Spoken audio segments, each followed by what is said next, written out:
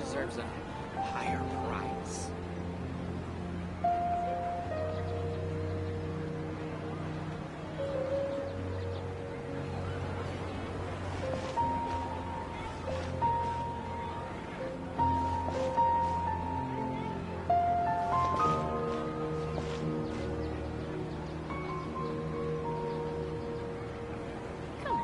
Don't you think my craftsmanship deserves a higher price?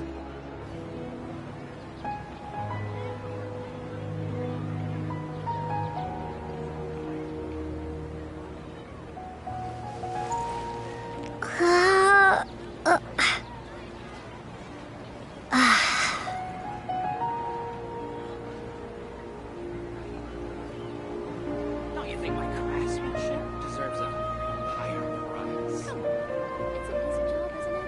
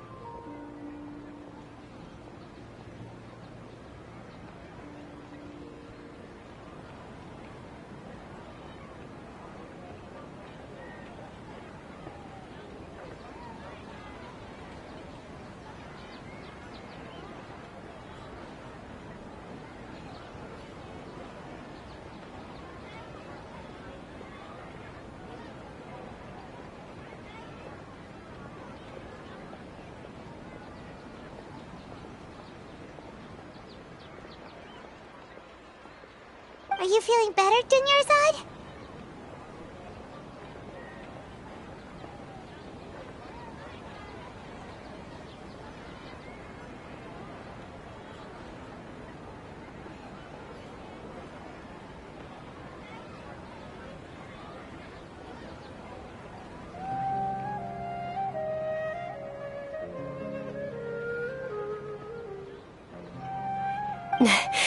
Yes, much better.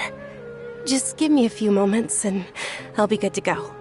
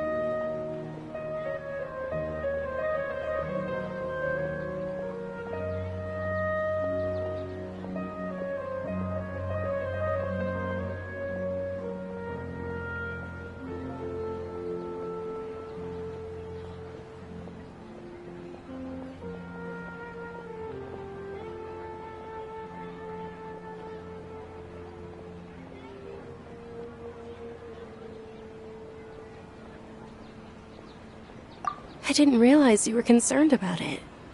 I guess I shouldn't continue to keep it a secret.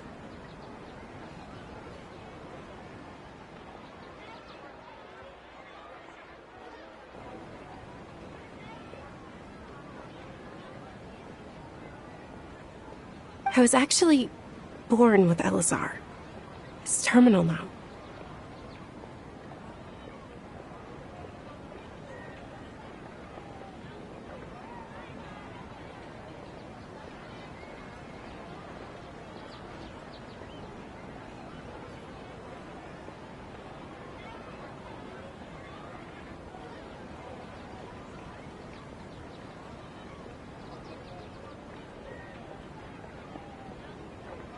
Can't believe it's Elazar!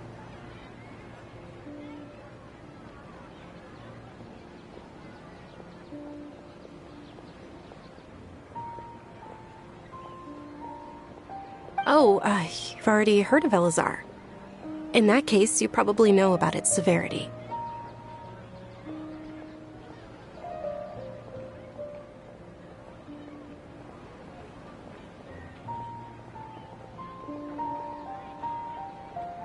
Sumeru's current medical advancements still haven't been able to find a cure.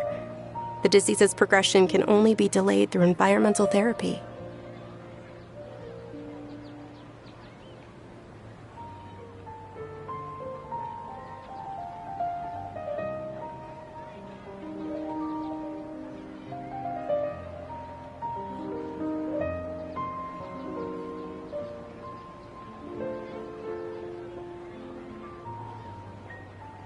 Dunyarzad.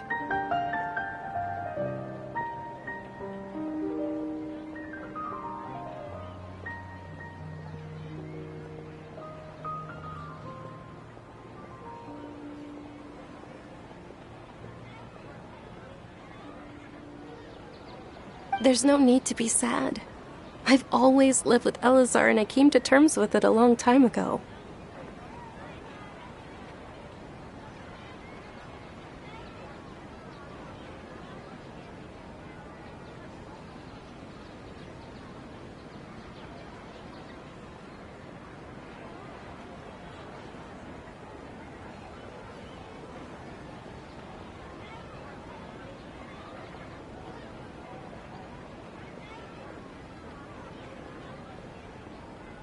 Compared to the simple fact that I'm afflicted with this, its effects on my life have been much more painful.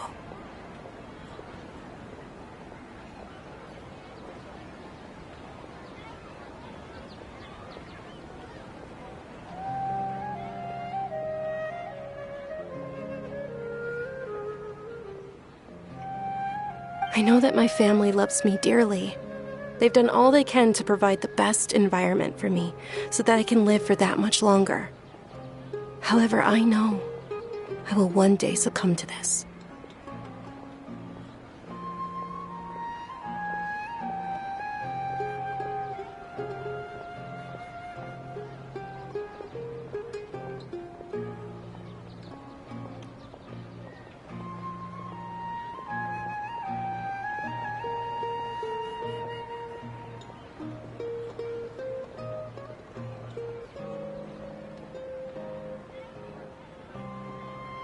Did you know? Before I ran away from home this time, the world outside of my home didn't even know that I existed.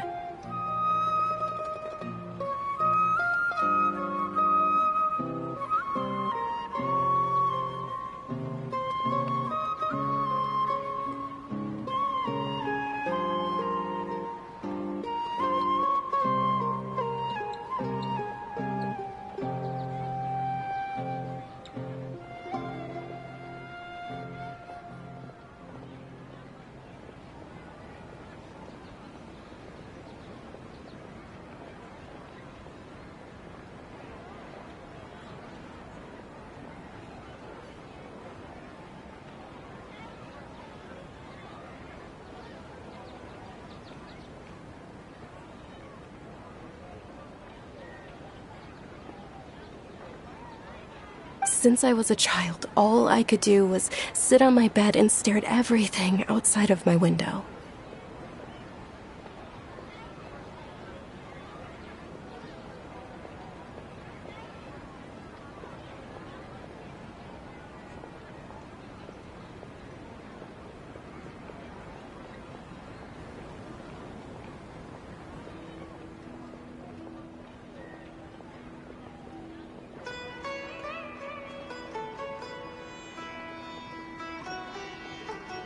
I'm sure my family's worried and disappointed in me for running away, but I just didn't want to have any regrets.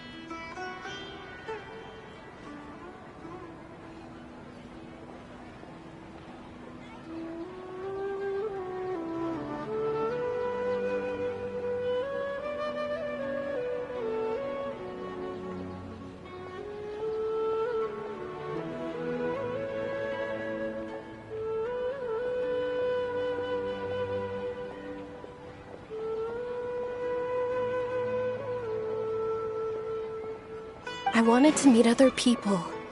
To me, there's nothing more beautiful than being able to meet and speak with others.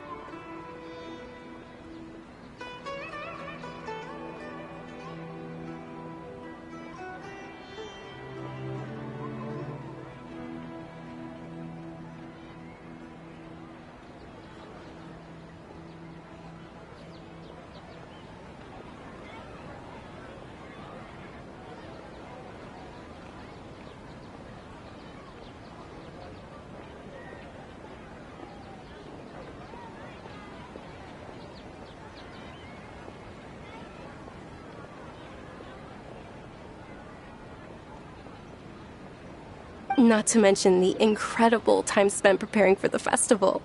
The joy on everyone's faces here, and all the support I've received from friends like Dia.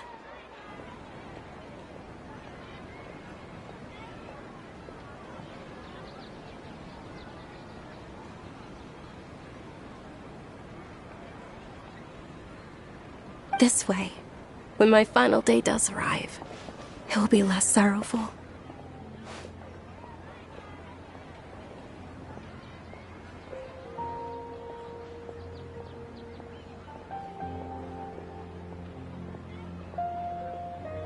At the very least, many people will remember that I once existed in this world, right?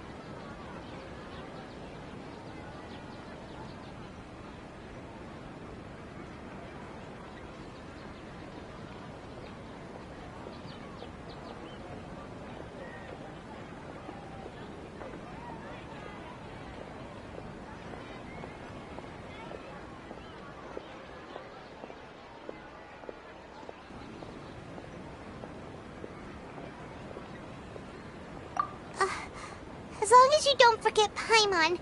Paimon also won't forget about you. No. Even if you forget Paimon, Paimon will still remember you.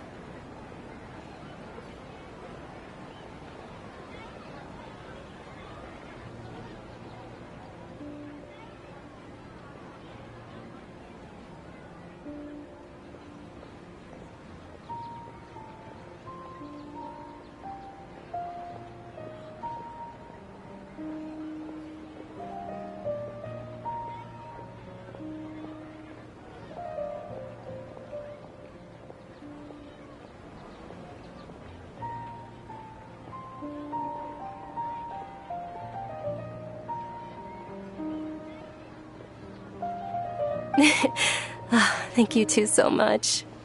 I apologize for the depressing conversation. This is out of character for me.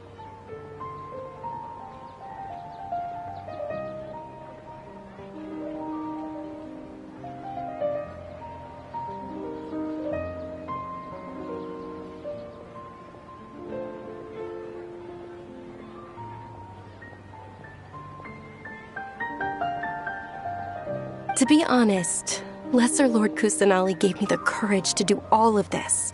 If it weren't for her encouragement, I wouldn't have taken that first step.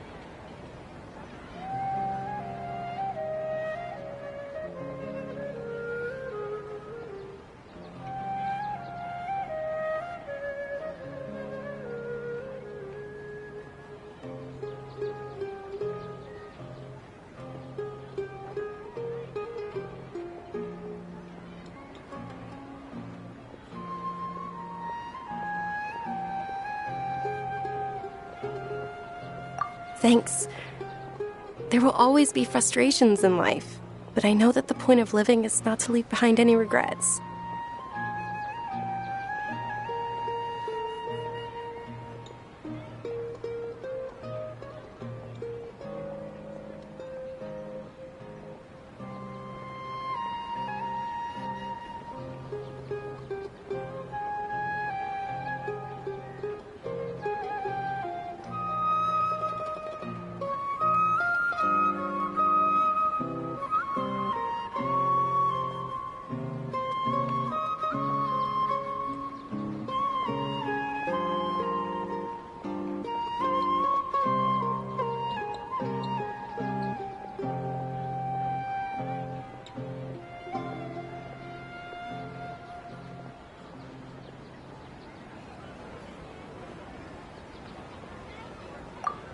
Oh, right. Isn't it almost time? Huh? Almost time for what?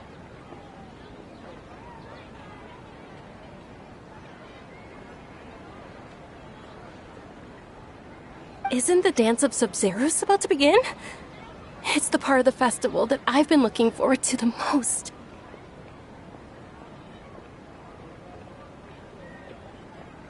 Nilu will recreate that legendary scene with her most splendid dancing. And the Sub-Zeros festival will conclude amid everyone's applause and blessings.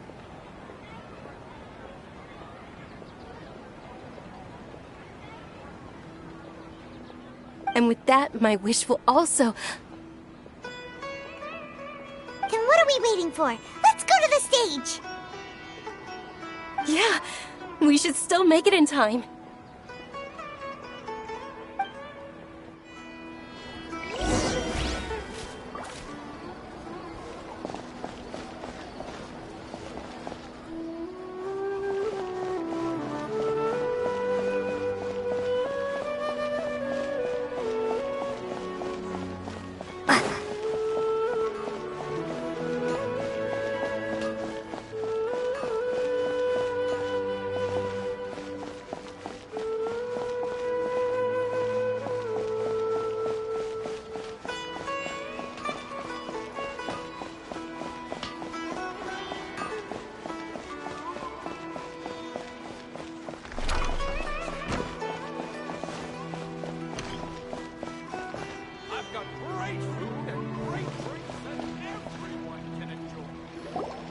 Were you not aware that the law prohibits this type of performance from taking place without prior permission?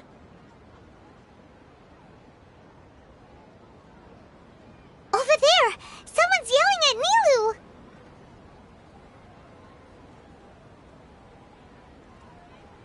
I think I just saw the Academia's Grand Sage. Why is he here in person?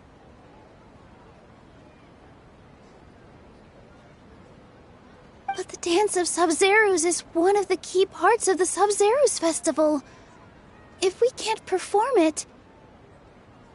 The Sub-Zerus Festival. The law also prohibits the private hosting of large-scale religious festivals. Only the Academia can host such an event.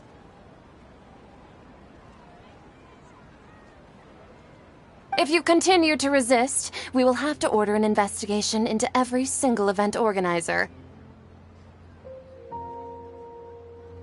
The Grand Sage has already granted you much leniency. I advise that you exercise tact.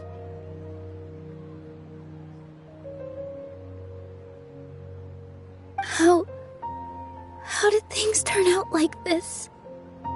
The Academia was originally responsible for the Sub-Zerus Festival, but they failed this responsibility for many years. I need to speak with them.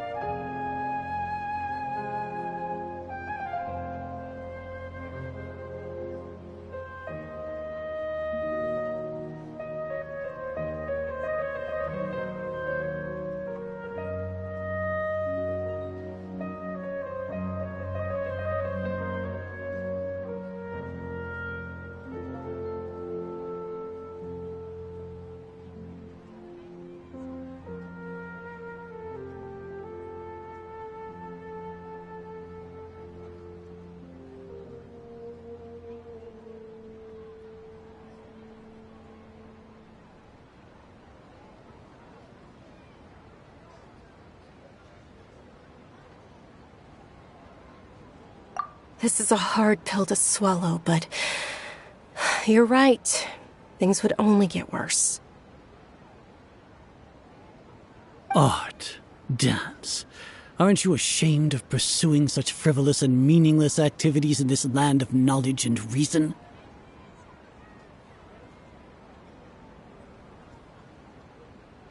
Our Archon created the utopia that is Sumeru City for all scholars who sought validity, verity, and truth, while people like you wish to defile it.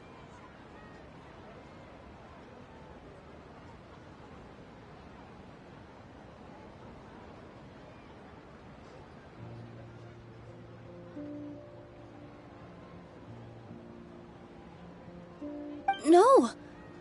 I believe that our Archon never rejected the arts. Even the goddess of flowers dedicated a dance to her. With your lack of intellectual credentials, I do not believe you are qualified to debate with me. What you should be doing is finding workers to tear down this ridiculous eyesore.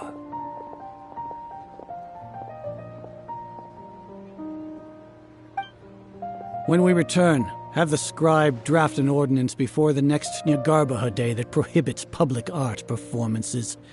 We will announce it to the public later via the Akasha. Understood. I will inform him when I return.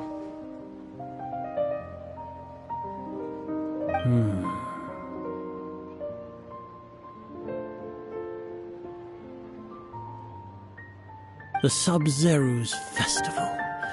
Go celebrate the birth of that god to your heart's content.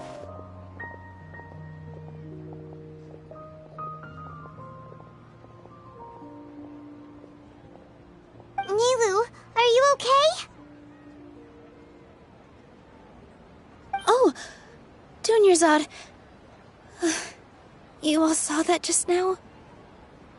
The Grand Sage ordered us to stop the performance. Yeah. Let's go somewhere the Academia can't find us and perform there. But how do we let everyone know? And what about the atmosphere on the stage?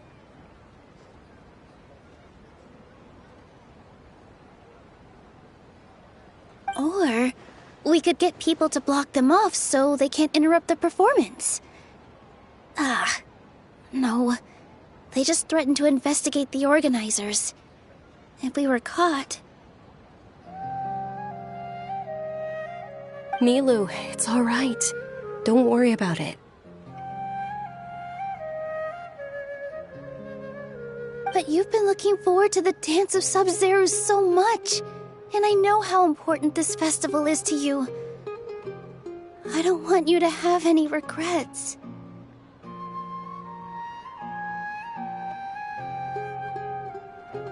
It's okay. Seeing you care this much about my feelings is more than enough.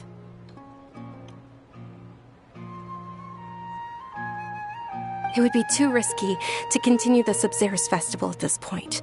I don't want to get everyone in trouble.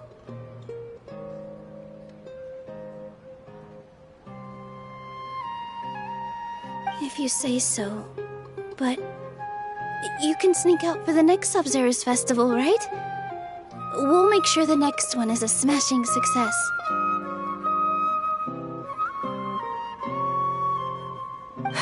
The next one.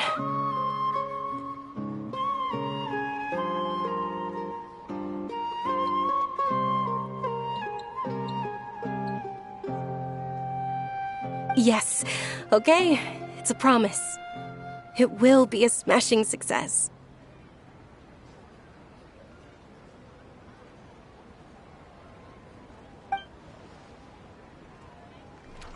Paimon can't believe this is how things turned out. Those heartless geezers.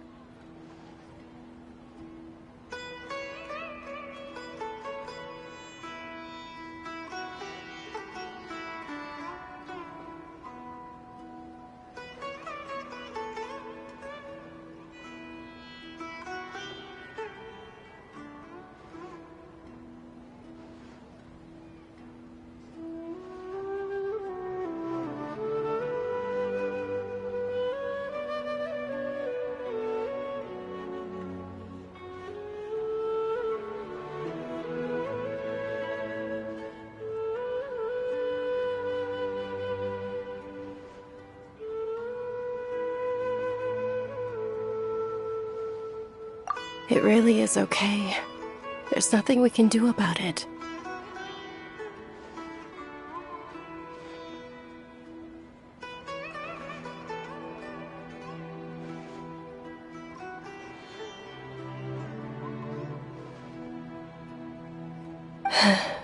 Still, I'd be lying if I said I had no regrets. I would have loved to see Nilou's dance.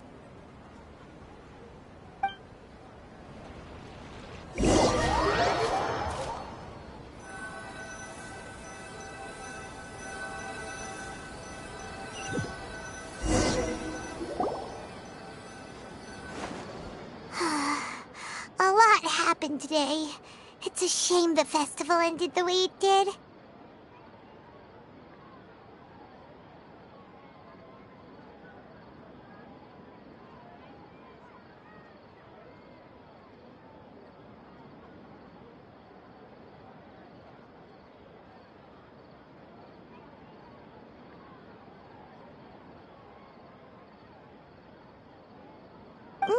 Dunyarzad promised to make the next Sub-Zero's festival a success, but Dunyarzad is running out of time.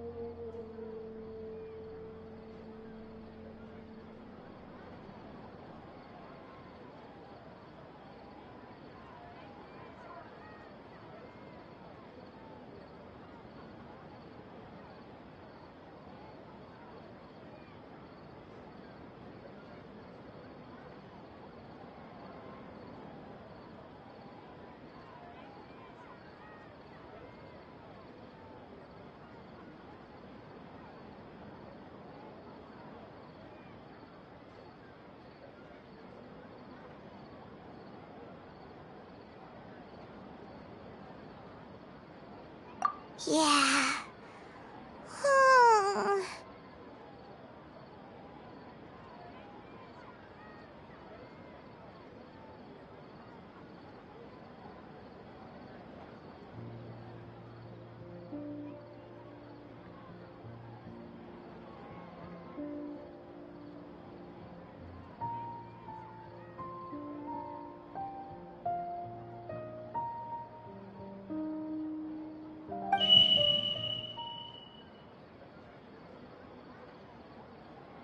All connections have been secured to construct the most stable framework possible.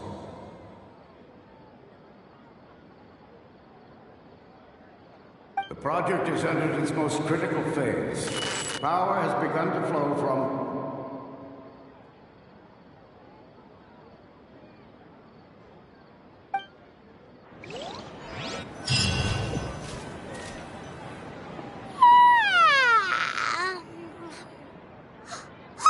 We're gonna be late! It's all because you wouldn't get out of bed! We should go meet Dunyarzad right away!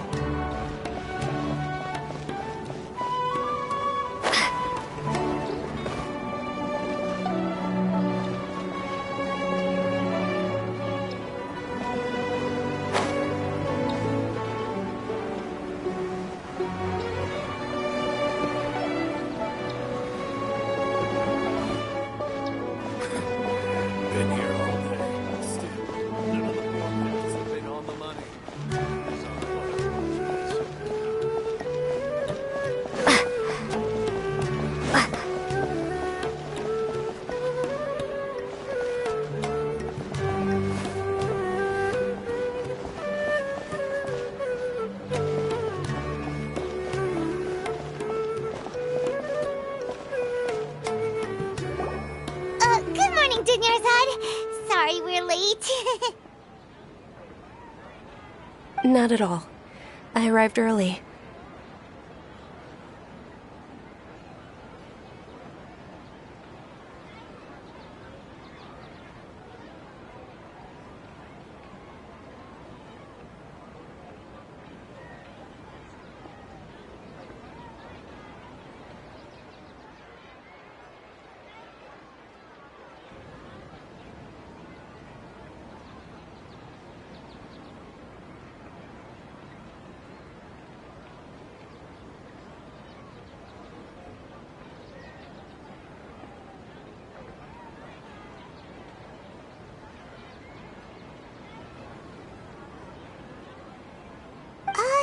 You seem kinda tired.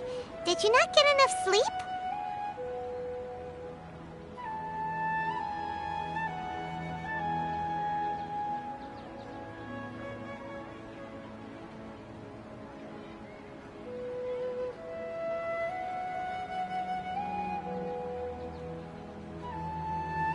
I'm doing well. There's no need to worry. Shall we go? Let's start with the stalls over there.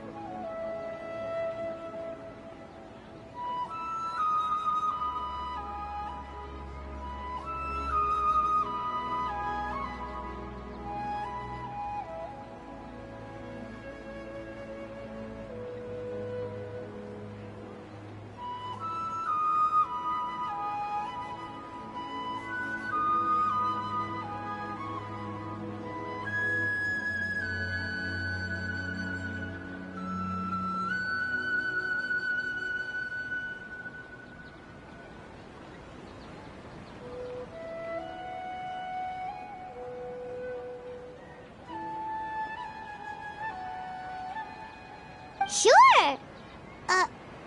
Traveler? Why are you just standing there? Let's get going!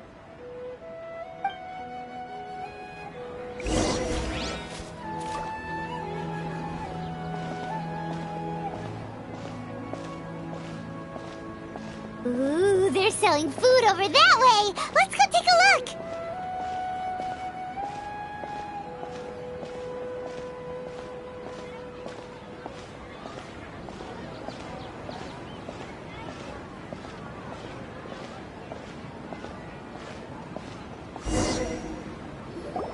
This is a stall offering foods from the Haftmewa feast.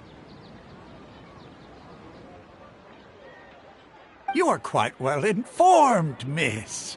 I thought most people nowadays wouldn't know.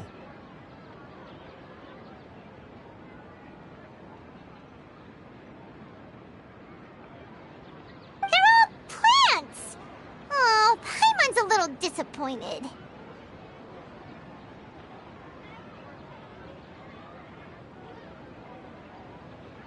Actually, what is the Haftmewa feast you mentioned just now?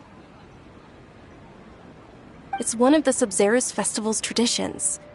People used to set their tables with 7 different foods to symbolize the 7 virtues of the Dendro Archon.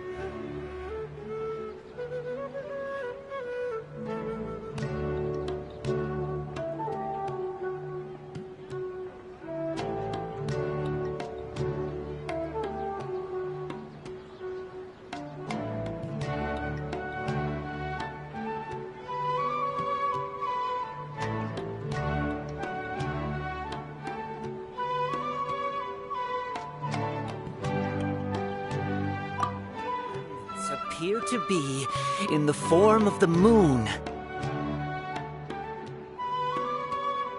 Really? Paimon thought it looked like some kind of food.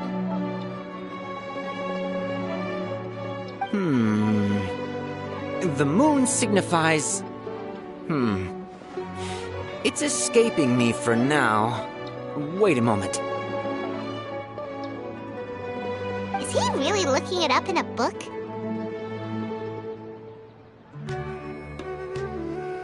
Oh, right. It means illusions and lies.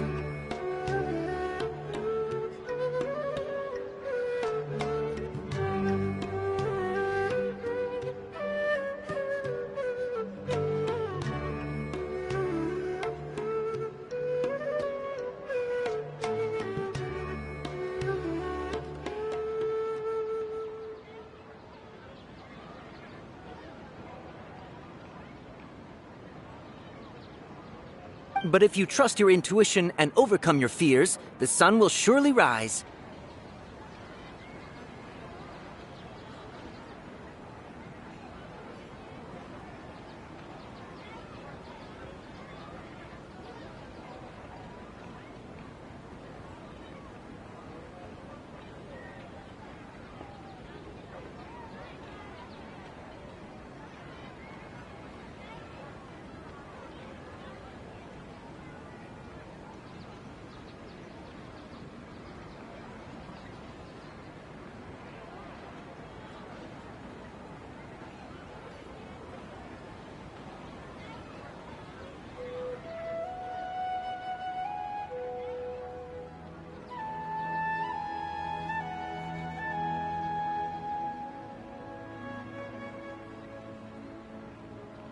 Understood.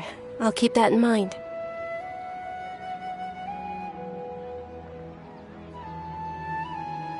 Oh, it's nothing. I'm just learning as I go. Guess that was still pretty interesting. Okay, on to the next stall.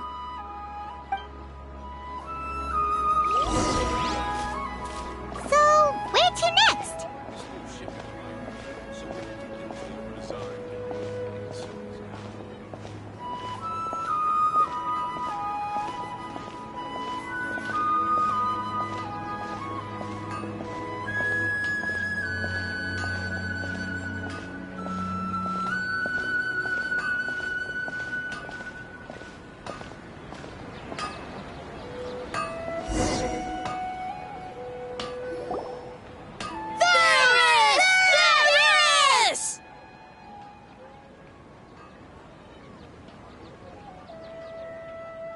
All right, soldiers. Now that you have your Yalda candies, don't forget your loyalty to Lesser Lord Kusanali. Dismissed!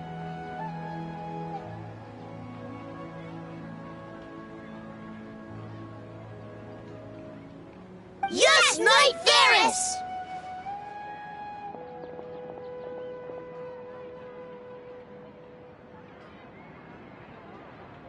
What's going on? Is this a play?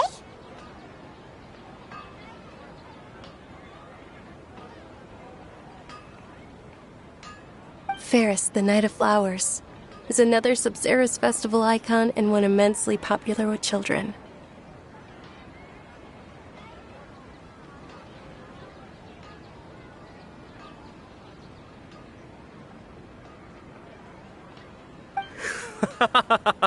It's all thanks to Miss Dunyarzad's sponsorship that the children can meet the Knight of Flowers.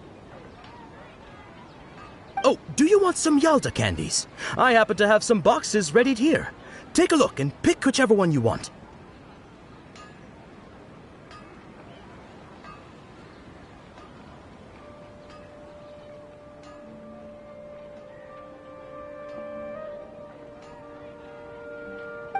What's to pick? Don't these boxes all look the same? It's not that simple. Each box contains a random flavor. It's up to the luck of the draw. Flavors include lavender melon, hara fruit, sunsetia.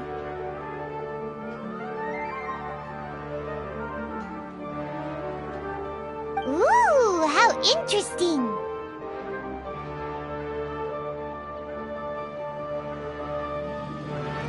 And there's also Lizard Tail and Oni Kabuto.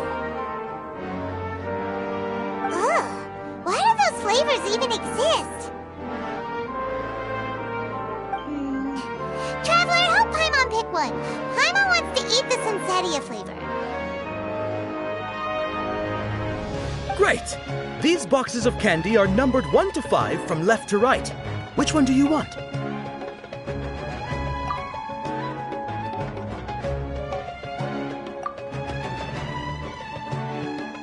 Ah, excellently chosen. Number 4 is indeed Sunsetia. Ha-ha! Paimon bet you had incredible luck, and Paimon was right!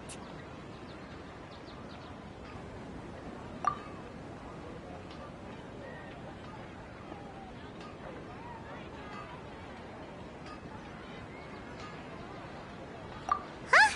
How's that possible? It's obviously random.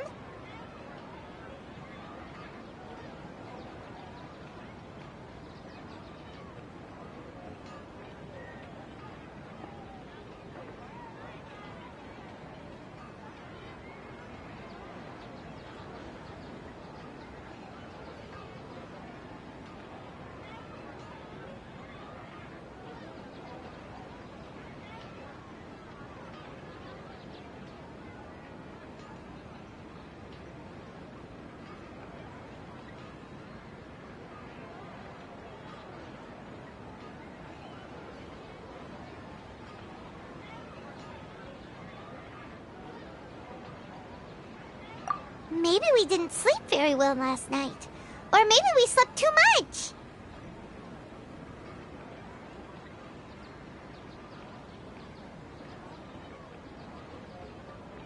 Oh, sure. Huh? Where are you going? You're just gonna walk off like that?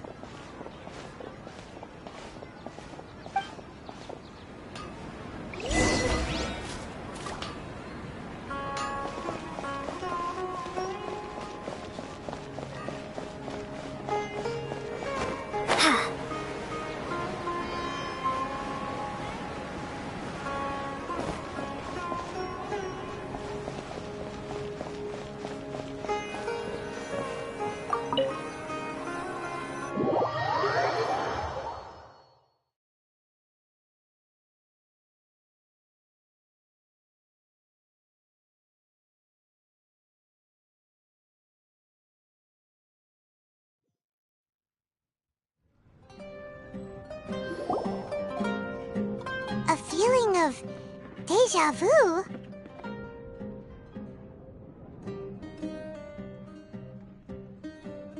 Oh, Paimon knows what that is.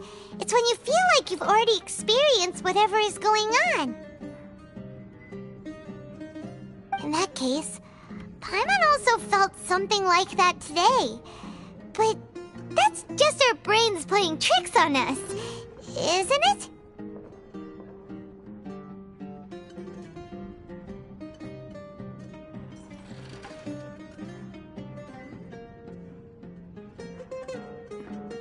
So, why'd you run here in such a hurry?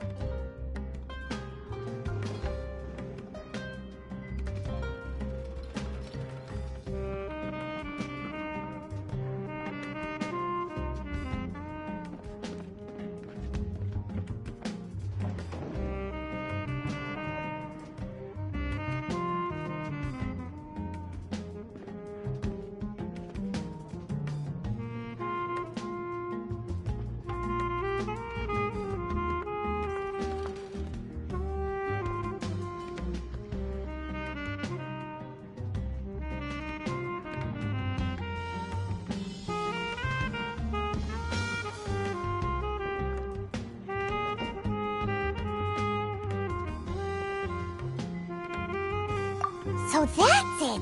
You're intentionally doing things you usually wouldn't and seeing if you still get that same feeling of deja vu.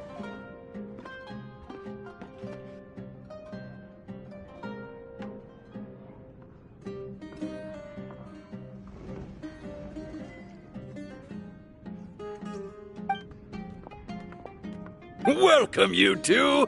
Are you here for lunch? What would you like to eat? Got it.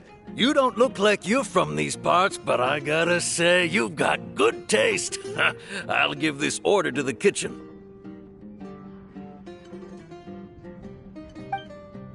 Coconut charcoal cake?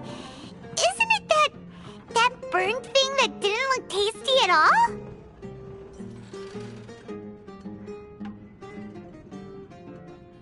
Oh, Paimon understands what you're trying to do now. You'd never normally order something like this.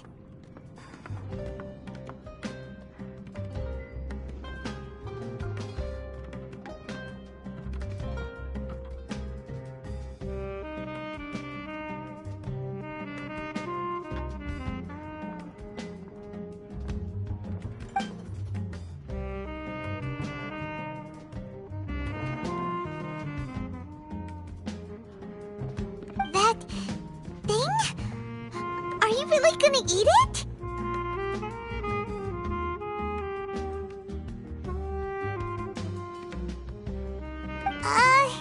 Isn't this going a bit too far?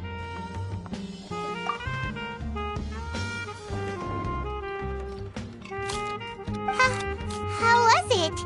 The look on your face is telling Paimon that it tasted awful.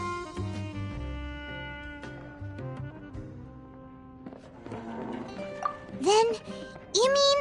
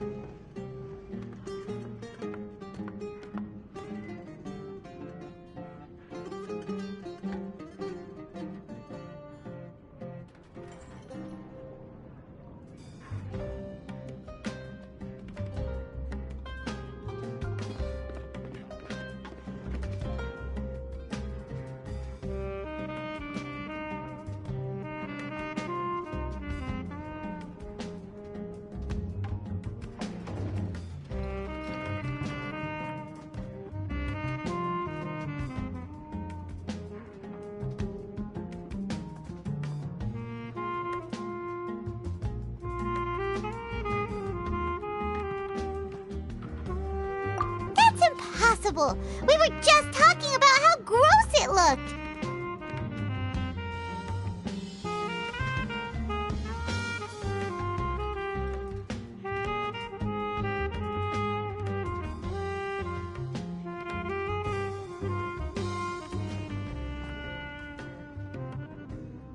So, would this be a case of taste bud deja vu?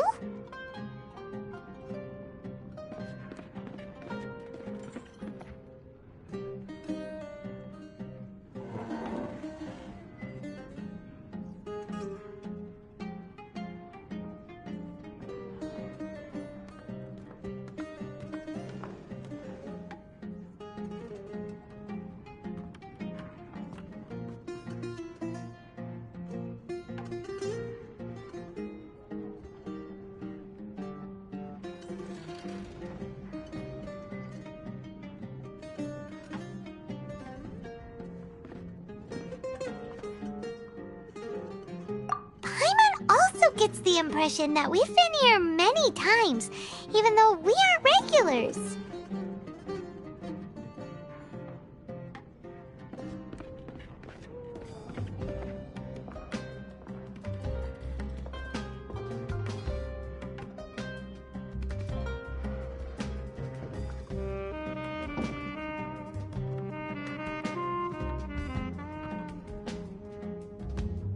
How about we go out again and try something else?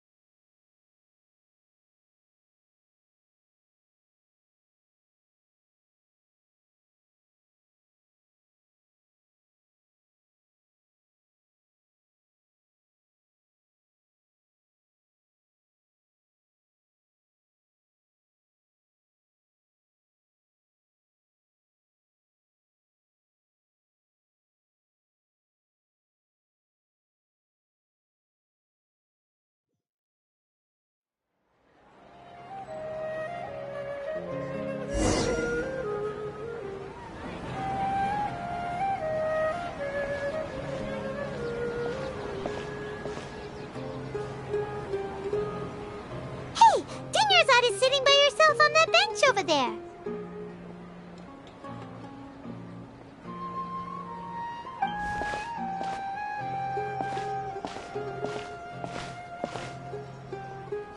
What a coincidence, Dunyarzad. We meet again. Why are you sitting here all by yourself? Oh, I ran into some kidnappers just now, but thankfully Dia came to my rescue. I started to feel unwell after that, so I sat down here. Kidnappers? Oh my goodness, are you hurt? I'm okay. Dia's arm got scratched, but it isn't serious. Whew, that's a big relief. But, Dunyarzad, you seem a little down today. It's the Sub-Zero's festival, and you've been looking forward to it so much!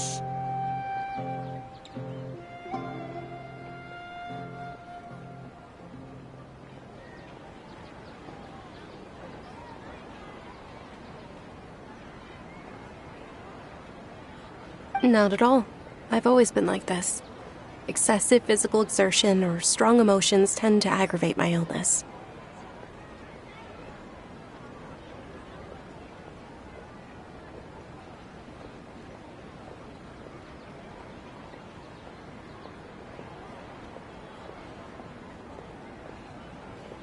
Besides, no matter how amazing today may be, it is but a single day. After however many more days, my time will come to an end. Paimon doesn't quite follow you, and Paimon feels like something's really got you down right now.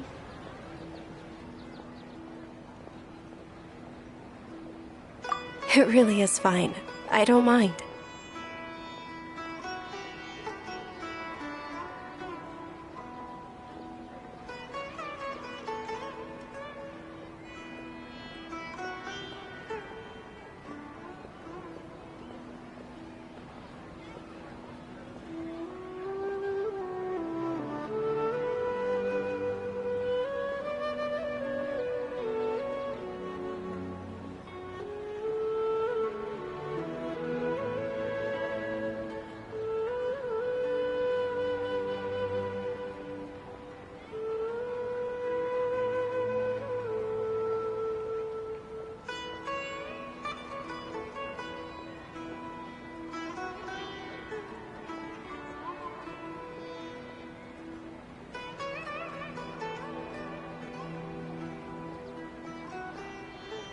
Huh?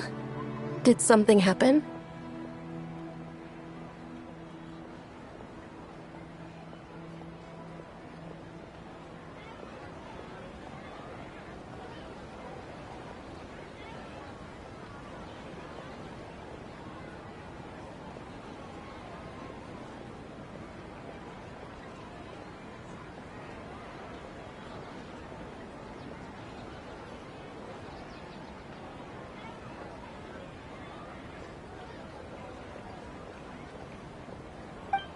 Dunyarzad, have you ever felt deja vu?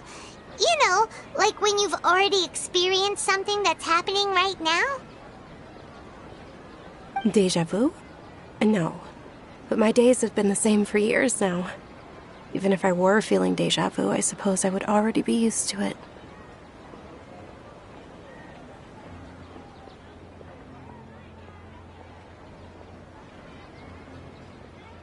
Oh, Paimon sees. Then, is it only the two of us? It's almost time. Huh? Time for what? Nilou's Dance of Sub-Zerus is about to begin. Let's go.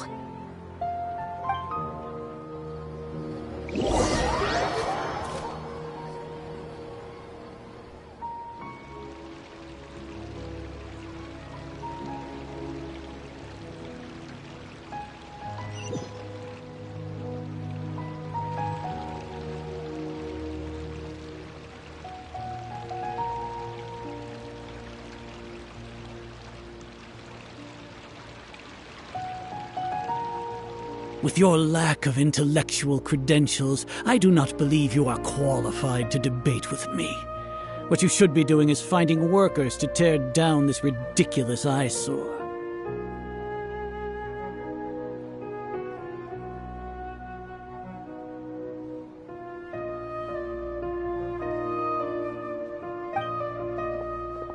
When we return, have the scribe draft an ordinance before the next Nyagarbha Day that prohibits public art performances.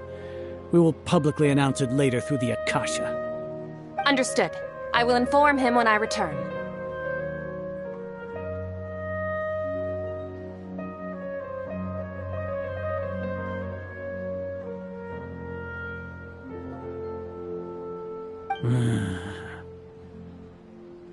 The Sub-Zerus Festival. Go celebrate the birth of that god to your heart's content.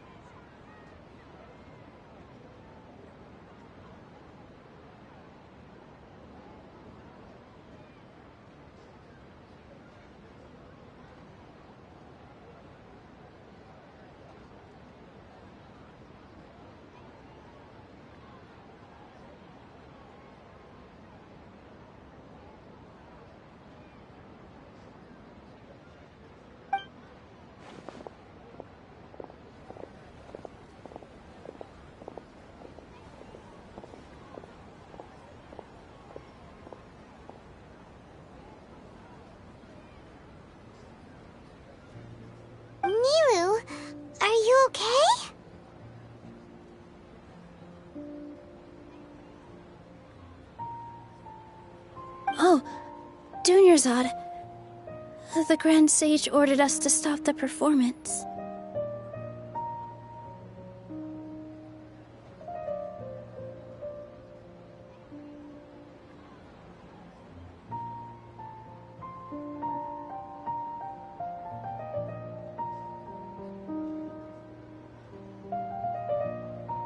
It's okay.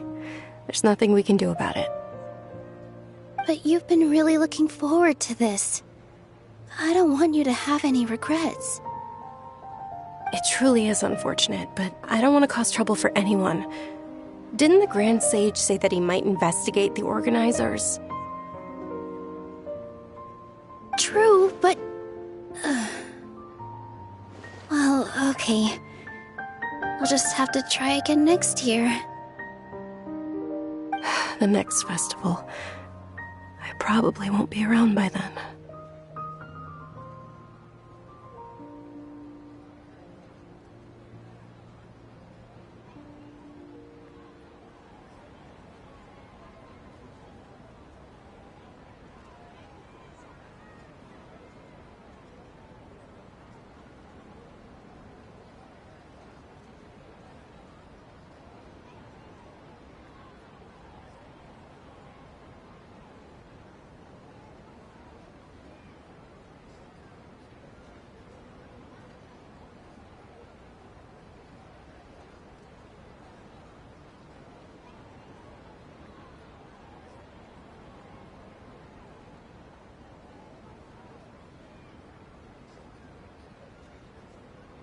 Wait, what did you just say?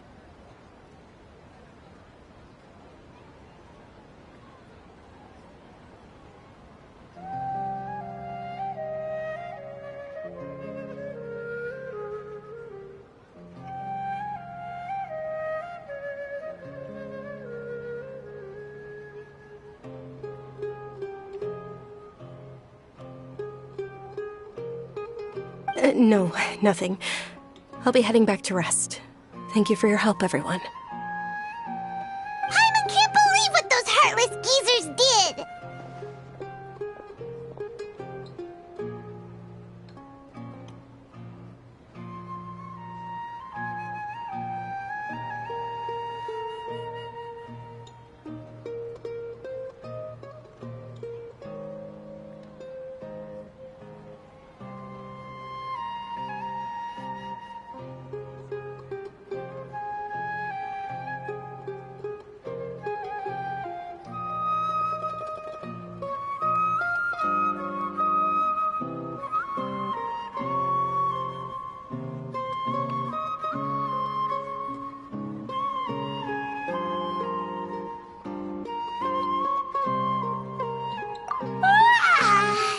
Did Dunyarzad already go back?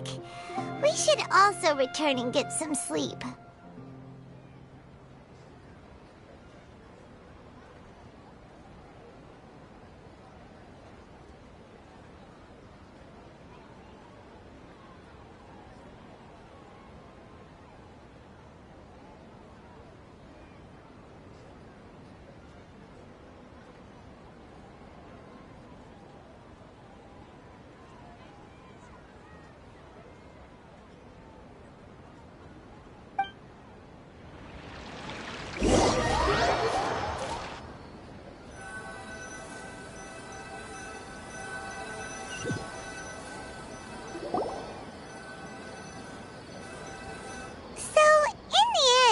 You still couldn't figure out what that deja vu feeling was all about?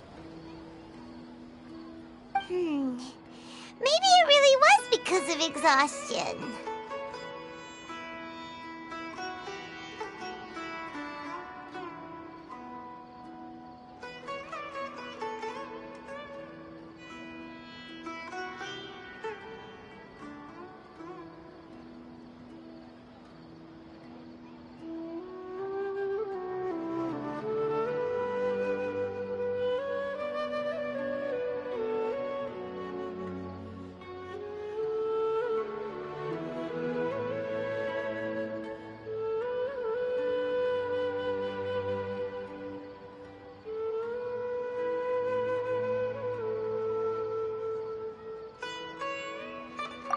Same here. That's why Paimon stopped thinking about it halfway through the day.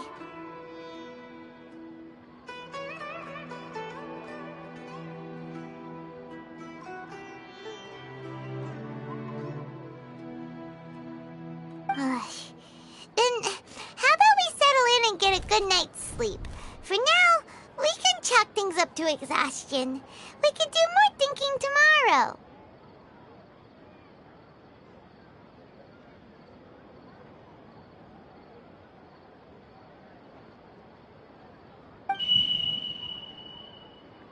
Observing a modest drop in the output of jnana energy, but values still remain within normal parameters.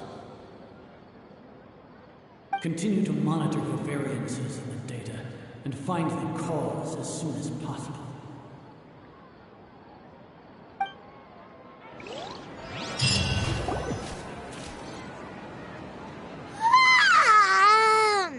Why does Paimon feel so tired after so much sleep?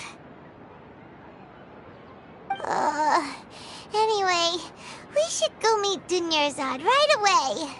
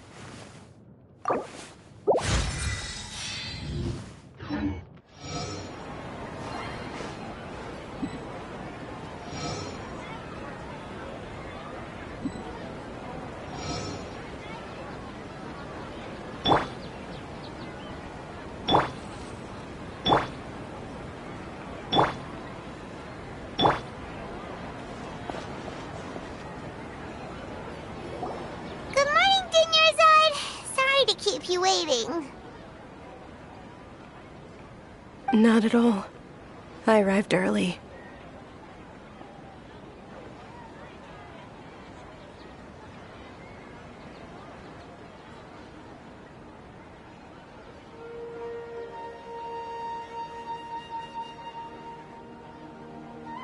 Huh?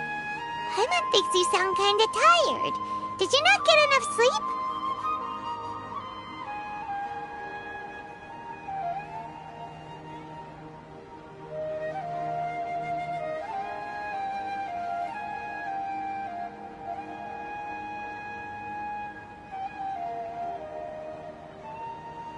I'm doing well. There's no need to worry. Shall we go? Let's start with the stalls over there. Great idea! Let's get going! Traveler? Hey.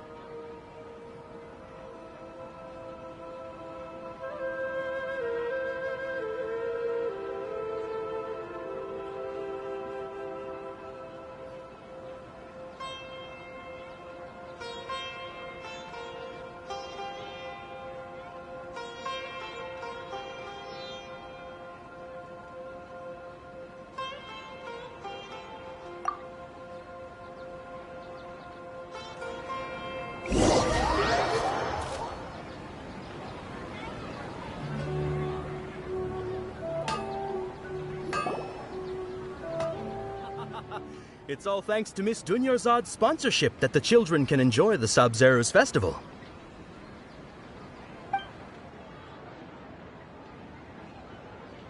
Oh, are you interested in Yalda candies? I have some boxes of candy here. Pick whichever one you want. Not much of a choice. All these boxes look the same. It's not that simple. Each box contains a random flavor. It's up to the luck of the draw. Flavors include lavender melon, hara fruit, sunsetia. They all sound pretty tasty.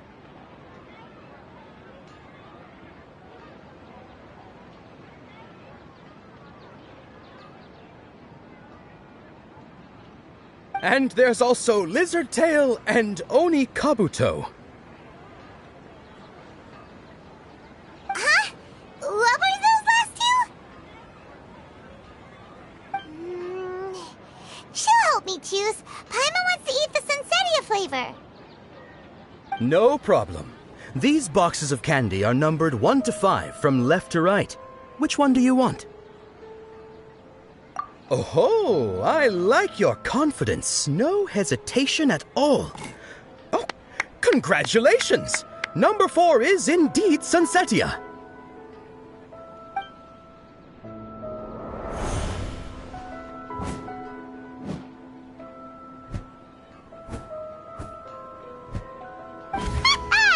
Paimon knew she always had incredible luck.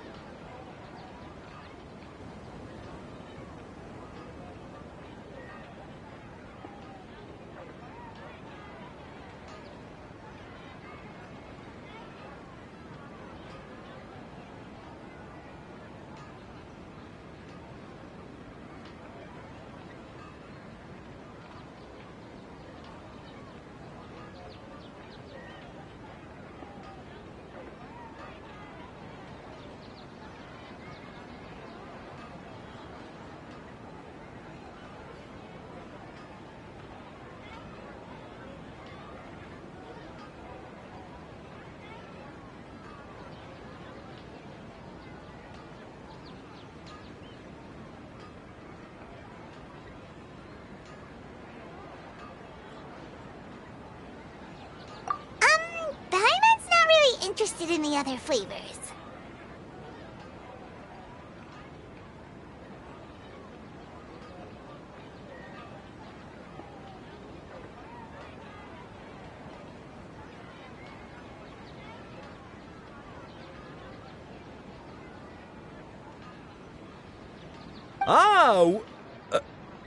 Wait. How did you know? Don't tell me that you already knew which flavor was in each box. What? She was right about all of them? That couldn't have been luck. How is this possible? I packed all those boxes this morning and they've been sealed ever since. You couldn't have known beforehand. Mind reading? X-ray vision? Or some kind of magic trick? This is way too freaky.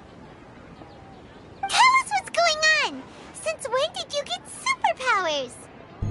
Traveler?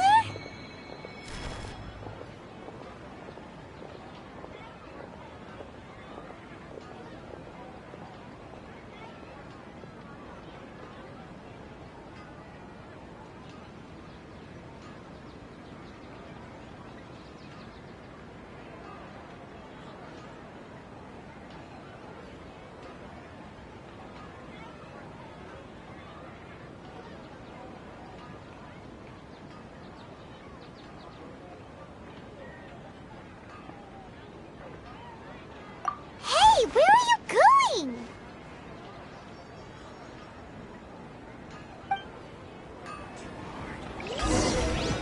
What's going on? Did you see something? Us leaving Dunyarzad without letting her know is kinda rude, you know.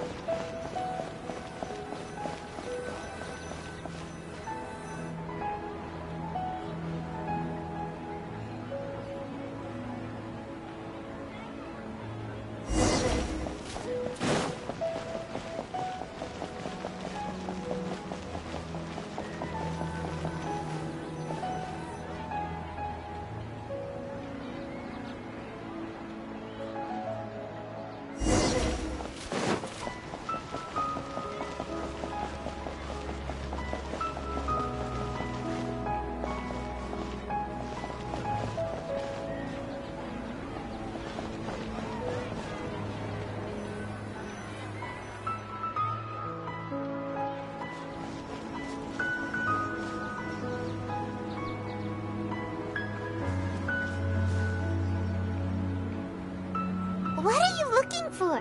Why did we come here?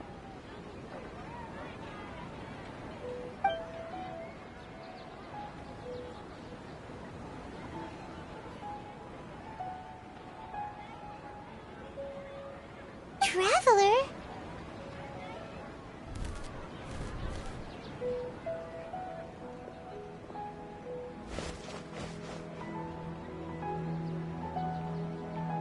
That's...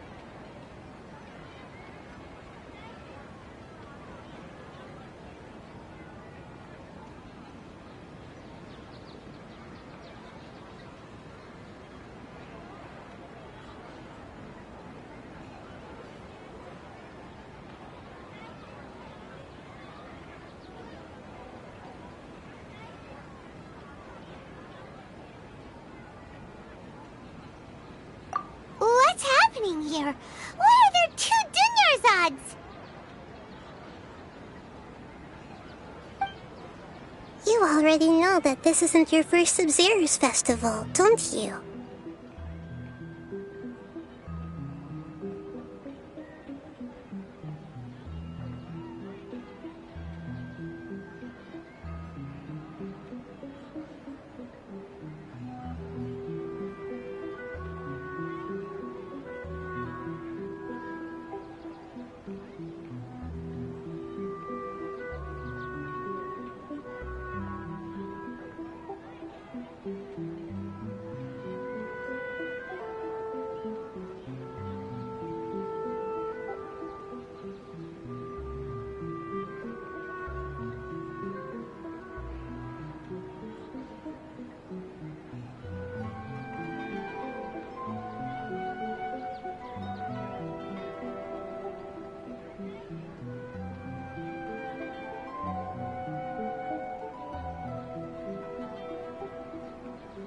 I'm sure you already know how to use this.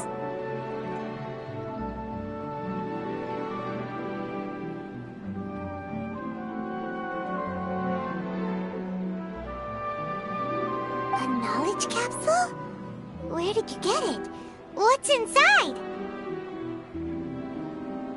You should use it too, Paimon.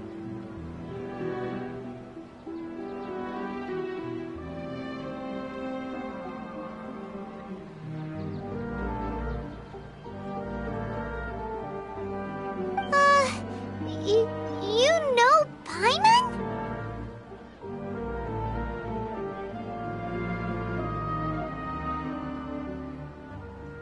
Well, this seems kinda sketchy, but Paimon feels like this is what we should do.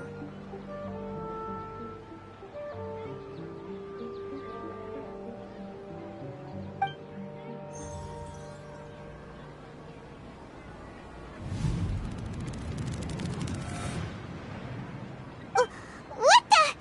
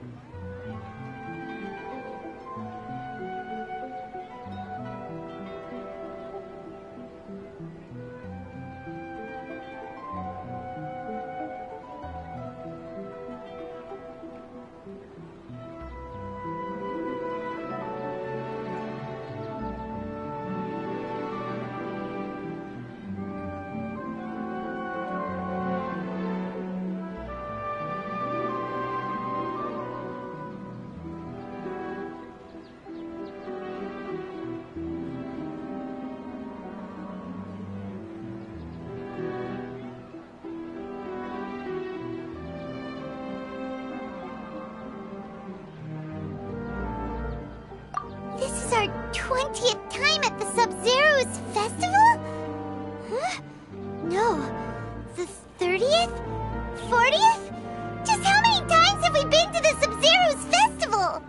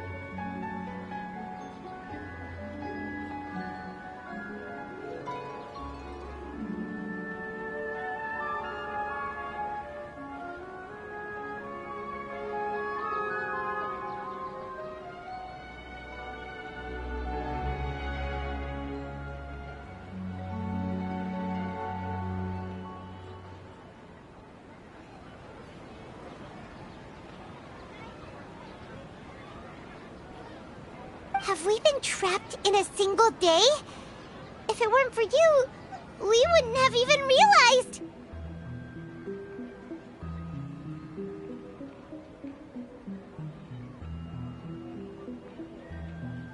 What the heck was inside that knowledge capsule?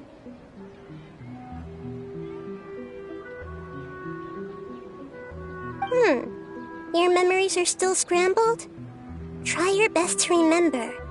This isn't the first time we've met, and I answered that question a long time ago.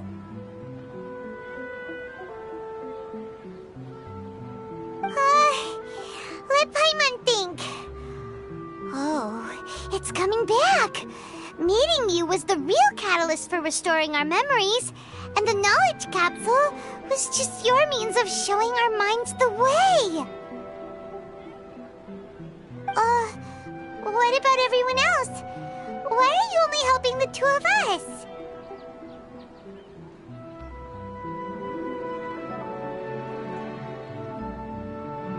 Your sense of deja vu is stronger than everyone else's, yes? As for an explanation, you two received the blessing of Dendro, and you also have special, sensitive constitutions.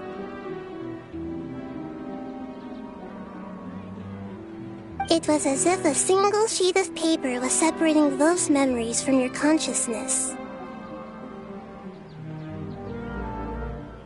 A familiar question. I think this is the 7th time you asked that. As you can see, she isn't doing well. You probably sensed it too. The Dunyarzad you were just with is different from the first Dunyarzad you met.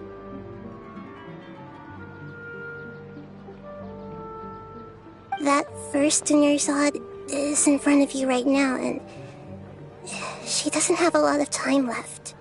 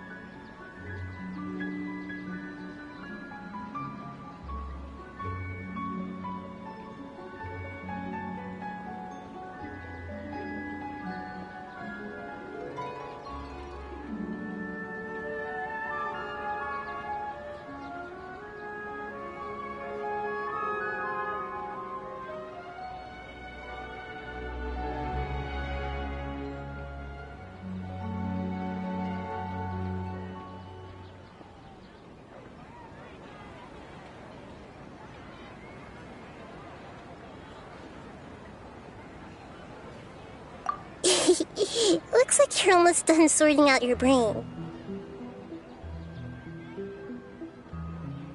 Oh yeah, I'm Nahida.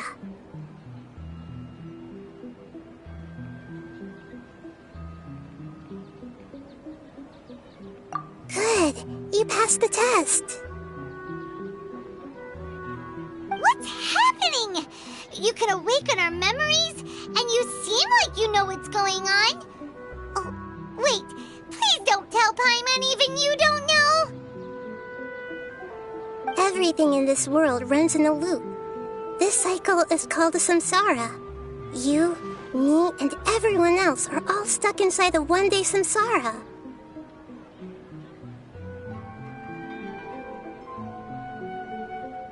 As for the truth, that's on you to find out. If you were told the truth instead of discovering it yourselves, it would literally blow your minds. I don't know how you'd be after that.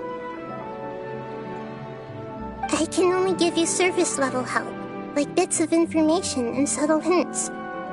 For the rest of the time, I'll be doing all I can to slow down Dunyarzad's illness.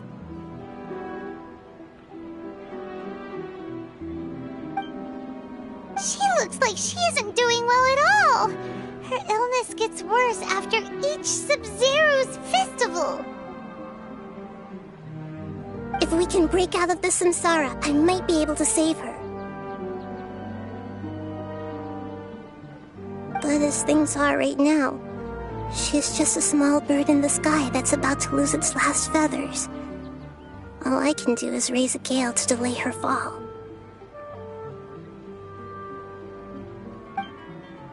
You sure love to use weird analogies.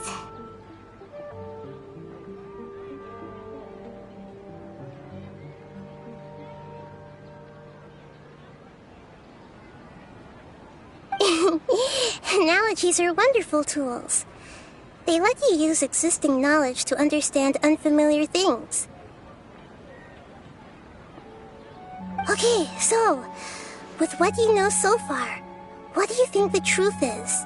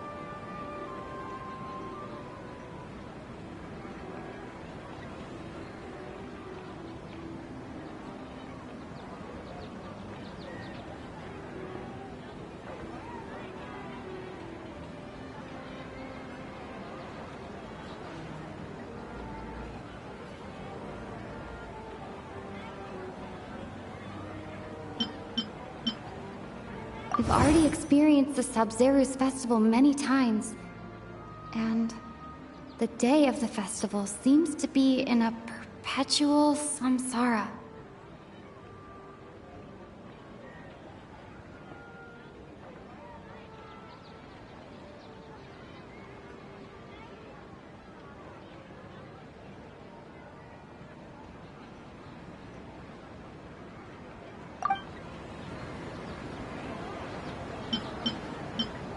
Grand Sage said, go celebrate the birth of that god to your heart's content. Did he mean something more?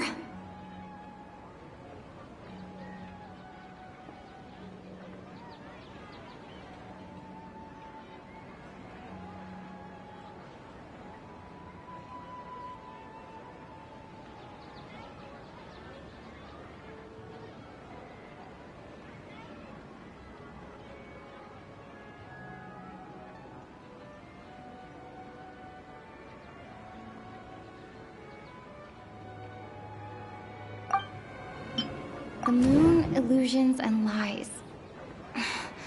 What do they all mean?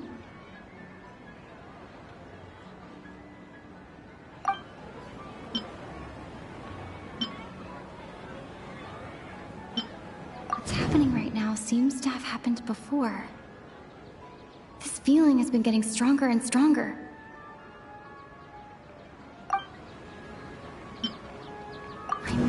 Feels exhausted, even though I haven't done too much thinking.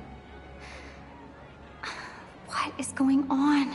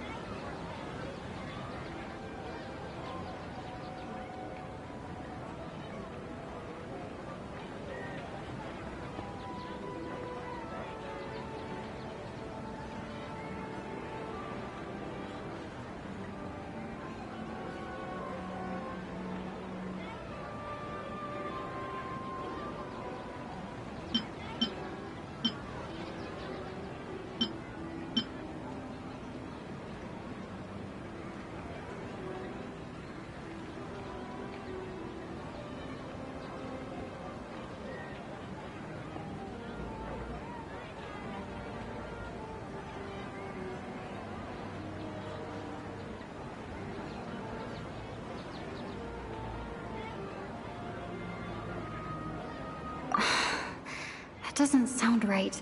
I need to carefully think things through.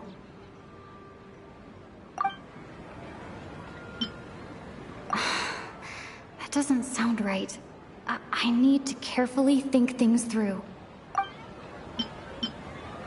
That doesn't sound right. I need to carefully think things through. That doesn't sound right.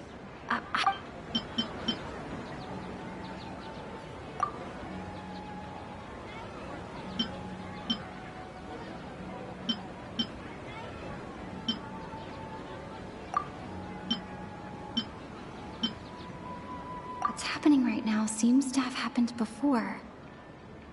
This feeling has been getting stronger and stronger.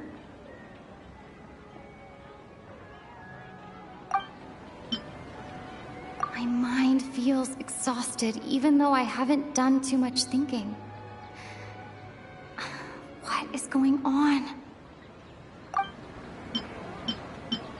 Grand Sage said, go celebrate the birth of that god to your heart's content. Did he mean something more? The moon, illusions, and lies. What do they all mean?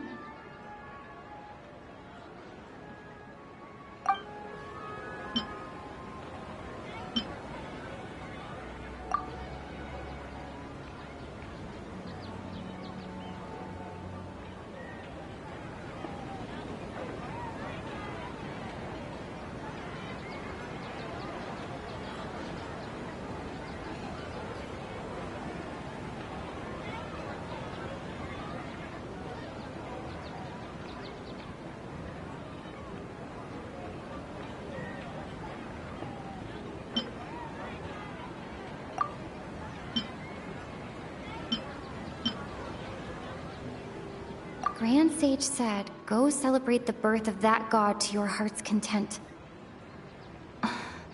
Did he mean something more?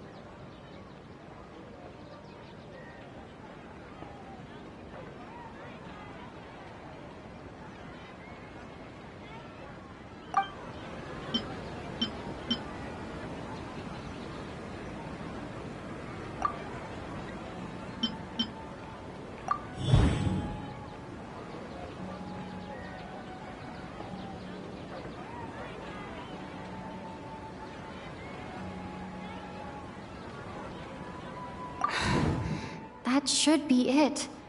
The flow of time is endlessly cycling within one single day.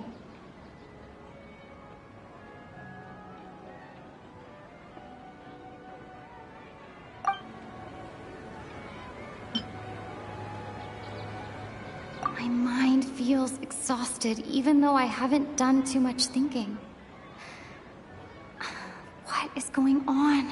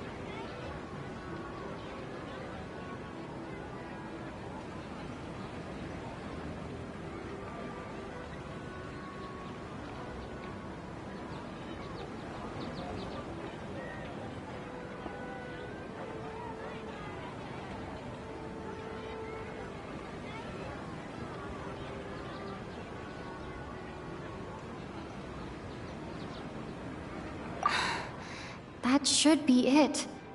The flow of time is endlessly cycling within one single day.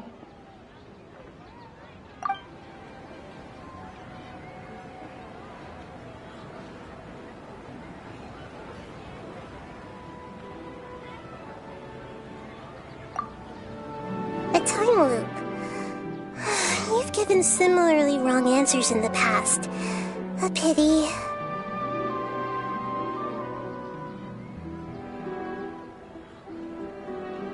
Still the wrong answer? Paimon thought that made a lot of sense. It feels like time's just repeating itself.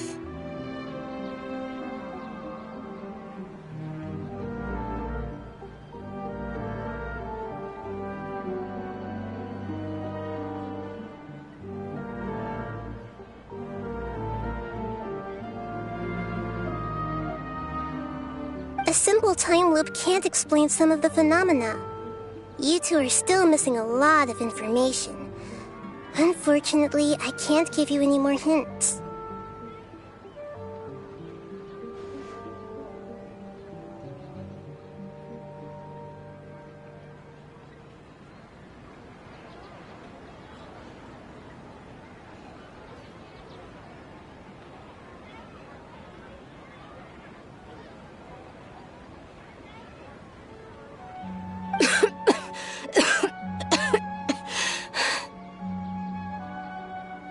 Dunyarzad.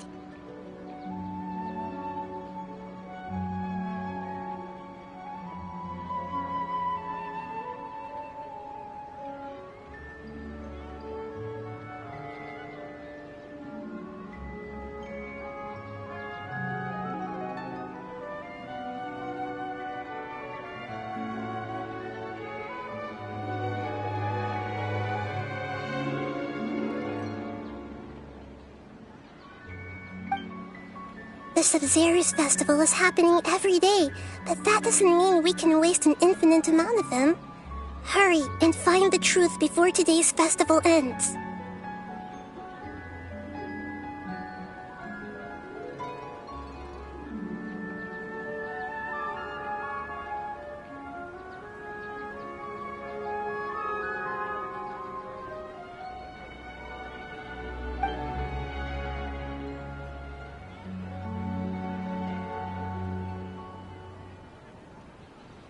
Let's think about our current situation. To save Dunyarzad, we have to escape the samsara of the Sub-Zero's festival. And to do that, we need to figure out what's happening. The truth. Nahida rejected the idea of a time loop, so we must have missed something, right?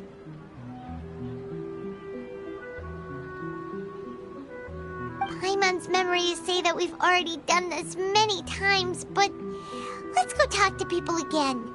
It's more productive than sitting here and scratching our heads. Why don't we start with those stall owners?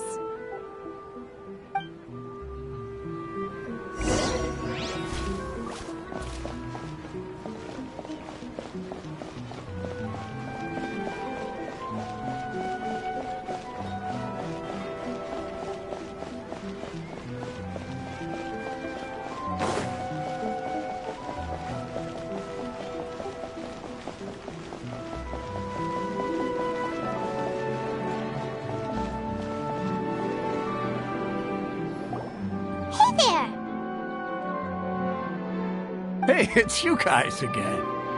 Where's your cultured friend? She's feeling a little unwell. I see. Did you come back to buy something? I guarantee the freshness of my products. I harvested them from the forest just yesterday.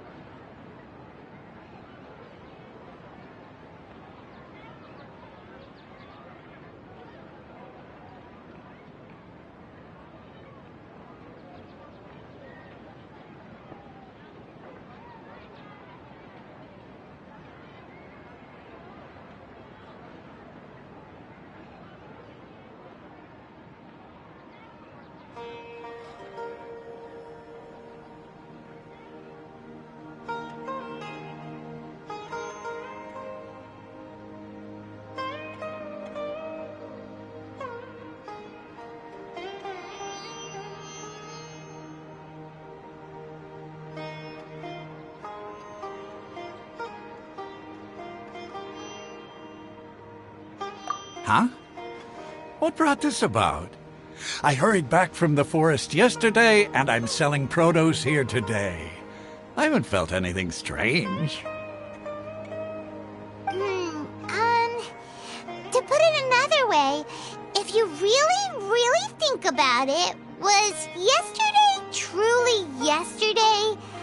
Did you actually come back from the forest yesterday?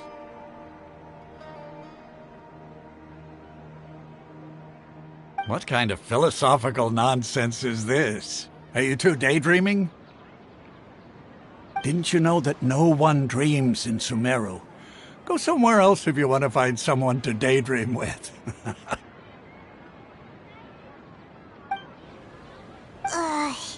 He actually has a point. Is this a dream? Is everyone dreaming?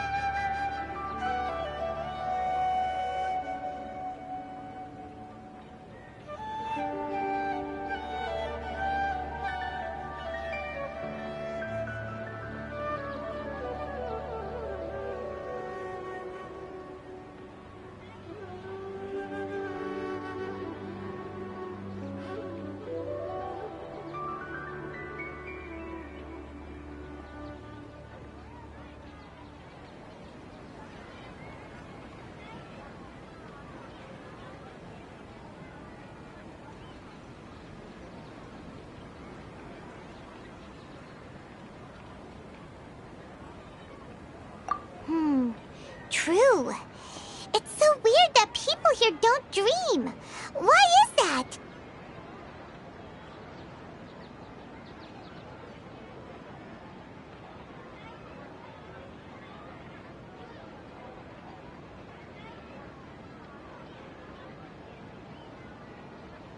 Anyway, if this all really were just a dream, we would have woken up a long time ago.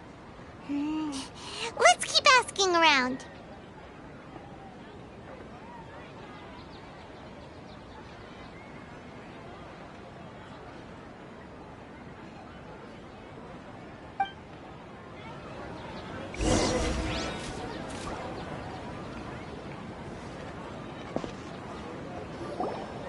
Oh, it's you two. Was my divination so accurate that you felt compelled to compliment me in person?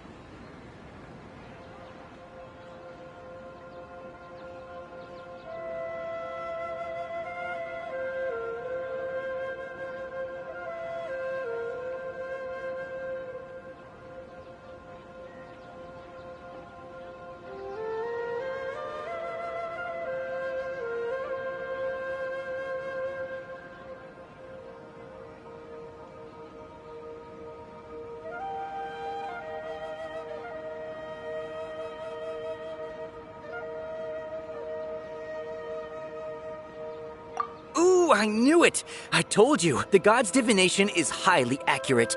You just hadn't fully understood its significance yet. You're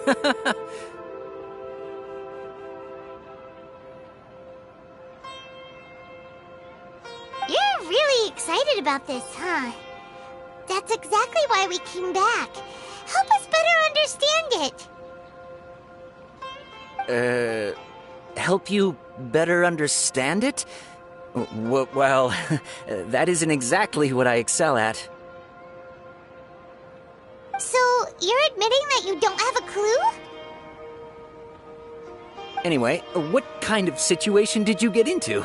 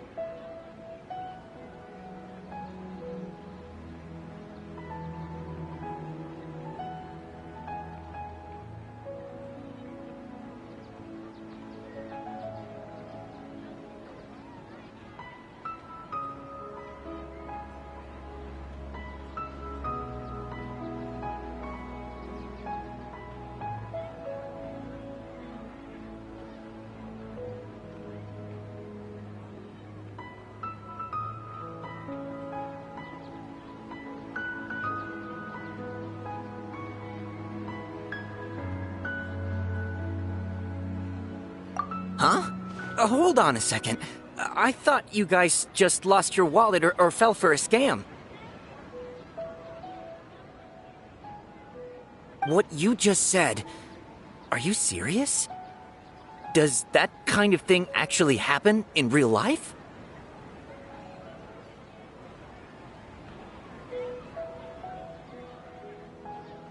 Paimon knew you weren't going to believe it. Marvelous. Truly marvelous. I believe you.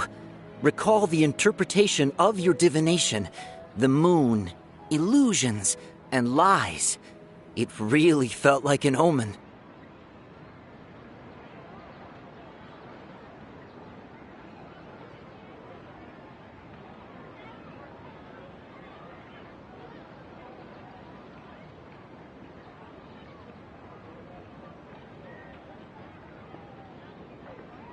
When you say it like that, the divination does sound like it's related to what's going on. Can you read any more into it? I believe that the Archon's revelations are never more than vague hints. Anything more specific is beyond the reach of mere mortals.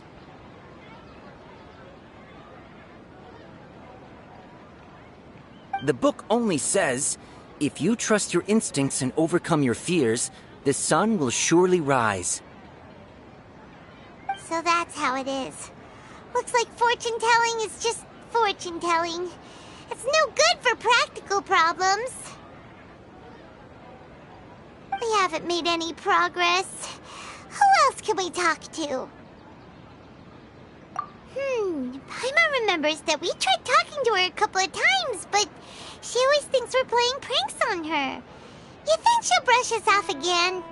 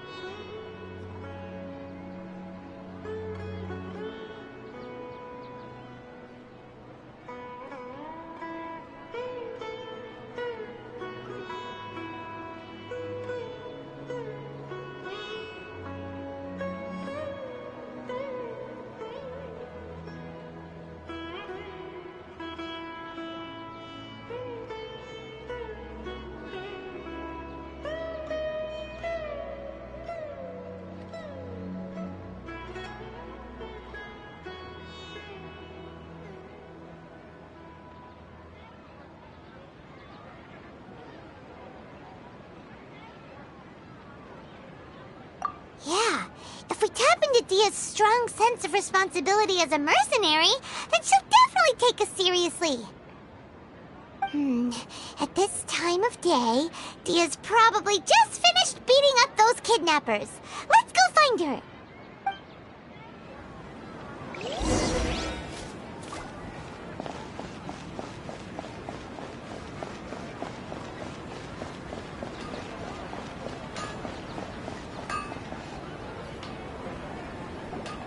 I'm fine, my lady. It's just a scratch. Perfect timing. Both of you are here. Paimon, Traveler, you came at just the right time. Listen, there was a dangerous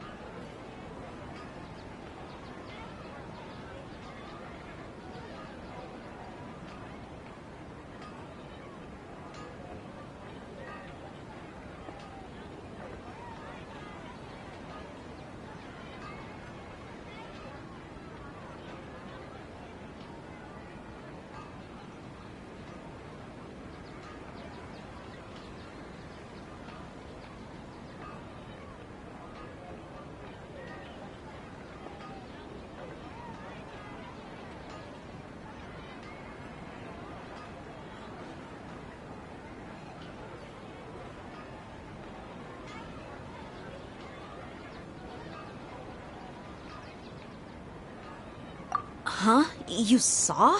Then why didn't you jump in earlier? If someone was protecting Miss Dunyarzad, I could have went all out. Anyway, can you do something for me?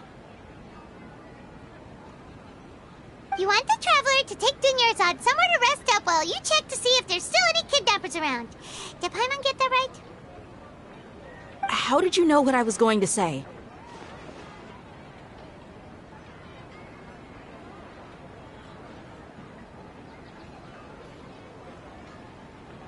We need to say something convincing.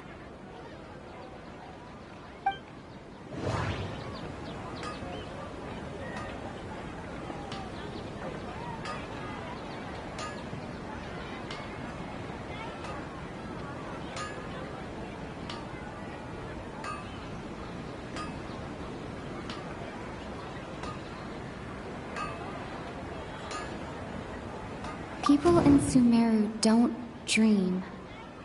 What a strange phenomenon.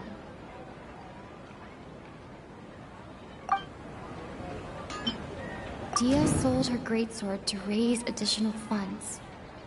And then she was injured because she wasn't used to her new weapon.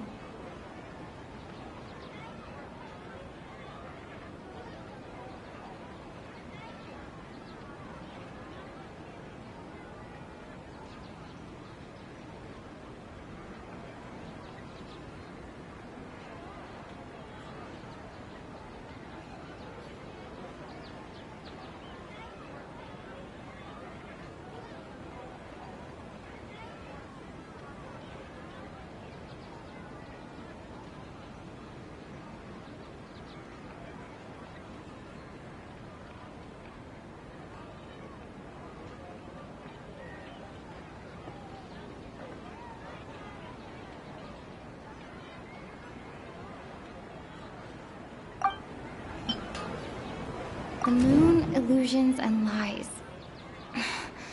What do they all mean? My mind feels exhausted, even though I haven't done too much thinking. What is going on?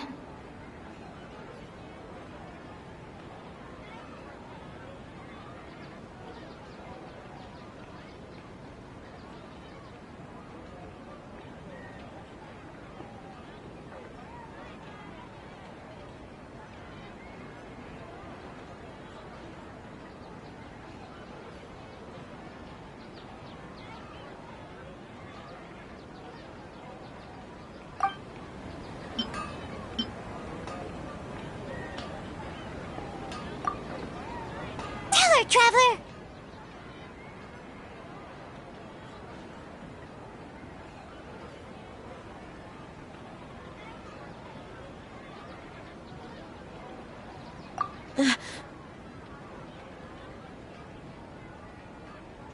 I didn't tell anyone about that. Including Miss Dunyarzad. You couldn't have known. And just now, you literally took the words right out of my mouth. What's going on? Alright, so this is the situation.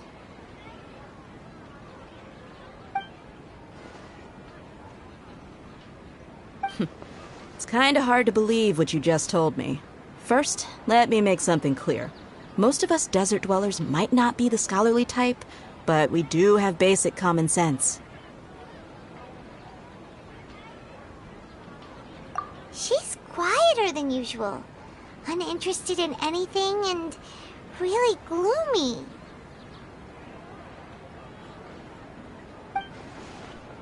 Yeah, she isn't the same as before, but...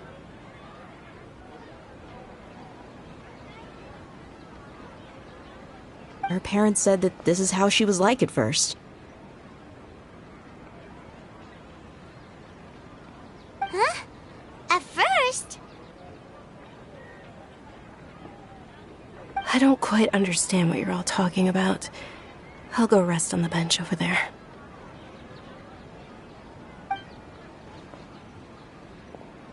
My lady, are you angry?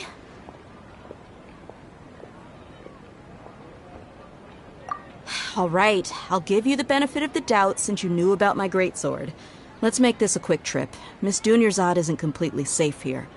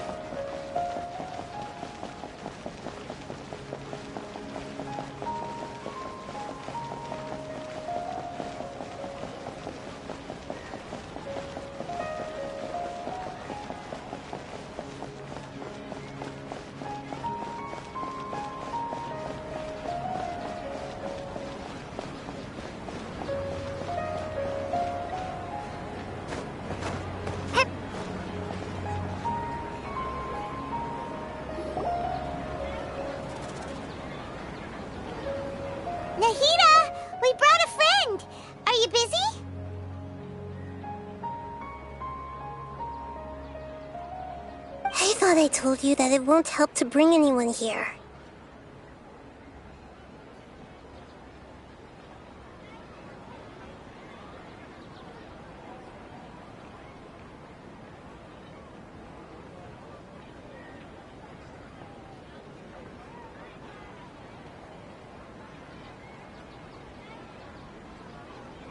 We just wanted her to see the real Dunyarzad's condition.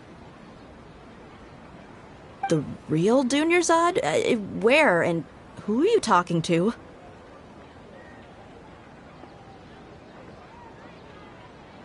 Huh?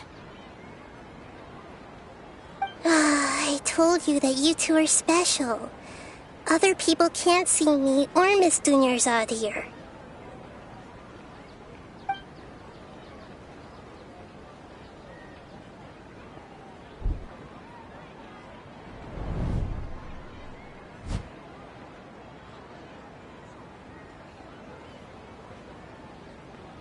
Hold on. Over there.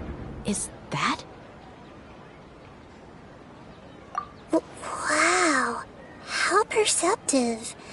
Does she have invisible antennae?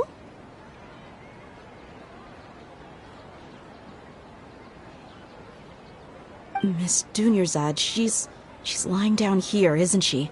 How's she doing?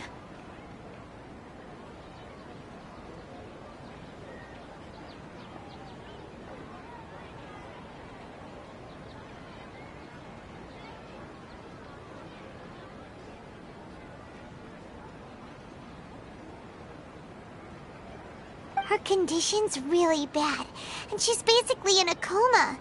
How did you know she was here?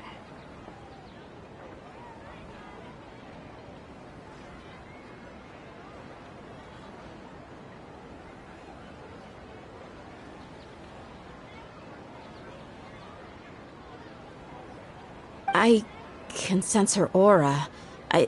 There are also lingering feelings of something like regret or disappointment. What happened? Do you believe us now? The Sub-Zero's festival has been repeating itself.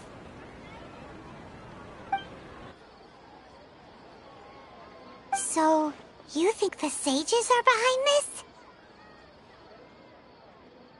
Yeah, they've always been against us. Wouldn't surprise me if they're using the Akasha to intentionally repeat the Sub-Zero's festival as a sick joke.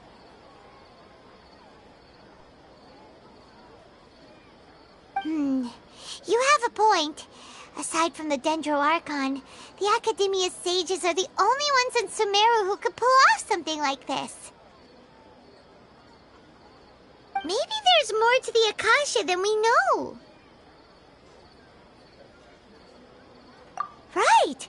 Didn't you awaken our memories using something that looked like a knowledge capsule?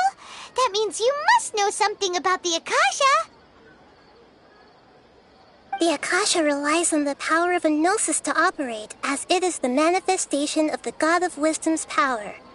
It compiles the wisdom of the entire populace, and it grants knowledge to the people. A gnosis could do that? No wonder the Akasha is so magical.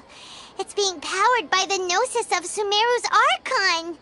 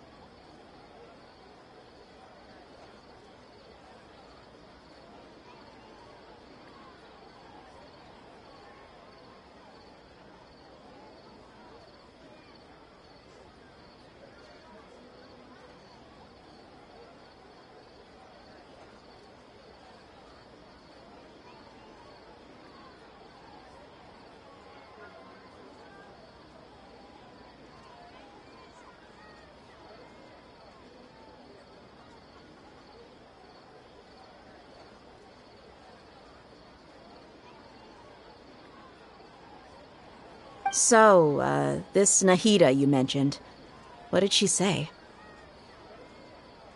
She said, and Paimon quotes, "The Akasha relies on the power of a gnosis to operate, as it is the manifestation of the God of Wisdom's power. It compiles the wisdom of the entire populace and it grants knowledge to the people." Compiles the wisdom of the entire populace and grants knowledge to the people. Wait. I get the grants knowledge part. That's what people have always used the Akasha for. But compiling the entire populace's wisdom? How does that work? Did she mean that the sages enter new knowledge into the Akasha?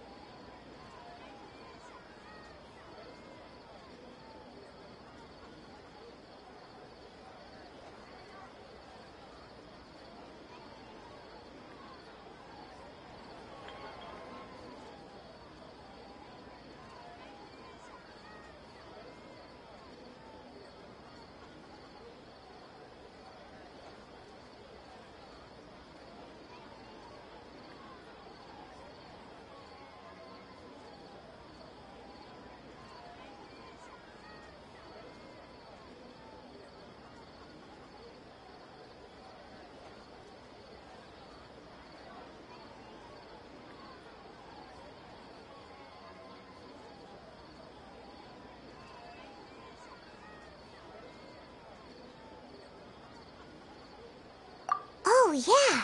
That sounds about right. What do you think?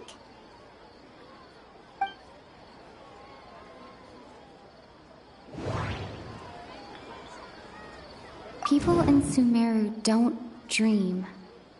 What a strange phenomenon. Okay, Nahida said, "The Akasha relies on the power of a gnosis to operate, as it is the manifestation of the God of Wisdom's power. It compiles the wisdom of the entire populace, and it grants knowledge to the people."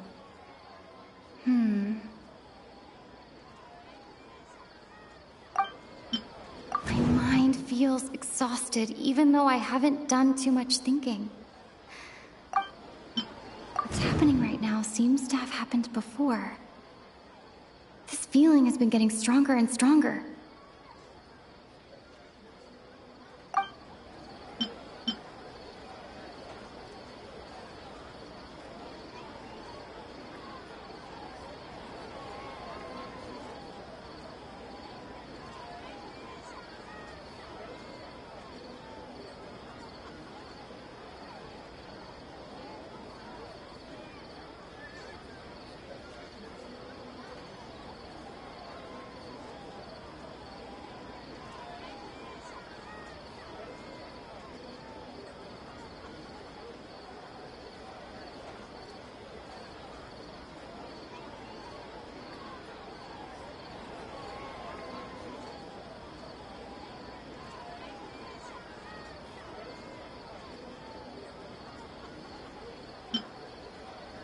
My mind feels exhausted, even though I haven't done too much thinking.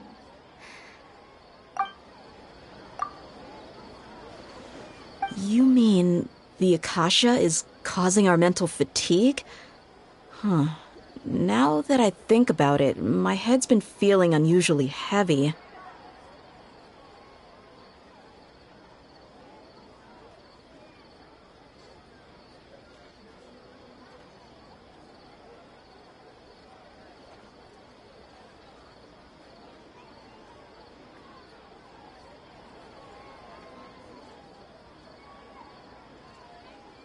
When the desert dwellers set off on their quest for knowledge, a sage once said, knowledge always comes at a price.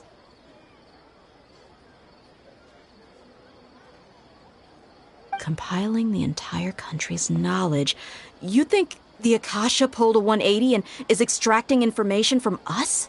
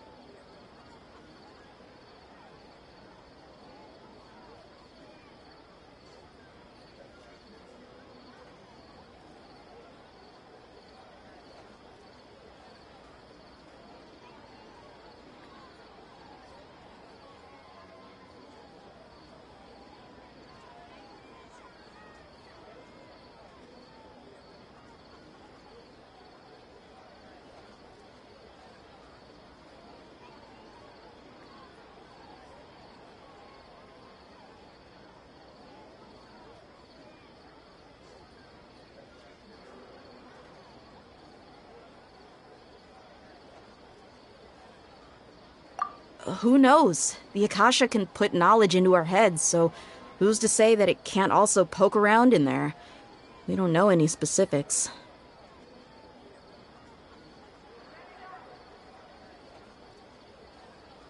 What's the point of doing something like that? Just think about it. If you could combine the knowledge of every single person in Sumeru, then you can basically turn Sumeru City into a single massive brain.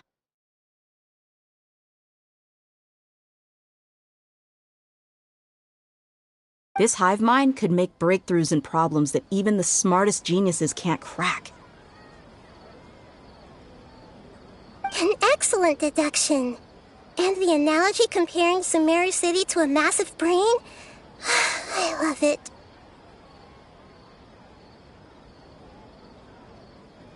In that case, we should take off our Akasha terminals right away. Maybe that'll solve this problem.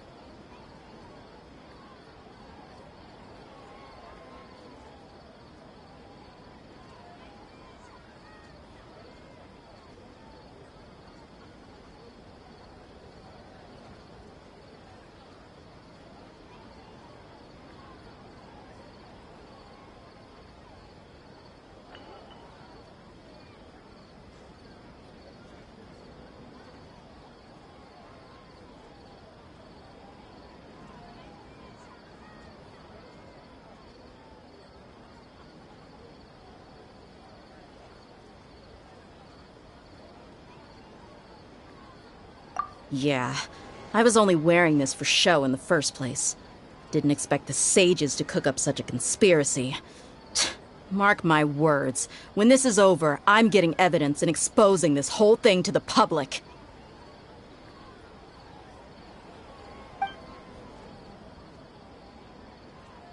How does everyone feel? Huh? What is it?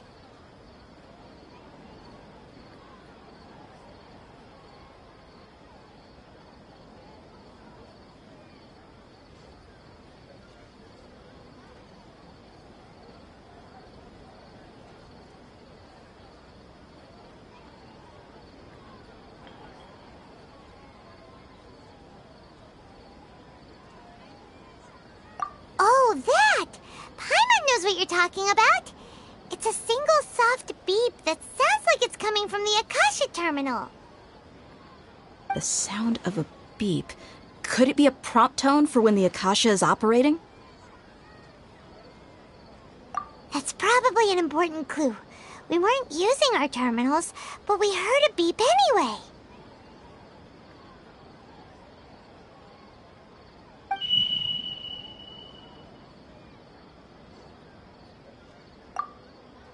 Traveler, did you hear that? I heard it too. Our ears aren't messing with us. There was definitely a beep, but it sounded like it was coming from inside my head. We took off our Akasha terminals.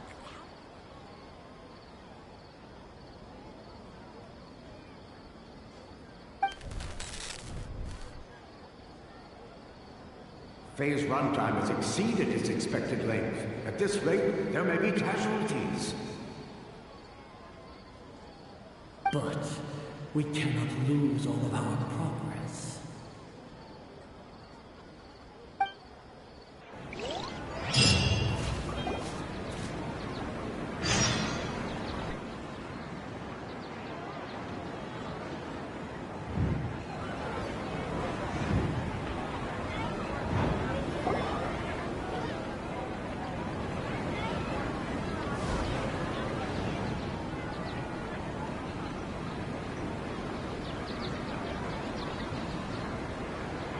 Paimon remembers everything!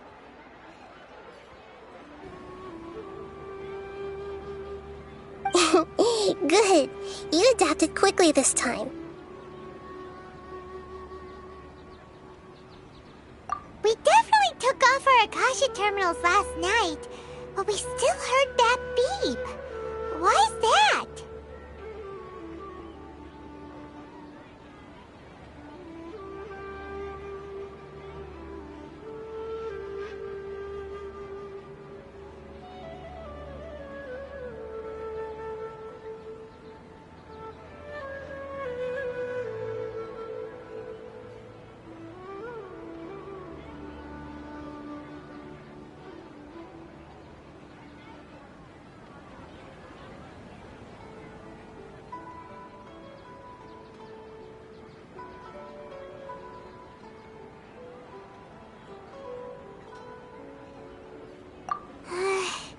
But now we can at least confirm one thing. The Akasha definitely has something to do with whatever's trapping us in this cycle.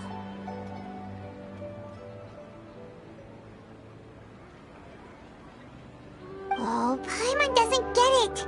Why would the Akasha go this far if all it wants is everybody's wisdom? It's extremely difficult for lab rats in an experiment to understand why they're being treated the way they are. If we're lab rats, then what are you? Nahida, you've never told us anything about yourself.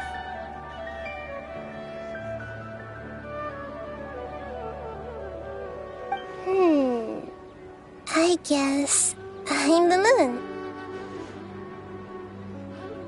The moon? Wasn't that the result of our divination? Anyway, knowing who I am won't help you get closer to the truth, so you should focus on other things. Don't get distracted and miss any clues. Okay then. Dia helped us a lot yesterday, so let's go find her. If Paimon's reading the time correctly, those kidnappers should be showing up soon.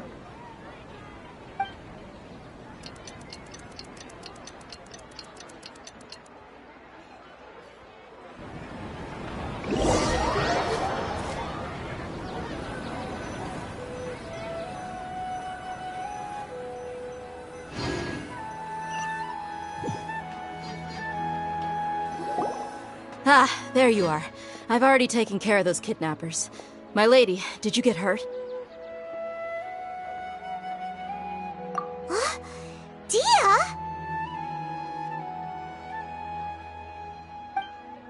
What's wrong?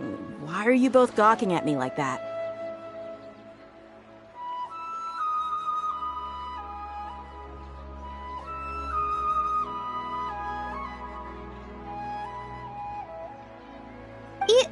You didn't get hurt this time. Huh? What do you mean this time? Why are you so surprised that I managed to get out unscathed? Those kids were amateurs.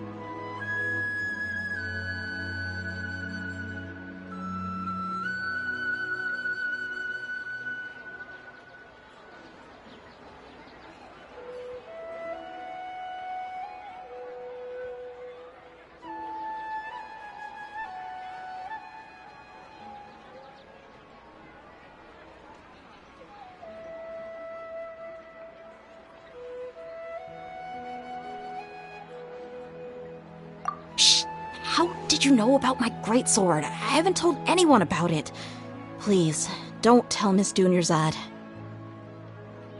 So Dia's lost her memories after all.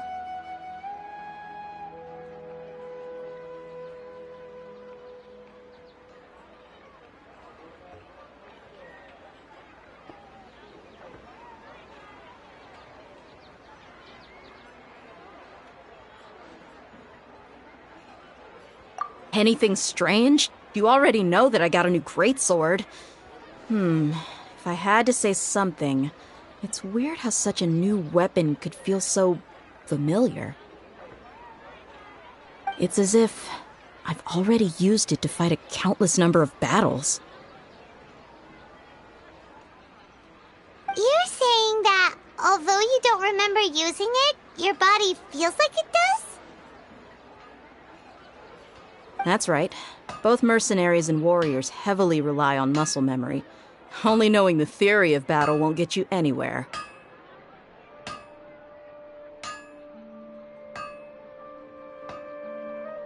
Traveler, what do you think?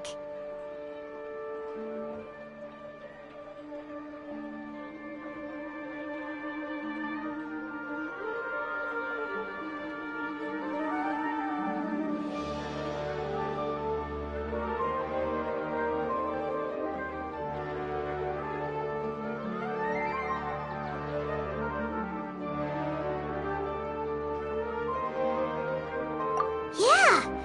Paimon's feeling really hopeful! Oh, you're right! Earlier in the Samsara, something like this would have never happened! I have no clue what you two are talking about, but it's still dangerous here, so... So you want us to take Dunyarzad somewhere else to rest while you check if there are still more kidnappers around, right? How did you know what I was gonna say? Can you read minds? Forget it. Go and do your thing.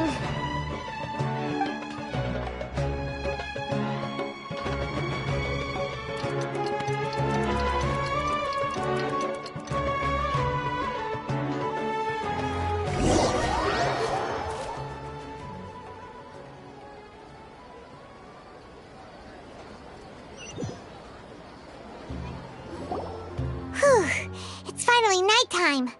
Aside from Dia not getting injured, everything seems to have stayed the same. Listen, Nahida, we found out that Dia got out just fine today, even though she got injured every other time she fought the kidnappers. Do you think the Samsara has been broken? Have we saved Dunyarzad?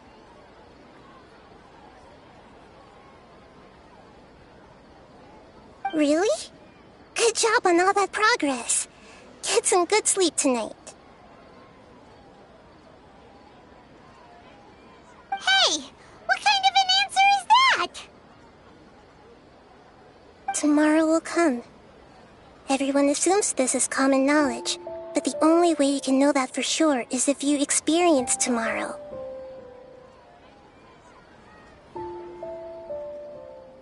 How many todays has it been? Is it possible that today will be followed by yesterday? Does tomorrow truly exist as anything beyond a made-up concept?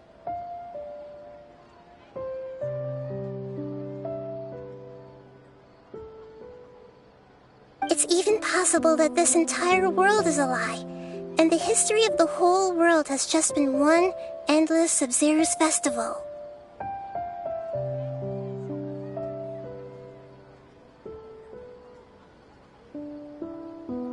Okay, no more. Paimon's brain is already shut down. That's why it makes no sense to waste your energy thinking about things you will learn tomorrow.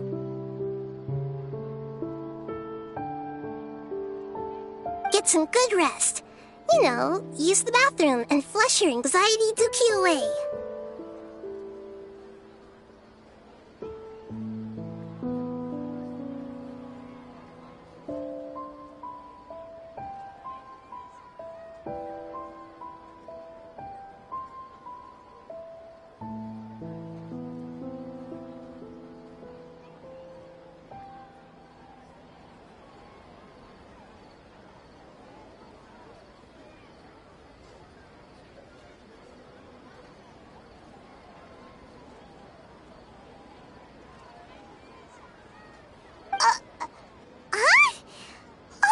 What did you just say?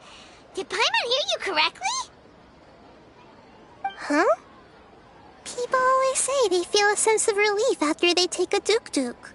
That's why I suggested you could try that. Is that so strange?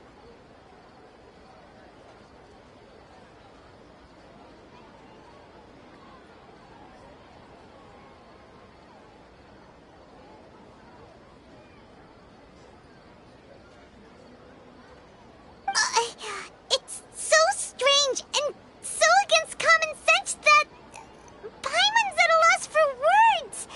You were sounding kind of smart just a minute ago. Yeah, even though it's happy and lively at the Sub-Zero's festival every day, it feels like it's been a long time since we've really gotten to relax. Let's go back to our room. Continue the harvest.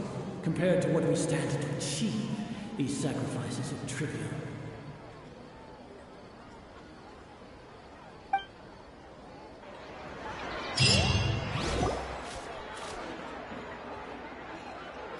We're still in the same day! Nahida, you already knew last night that we didn't break out of the Samsara? Why did you tell us? Would there have been a point?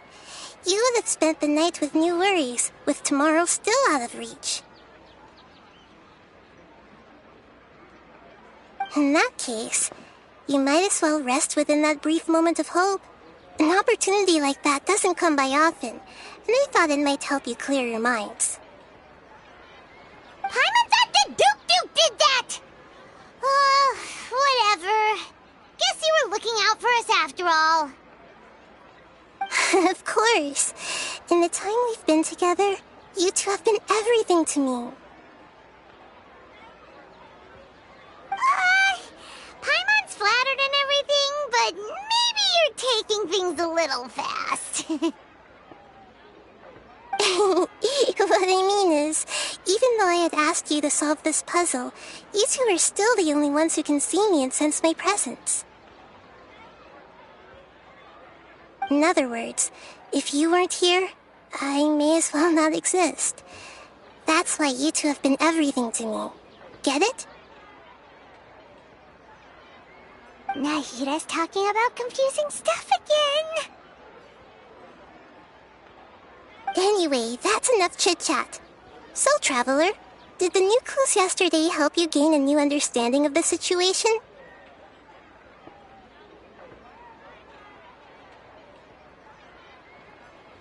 Huh? Why are you scrapping your previous theory?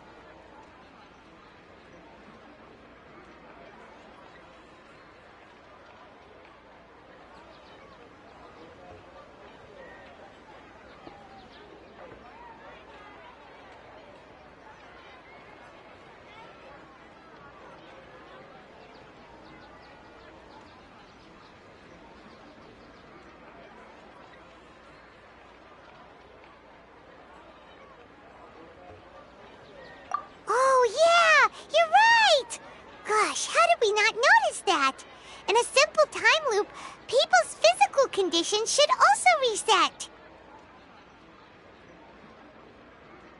So, what's your new hypothesis? The moon, illusions, and lies. What do they all mean? Mercenaries rely heavily on muscle memory.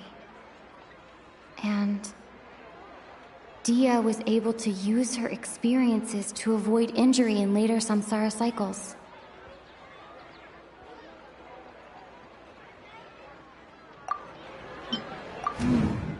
The beep is a prompt tone for Akasha operations. We still hear it every night, even though we removed our Akasha terminals.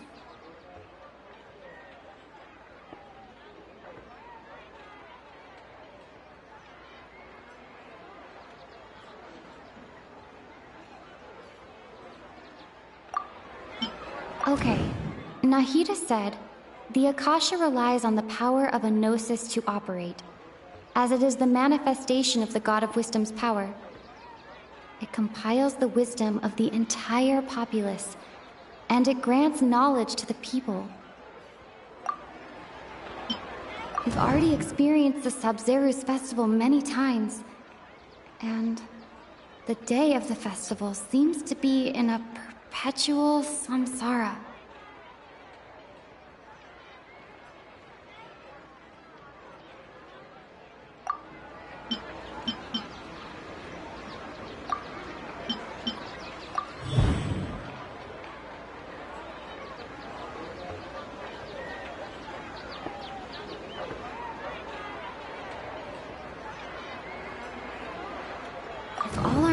Of a day are erased at the end of that day, then we would unwittingly relive that same day again and again.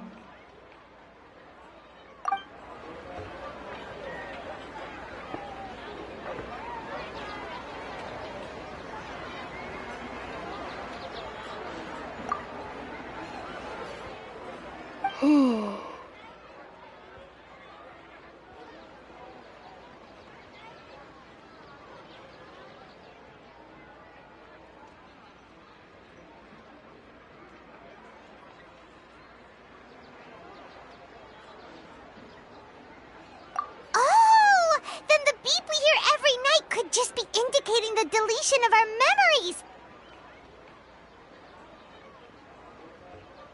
That's why when we wake up, everyone thinks the Sub-Zero's festival hasn't happened yet!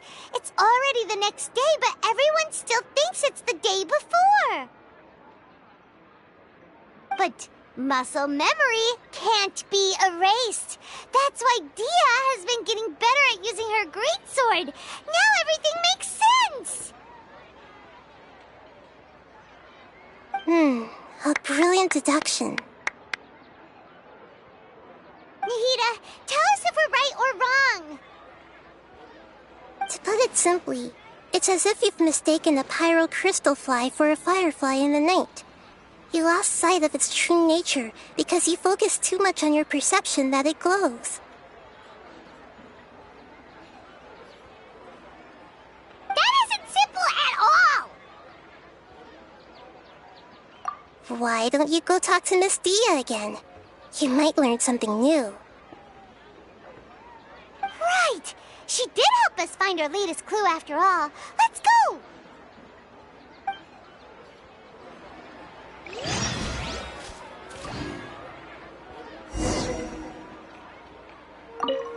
We don't have many more festivals to waste. Hurry and find the truth.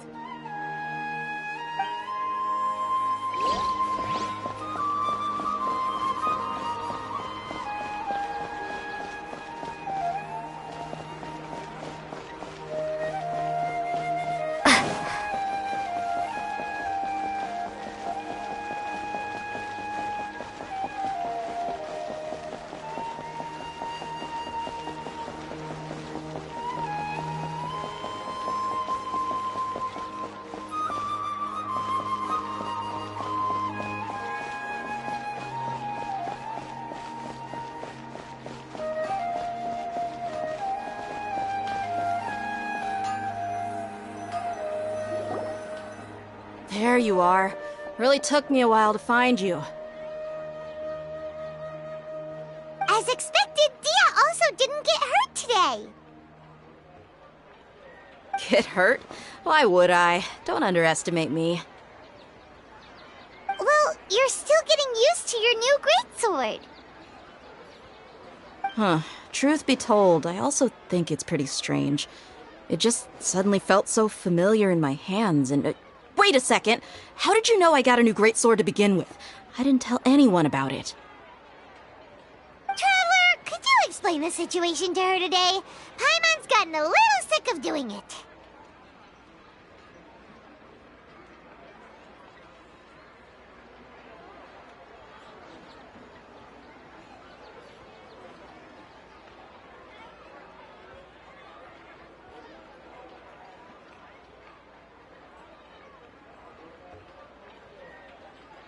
Oh, that works!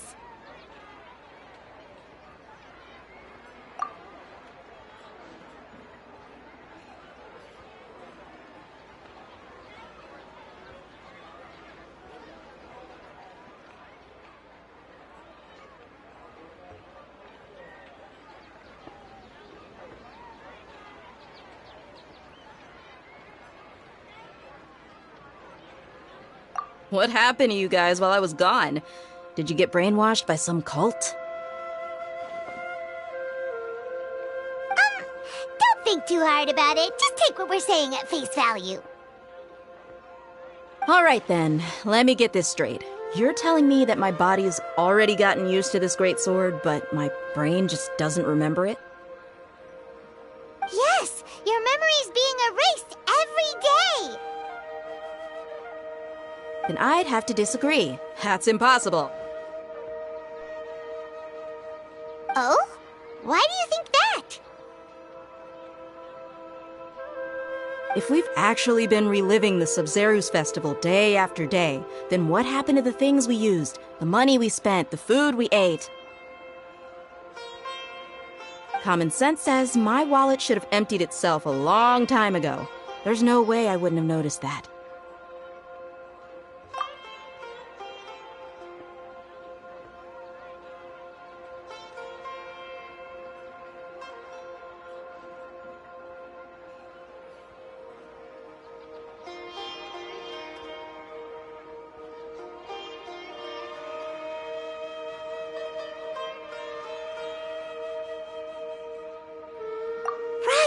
They could use the Akasha to record what everyone did that day, and then use the city's resources to replenish everything. It's not very likely, but it's also not impossible. No, it is impossible. I've got proof. You have proof? Where? You two are surprisingly serious about this nonsensical discussion. Fine, I'll play along for a little longer. Come with me, Miss Dunyarzad. Please come along as well. I still can't guarantee that this area is safe.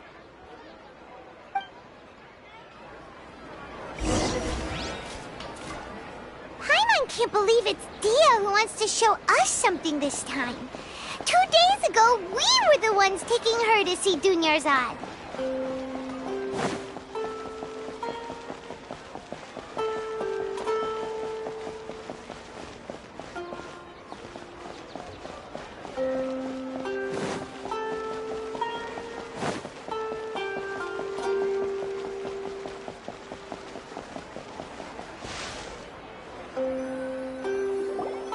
This is it. Huh? This is a wooden training dummy. What about it? See those marks on the dummy? Those are the result of several days' worth of practice. Let's say the sages didn't replace it every day. Shouldn't it be hacked to pieces by now? That's true, but what if they did? Then the sages would have had to reproduce every mark I left during previous training sessions. I'm a professional fighter. My martial school has always emphasized the importance of refined control. The force, angle, and entry point of each strike is calculated and deliberate. That's why I remember every mark on the dummy, as well as my state of mind as I made each strike. It's just as they say, each swordsman has their own unique style, and even the same swordsman can't make the same cut twice. It would be impossible to copy these marks.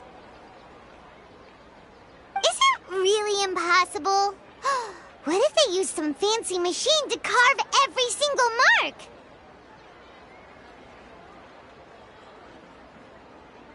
People often say that a camera's photo can never replace an artist's painting because the former has no spirit to it. The same thing applies here. At a mere glance, I can differentiate carved marks from the results of combat training.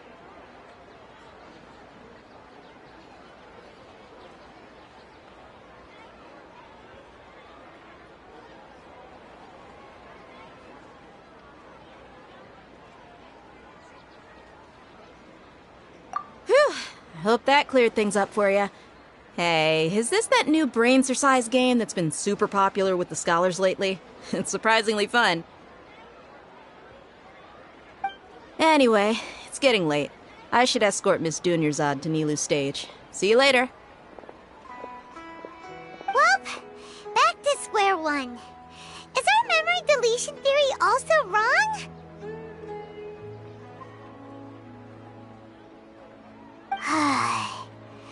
But at least we've reached some other conclusions in the meantime.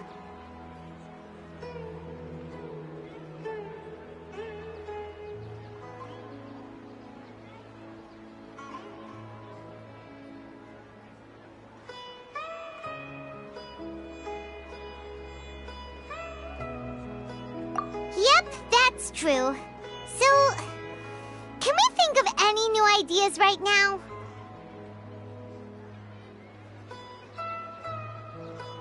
Strange? Paimon feels like everything's been strange lately.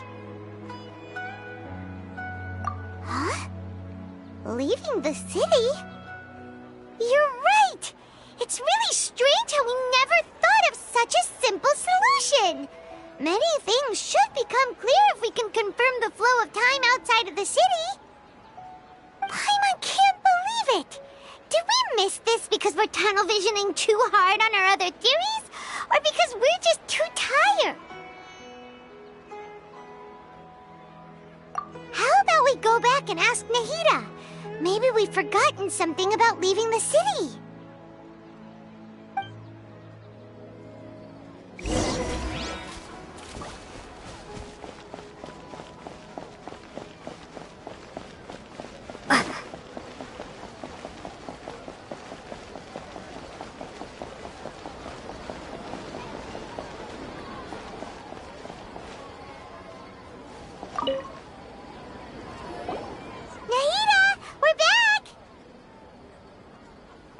Early today.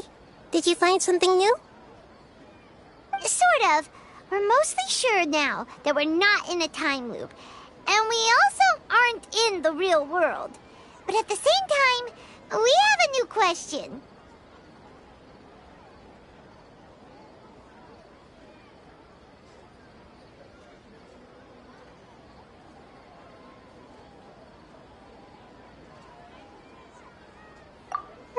Leaving the city. As far as I remember, you've mentioned your plans to do that twice before. We did? But we don't remember anything. What happened after we talked about those plans? What did we say when we got back? Let me think. I don't think you ever actually told me what the outcome was. Oh, it's probably more accurate to say that both times you never came back the whole night. But you two sometimes stay out the entire night anyway, so at the time, I didn't think too much about it. It is true that sometimes we lose track of time during our investigations. Before we know it, it'll already be the next day. But still, neither of us remember anything about leaving town. Really? That's kinda strange. In theory, I should have already awakened all your memories.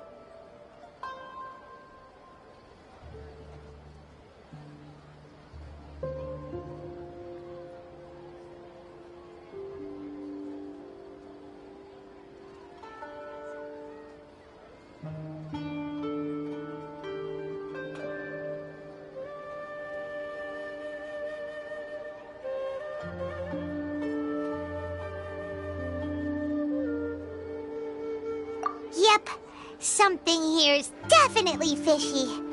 Let's get to the bottom of this tomorrow.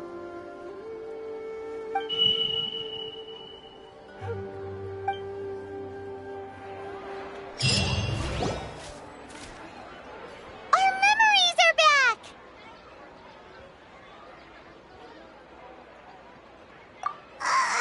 About that.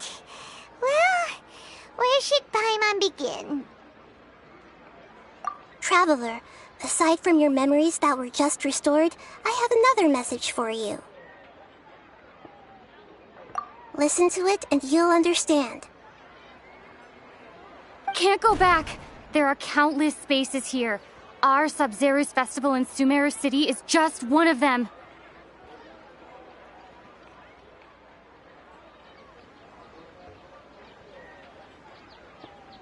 Traveler, you should be missing 2 days' worth of memories. Paimon will fill you in.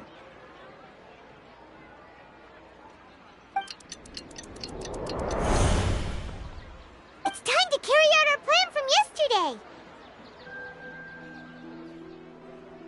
Okay, let's go!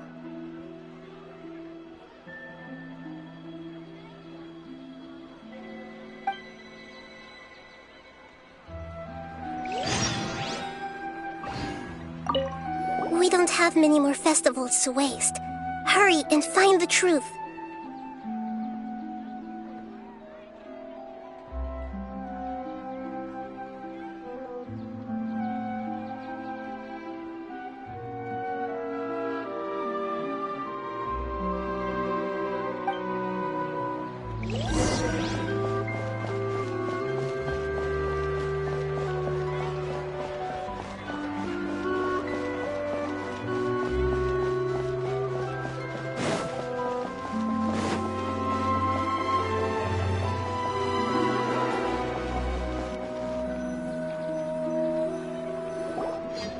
Why can't we leave the city? What is the Academia up to now? Don't ask me. It's not like I can tell you anything. This is a direct order from the Grand Sage. Just wait until tomorrow. I have a real emergency. My goods have already arrived at Port Ormos. If I don't hurry, they'll be stolen. That's your problem. Make sure you make a request in advance next time. But it's not like you can just predict business matters in advance.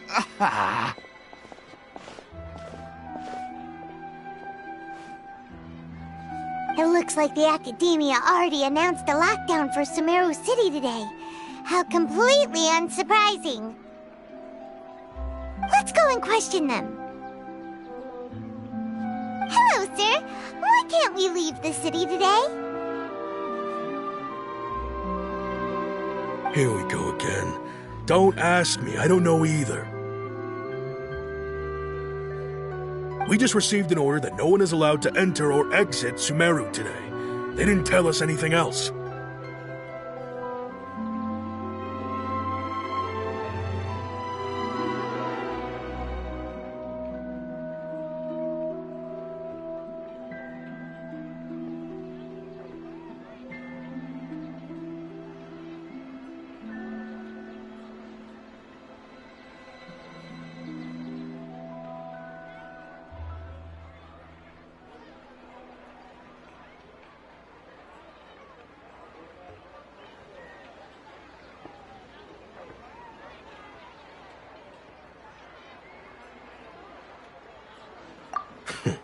Angering me won't get you anywhere. If I had that kind of insider info, I would have left this stupid post long ago.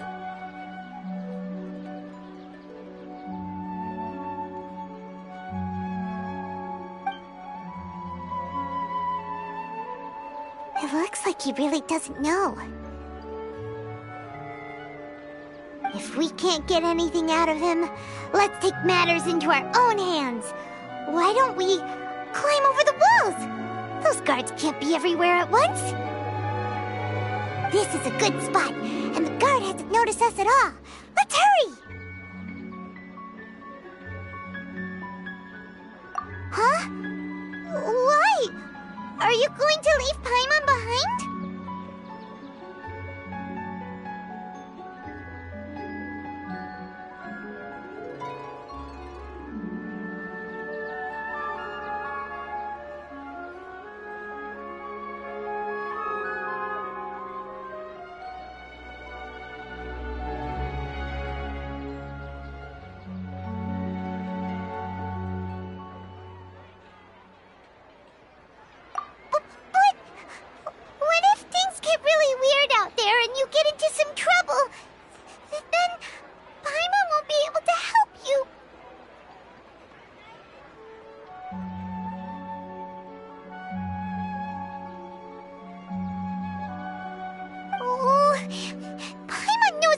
Can't do much, but we've always been together, haven't we?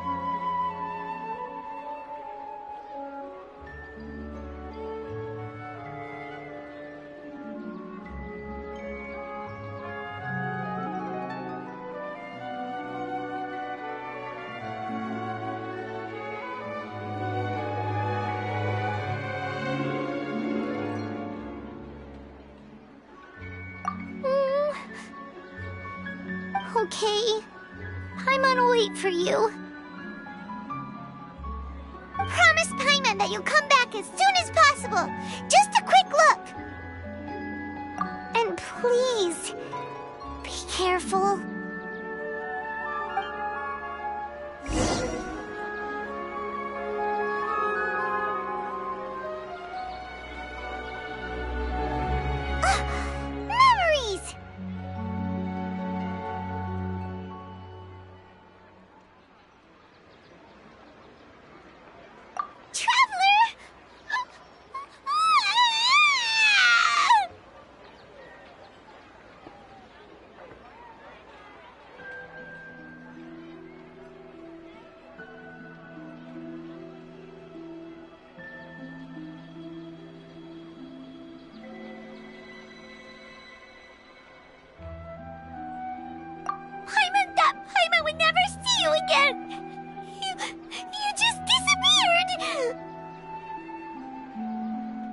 I waited for you for hours and hours at the city wall and you never came back.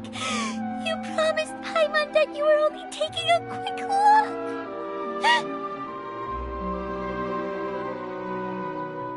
Paimon, calm down. She's here now. I don't think she understood what you were saying.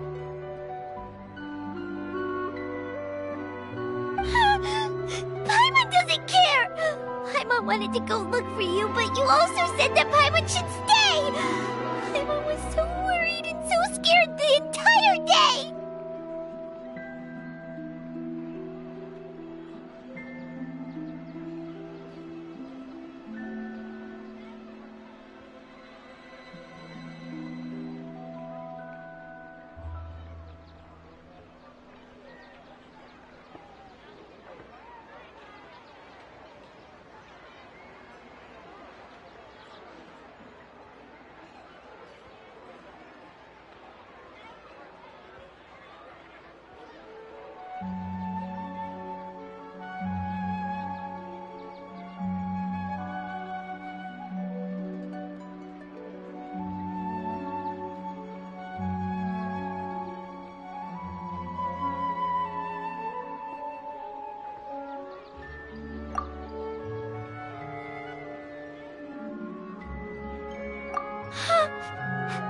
Okay.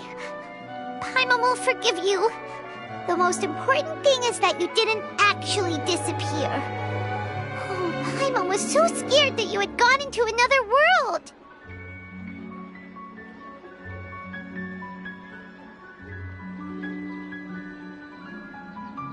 Okay, Paimon, can you tell us your perspective of what really happened yesterday?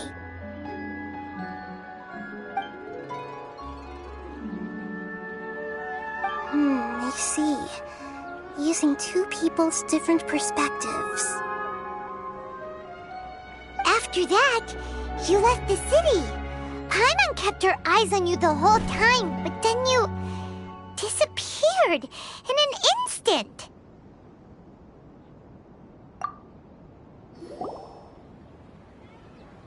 No way! Paimon was watching you with the fullest attention. What's your perspective, Traveler? You sure you don't have any memory of this? I guess that explains everything. You also lost your memories the last 2 times you tried to leave the city. Those days' memories can't be awoken. So, if we leave the city, our memories will be completely erased?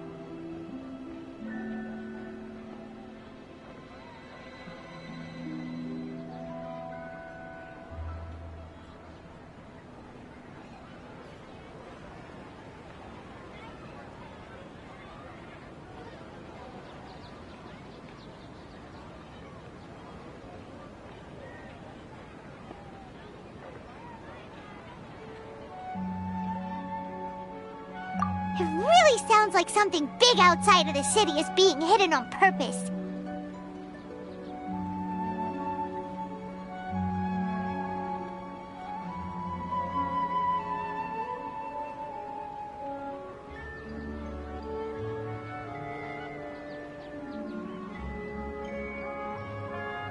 But this way, we'll also never discover what's outside!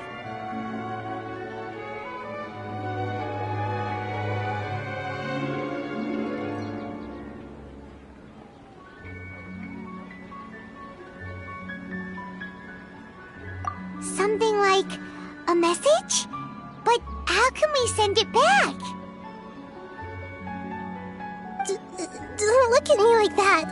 I'm not used to being stared at.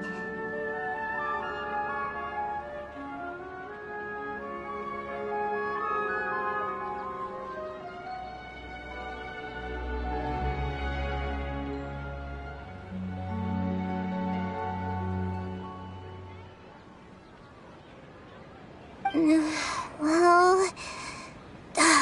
Okay. You want something that can pass on messages, right? Give me some time and take care of Dunyarzad for me. Yep! Now we're talking!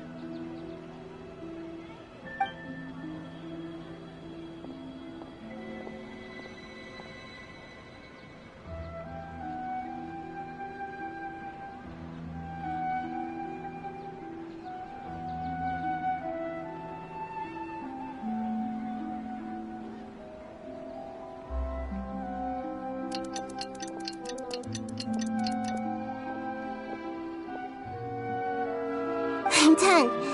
Here you go. What? Isn't this just an Akasha terminal?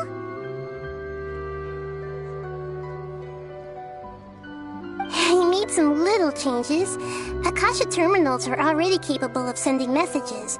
I just tweaked it so that it could connect to any node.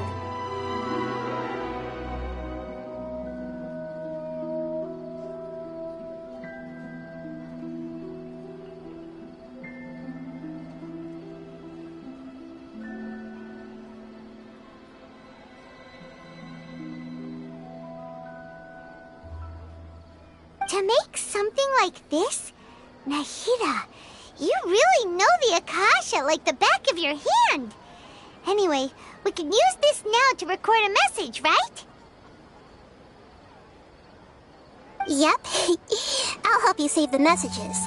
It should be pretty easy to use. I just can't guarantee the user's status and signal coverage when they're outside the city.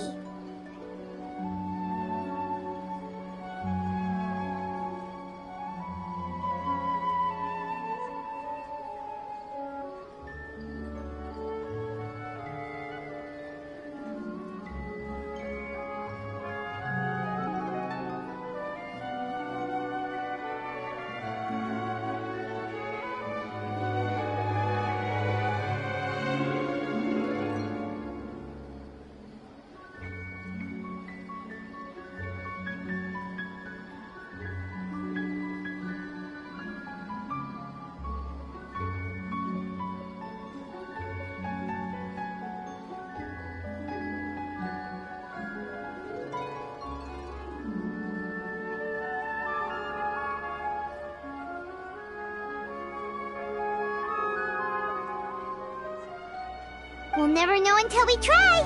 At least we're taking the initiative now.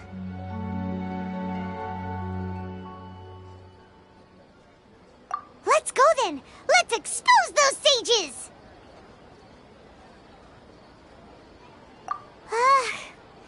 All right. Paimon isn't as worried about being separated since it happened once yesterday. But Paimon still isn't happy about it.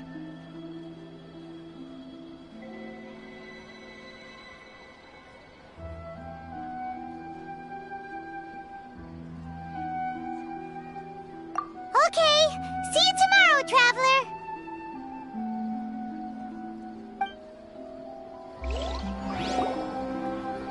That covers everything that's happened so far.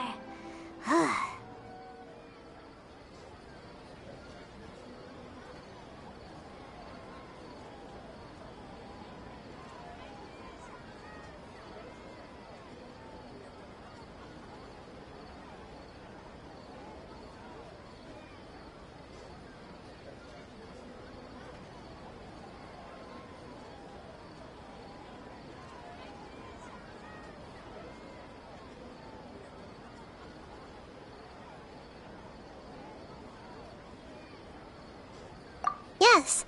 Although the signal was choppy and had some interference, we still managed to receive 2 messages from you when you were outside. Okay, now that you understand what's going on, let's hear the messages together.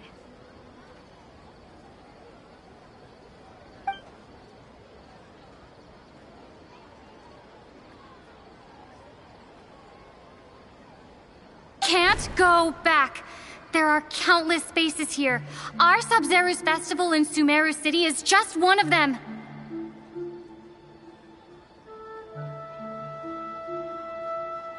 I've entered another space.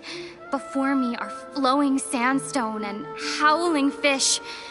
Impossible and surreal sights.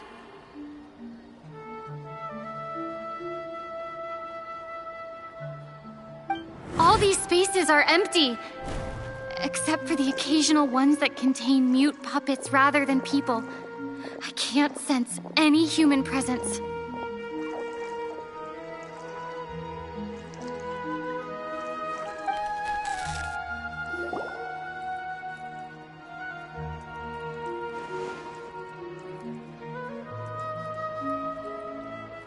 That's one heck of an info dump. It sounds like you left the Sumeru City space when you set foot outside of the walls. But everything looked completely normal when Paimon was looking out from the inside. That's unbelievable. And if we take your word for it, the other spaces all had very weird contents.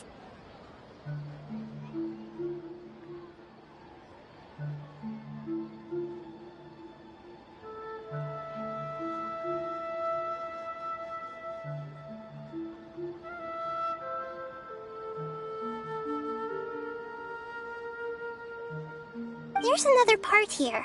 We only received it last night.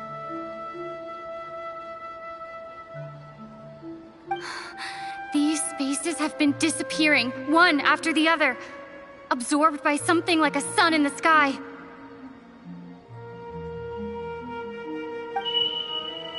now, even the final space has also disappeared.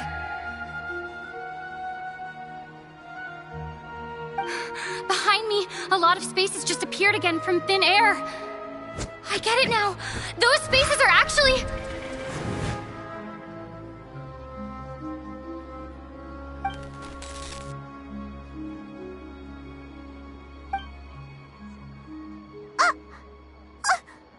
Why did the message end right there? What did the Traveler want to say? What are those spaces? Probably because yesterday just happened to end at that moment. Oh, right. Paimon did hear a beep from the Akasha. Did it come from here or from the message?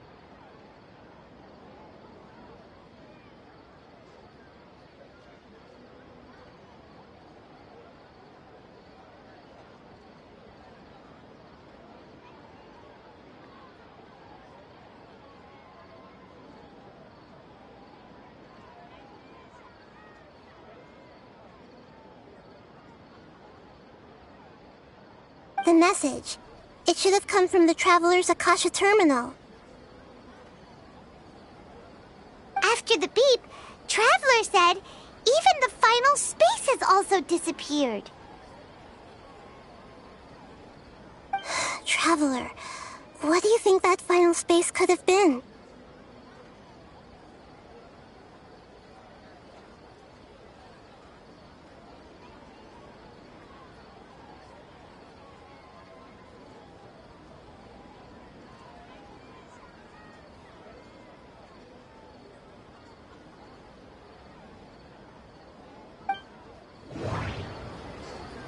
All the bizarre spaces I saw outside the city had one thing in common: a lack of human presence. Was that space actually the real world? But wouldn't a real space just randomly disappearing like that be catastrophic?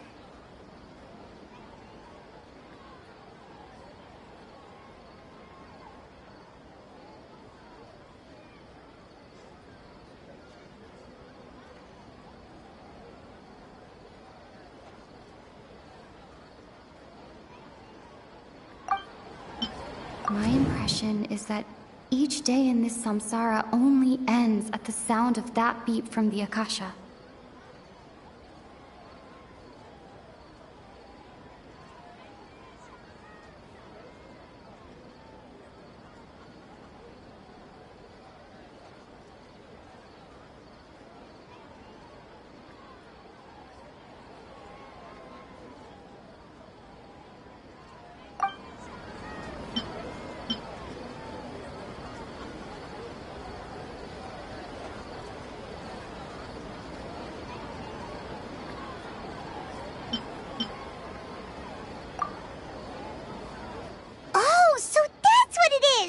After the sound of the beep, the final space, the Sub-Zero's festival, also disappears, and we're taken to the next day.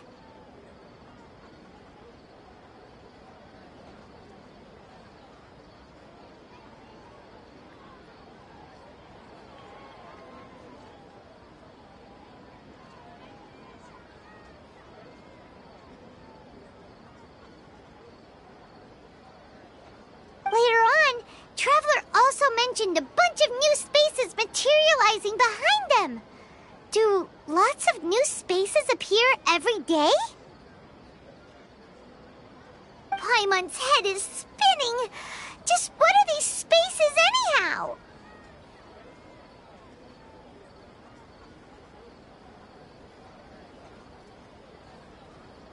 Well, consider this. For all the horrors of the Archon War, at its heart, it was just a game where a bunch of gods fought over 7 seats. So no matter how strange or spooky things may look on the surface, maybe all they point to in the end is a small and simple secret. Wow, the Archon War, huh? That's an analogy and a half.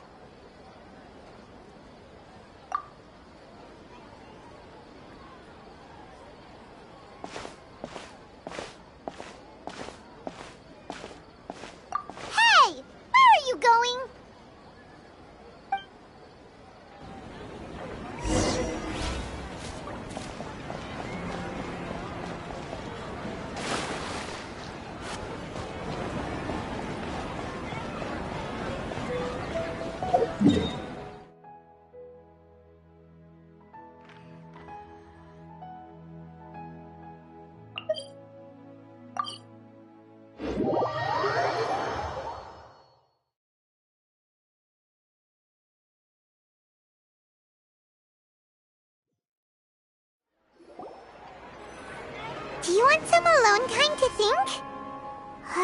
Alright then, Paimon won't disturb you.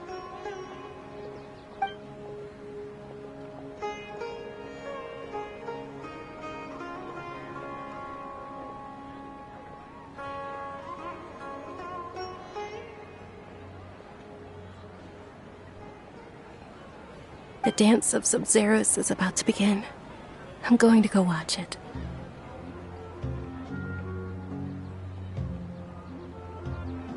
Okay. Why don't you go ahead, Dunyarzad? We still have some other stuff to do first. Okay then.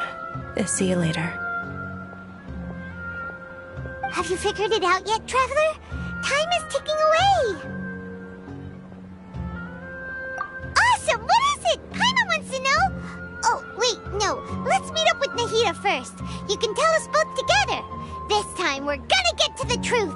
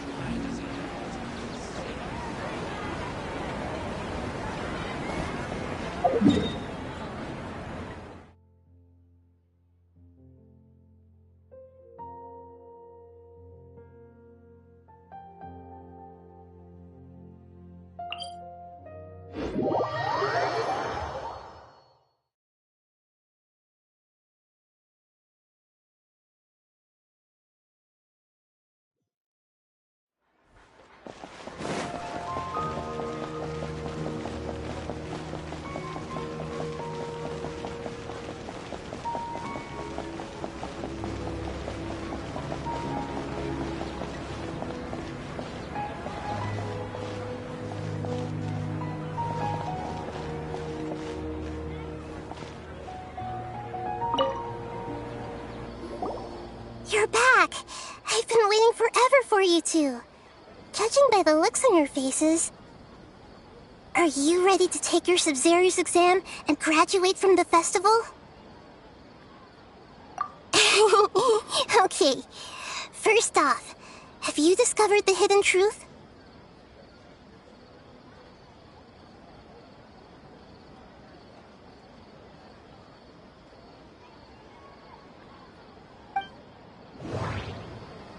Okay, Nahida said, the Akasha relies on the power of a gnosis to operate, as it is the manifestation of the God of Wisdom's power. It compiles the wisdom of the entire populace, and it grants knowledge to the people.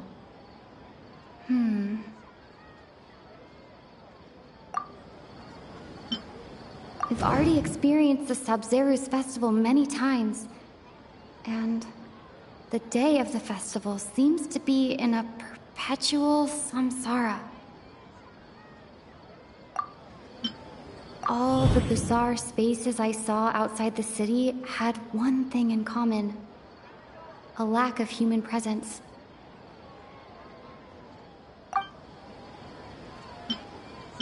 Those spaces remind me of dreams, like the one I had in the Avidia Forest. Except, these have no sign of human presence.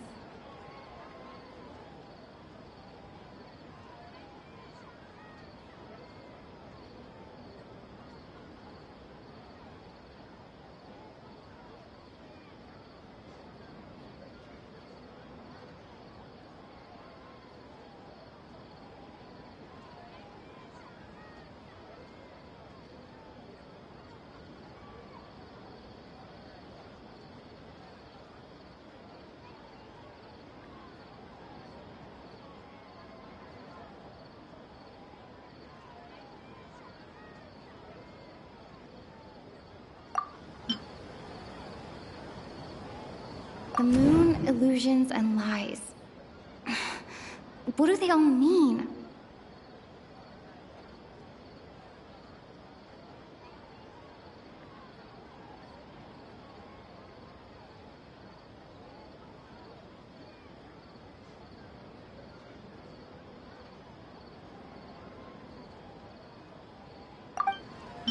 People in Sumeru don't dream.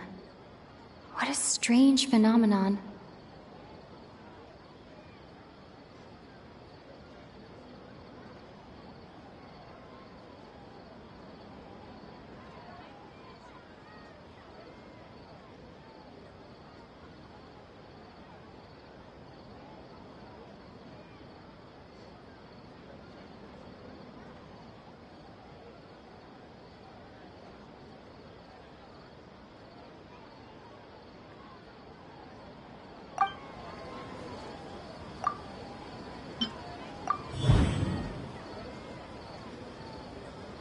We are all in a dream.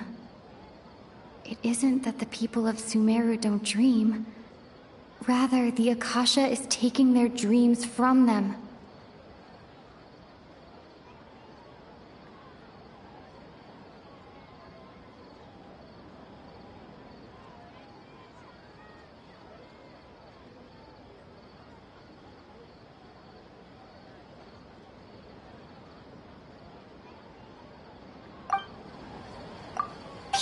Sumeru think they don't dream, but the truth is the Akasha steals their dreams without them knowing it. And those spaces with no human presence are stolen dreams without their host. That would explain why they sounded so weird when she was trying to describe them.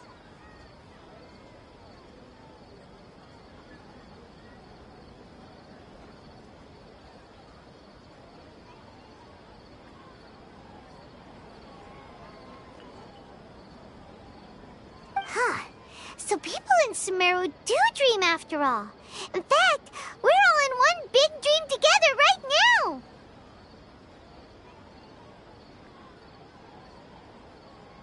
Correct answer. Now, how did you conclude that the Akasha is capable of this?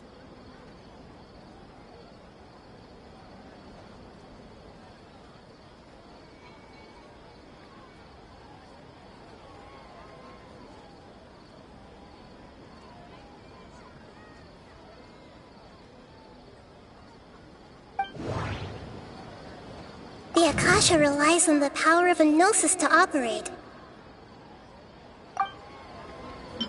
It is the manifestation of the God of Wisdom's power. It compiles the wisdom of the entire populace.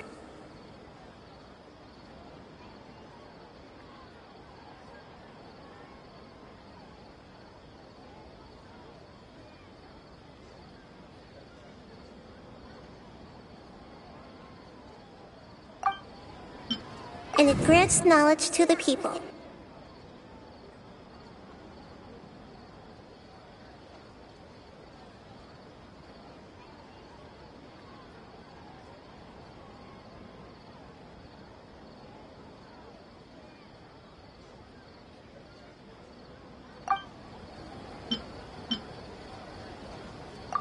Oh, okay. Those dream-controlling creatures in the forest also get their power from the Dendro Archon, right? That would explain why the Akasha has the ability to control people's dreams, too.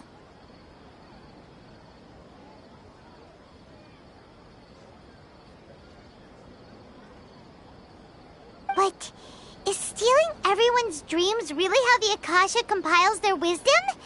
Isn't there anything more to it than that?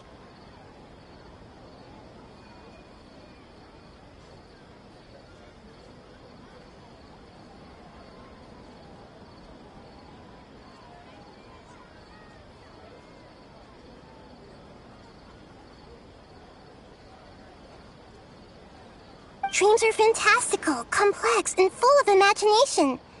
People's brains are the most active when they're dreaming.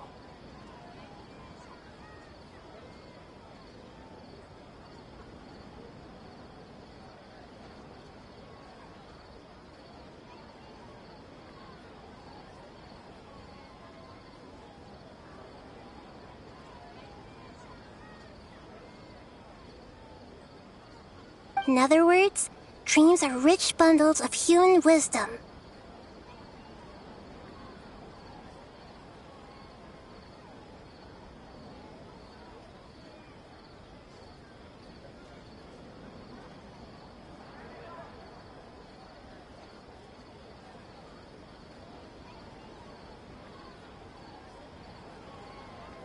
So, in other words, the complete opposite of how Hypatia understood it.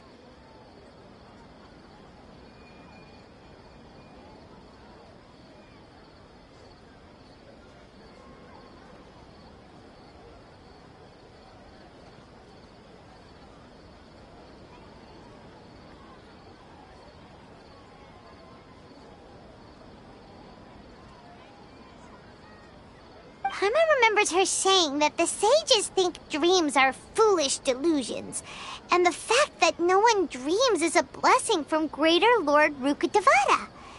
So it was all a dirty trick?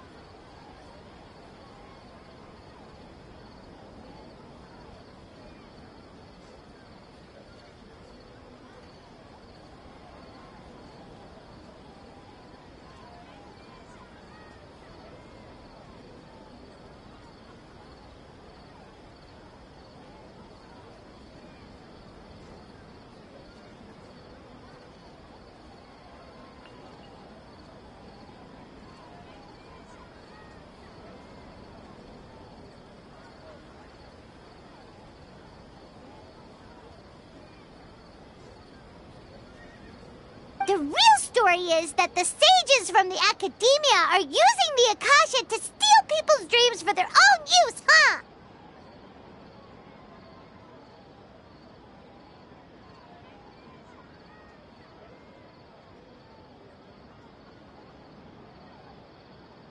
Oh? By the sounds of it, you understand the current situation pretty well. So then, what about the samsara?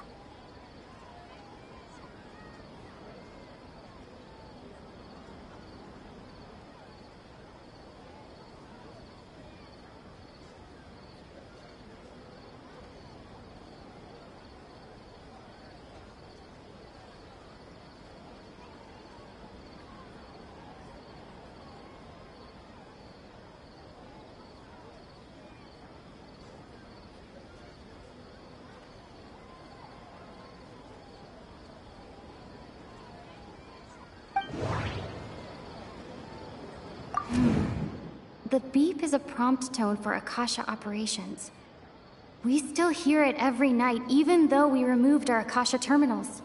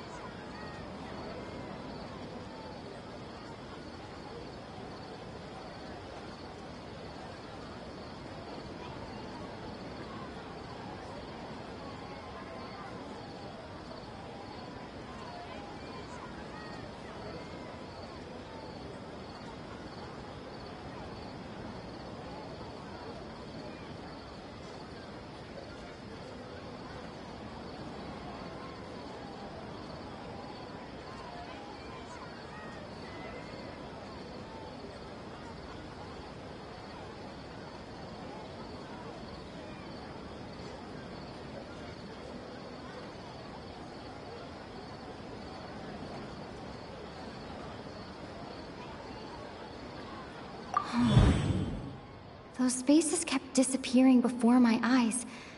But as soon as that beep sounded, many more spaces materialized.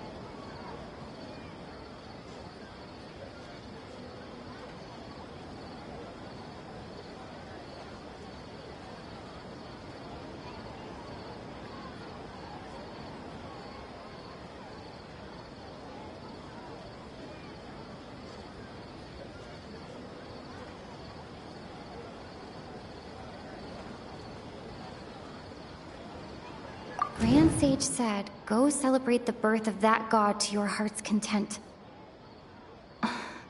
Did he mean something more?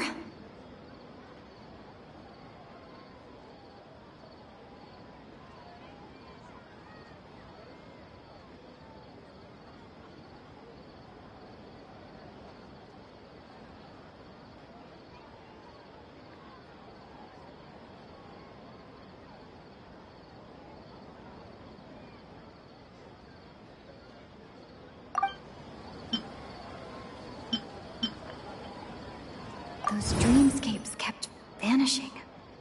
But as soon as that beep sounded, more new spaces appeared.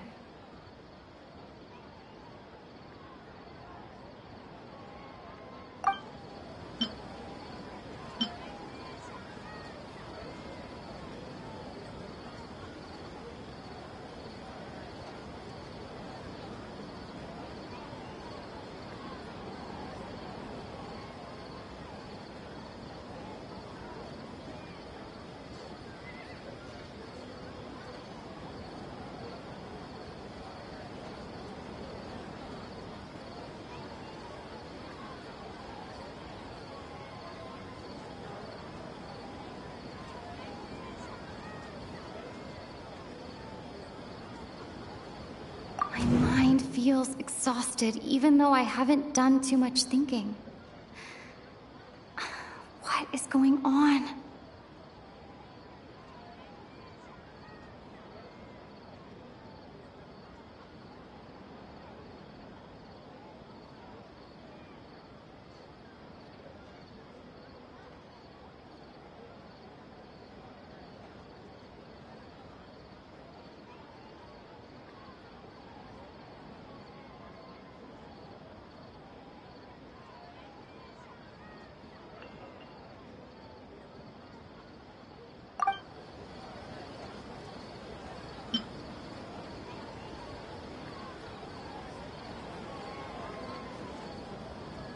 We've already experienced the Sub-Zeru's festival many times, and the day of the festival seems to be in a perpetual samsara.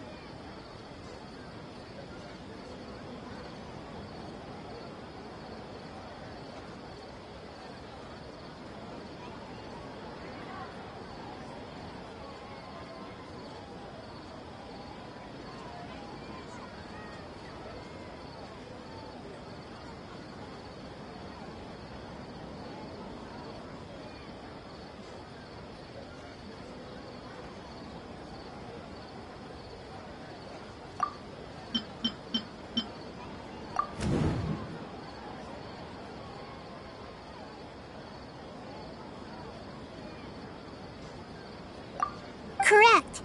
The Akasha is keeping each person's brain in a constant dream state, but also separating their consciousness from their own dream.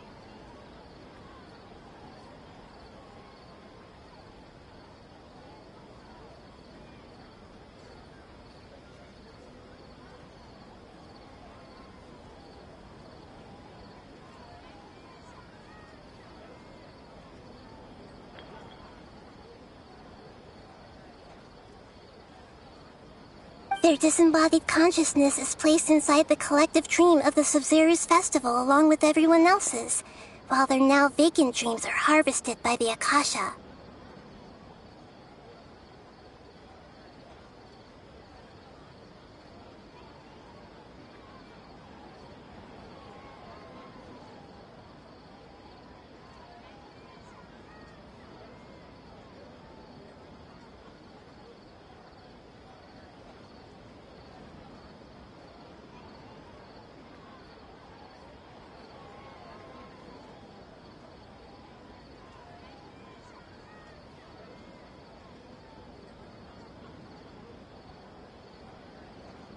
No one is any the wiser as another day passes in the dream, and so begins another samsara cycle.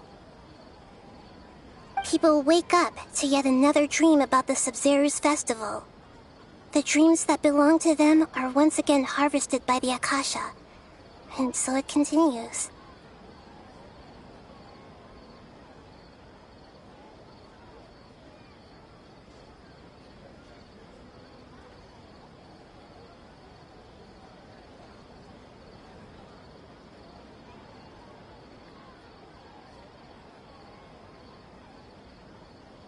So, this is like a dream factory, and the Akasha is a dream harvesting machine. Did Paimon get that analogy right?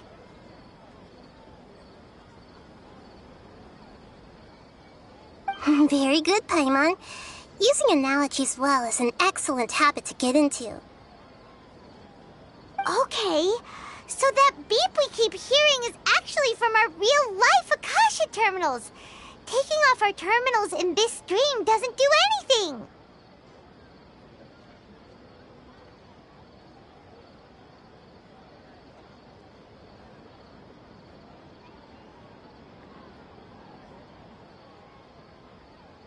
Alright, last question. Who am I?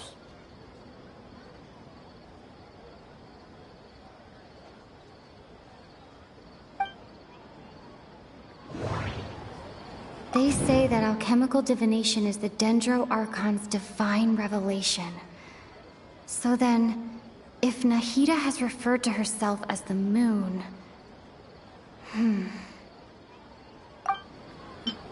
Now that I think about it, wasn't illusions a hint that we're all dreaming?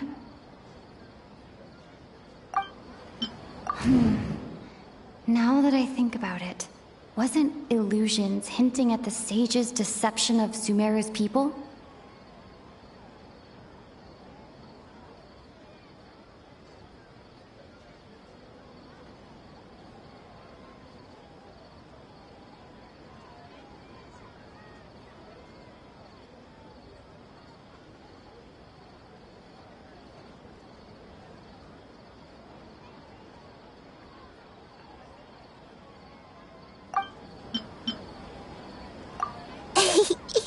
So you noticed. I thought that one would be the hardest question. That's why I put it last.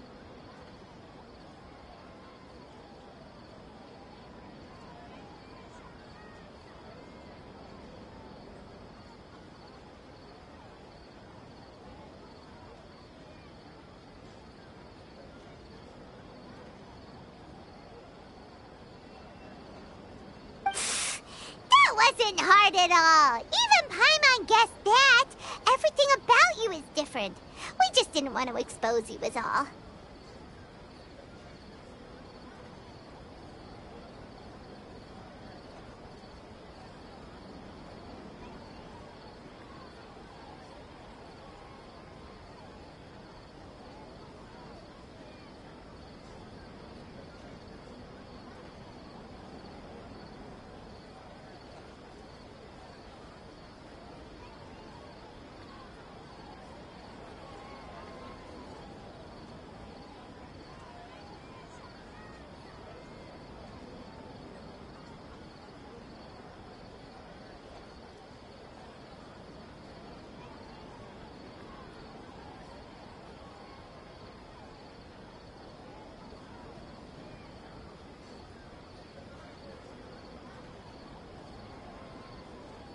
Now that you mention it, Nahida, you've been hinting to us since the very beginning.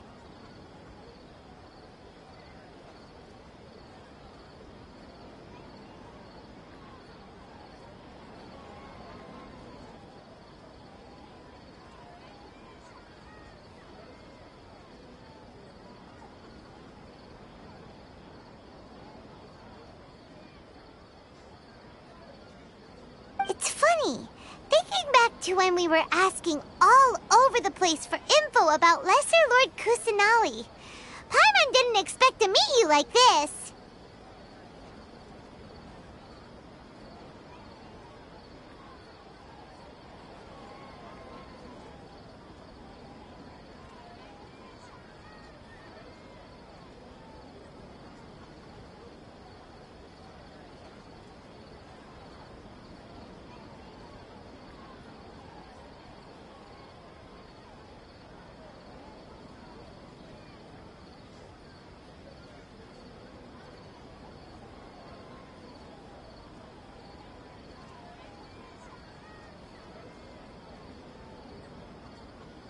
Yes, those can wait until we're back in real life.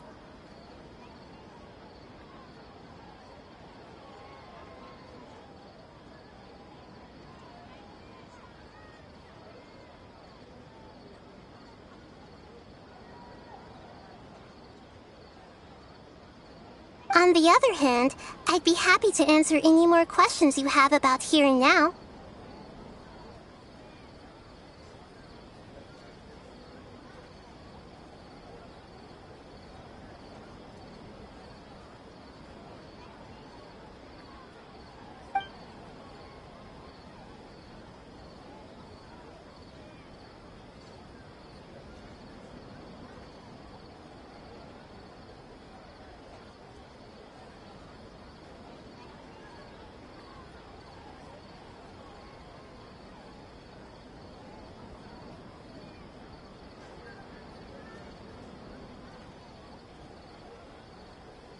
You asked me this question before.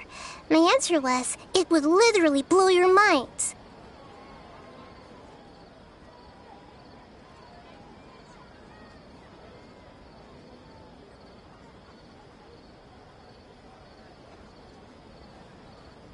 Now that you know this is all a dream, this answer should hopefully make more sense. Have you heard the saying, "Don't wake a sleepwalker"? Likewise, if someone suddenly had told you all this instead of you learning it on your own, your notion of reality and dream would be thrown into irreversible confusion. I couldn't expose you to that kind of risk.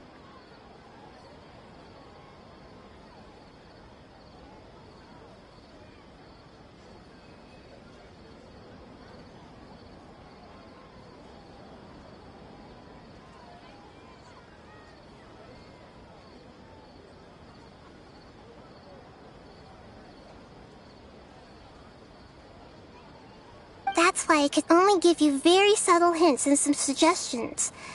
Long story short, I'm really sorry I had to keep you guessing.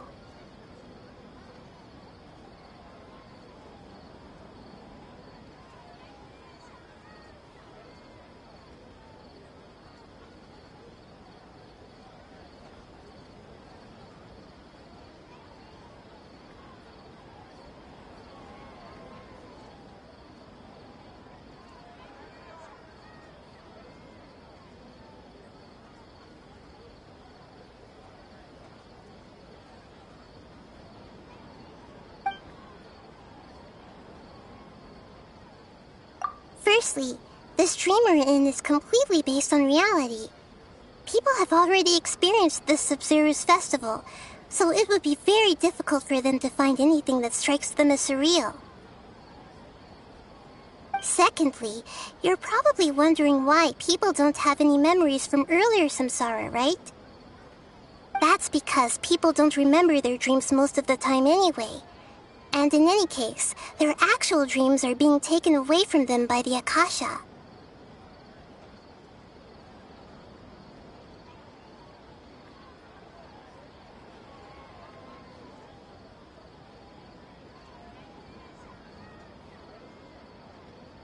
So whenever they wake up in this dream of the Sub-Zero's festival, they don't remember anything from their previous identical dream.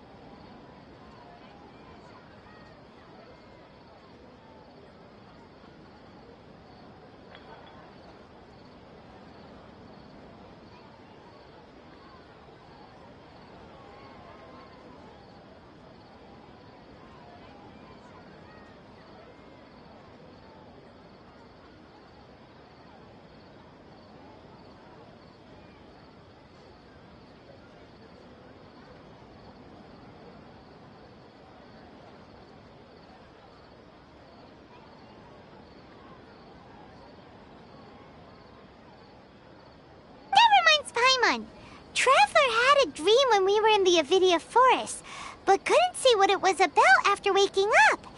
Is that an example of what you mean? Yes. Only after receiving the blessing of Dendril can a person gain the Dendril element's dream-enhancing power. That explains the feelings of déjà vu.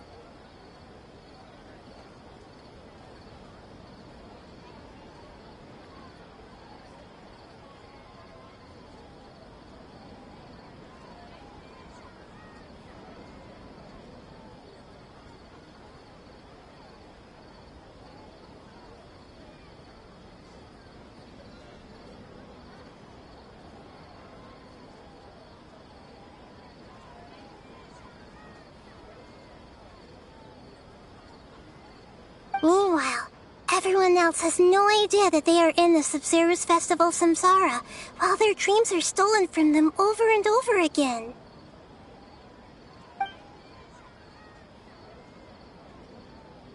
I know, right? Why did they have to base this dream on my birthday? Could it really just be a coincidence?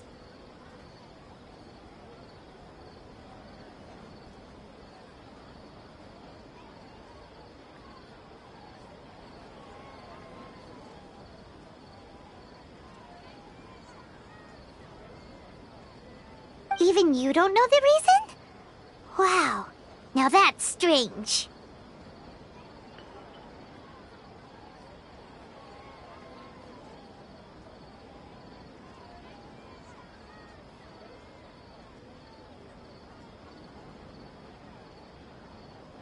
The Academia sages are determined to harvest lots of dreams in a short time, no matter the cost.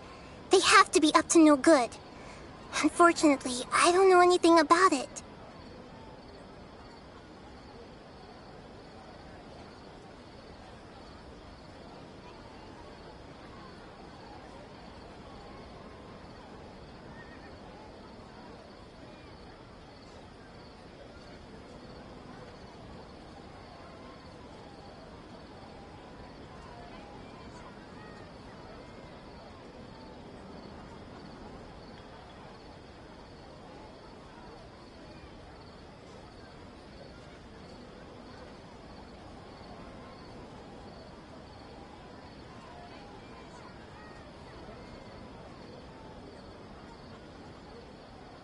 Traveler, do you have any information?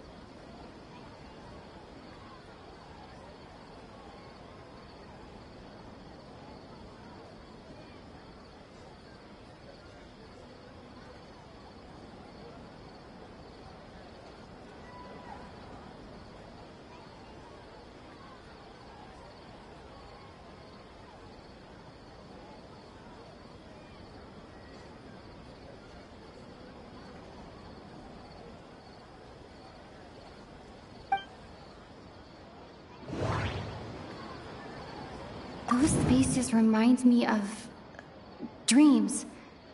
Like the one I had in the Avidia forest. Except these have no sign of human presence. Okay, Nahida said, the Akasha relies on the power of a gnosis to operate, as it is the manifestation of the God of Wisdom's power. It compiles the wisdom of the entire populace, and it grants knowledge to the people.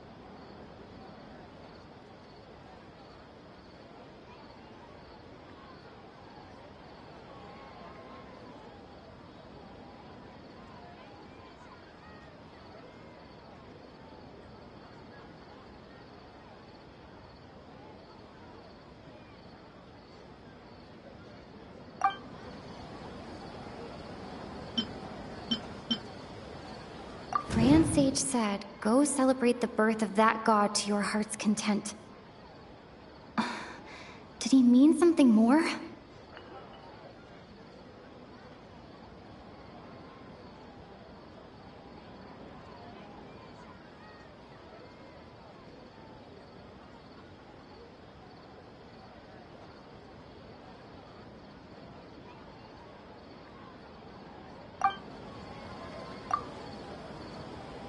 Celebrate the birth of that god?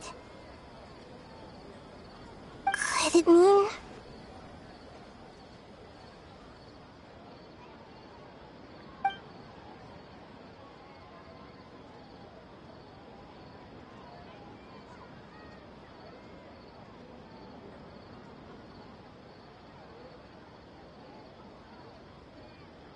Can humans really keep dreaming forever like this?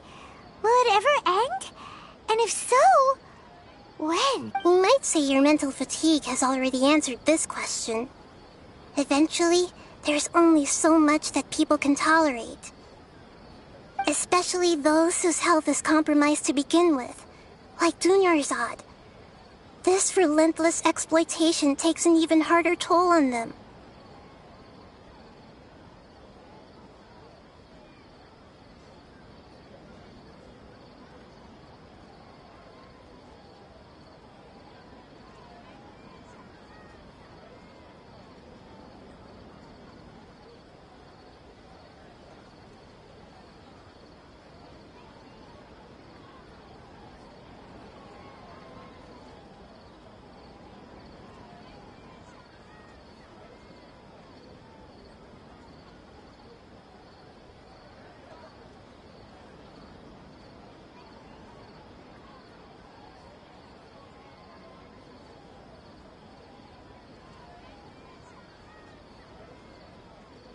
People's lives are at stake here, and nobody knows a thing! We've got to put a stop to this!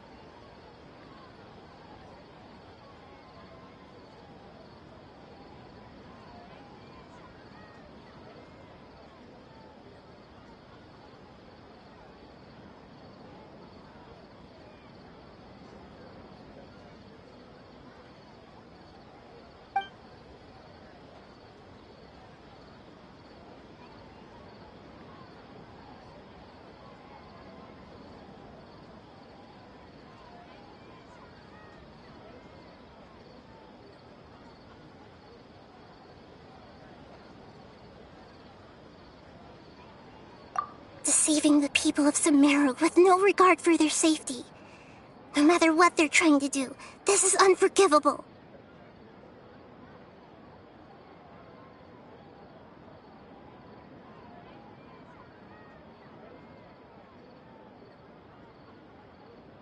After we end the Sub-Zero's festival, Samsara, we have to look into them.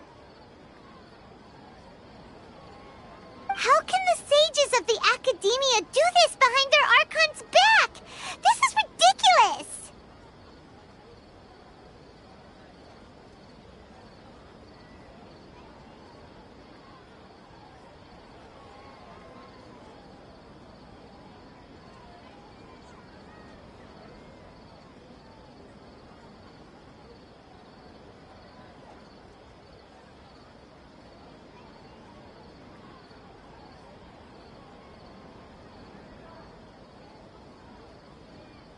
In the end, I'm just the moon.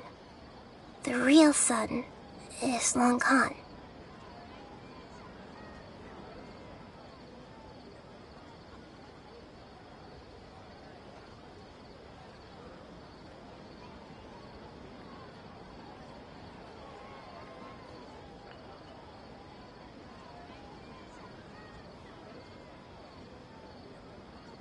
A sun and a moon?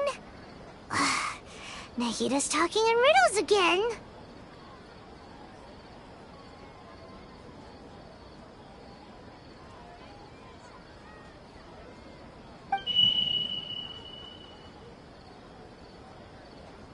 Oh, we're out of time today.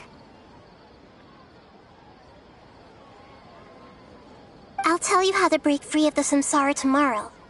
See you then.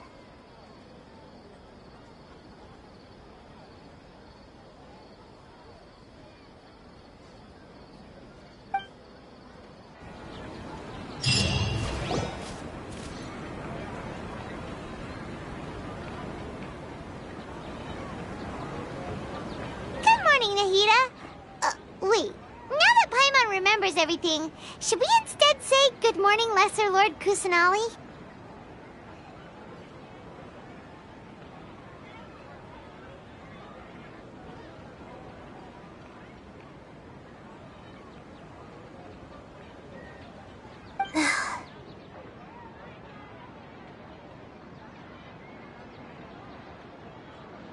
Hey! What's wrong, Nahida? You don't look too good.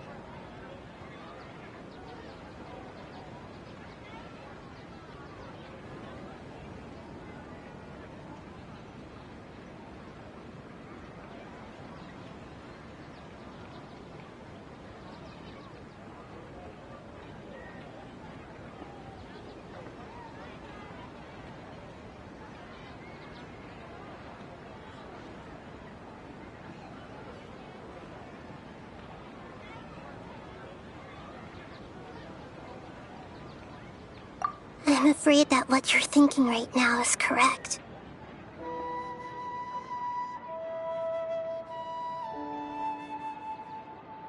Did Dunyarzad already disappear? No way! Are we too late?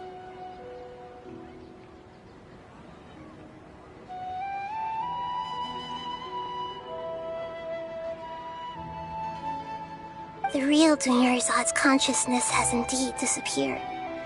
It can no longer endure the constant dream harvesting.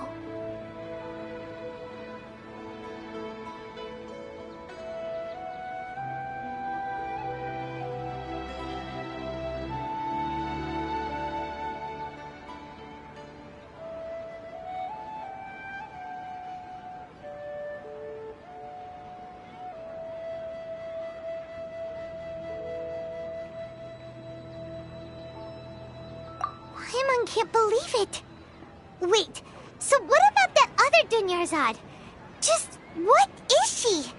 Is she also going to disappear?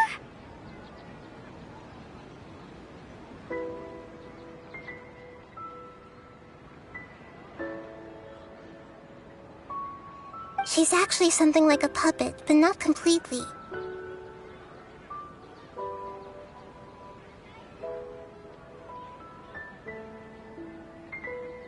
The real Dunyarzad's consciousness could no longer keep playing her role in this dream.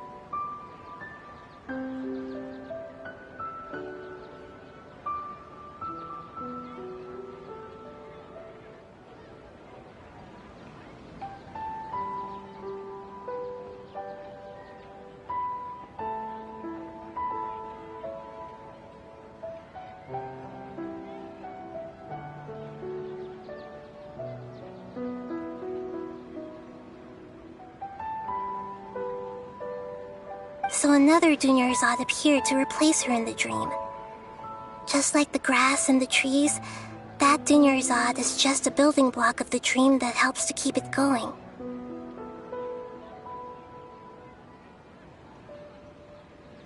But personality-wise, she's nothing like the real Dunyarzad.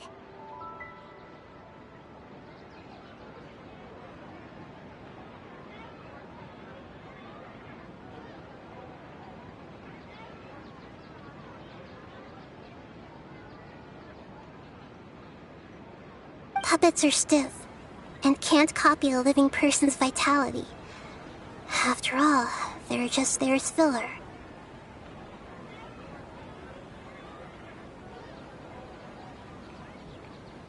You know, speaking of which, the old Dunyarzad might not have been too different from a puppet. Dunyarzad truly believed that she met you within her consciousness, and it was you who inspired her. So you do remember her after all.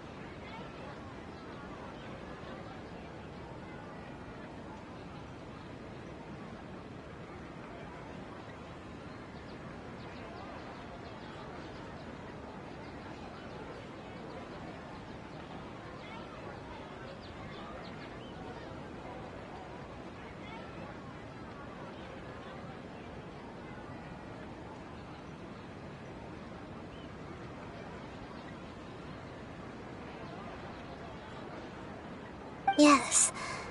Back then, her family was overly protective of her. No one cared about her personality or thoughts. It was as if she only lived to stall her Elazar.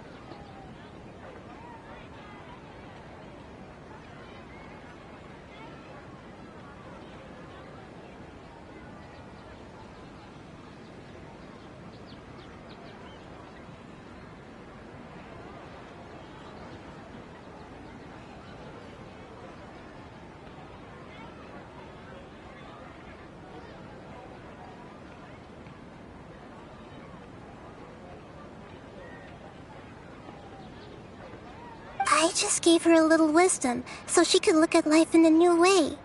So that she could be her own person. But even so, she's still...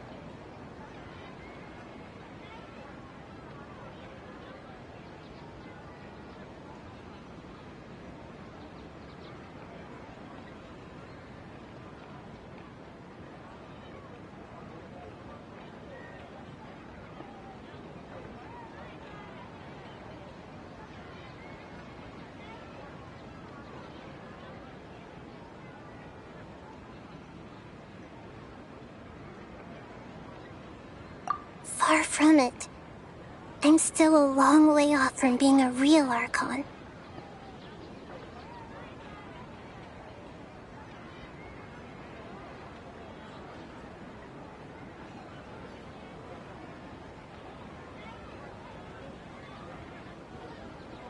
I couldn't even save her. If I were a competent Archon, I wouldn't have let my most faithful follower die at the Sub-Zerus festival with so many regrets.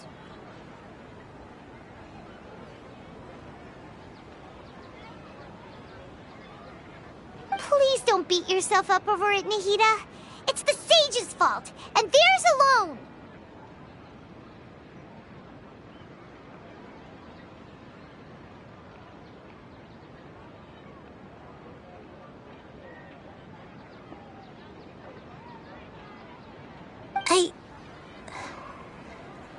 stop beating myself up. All I did was to rationally observe the distance between myself and a real Archon.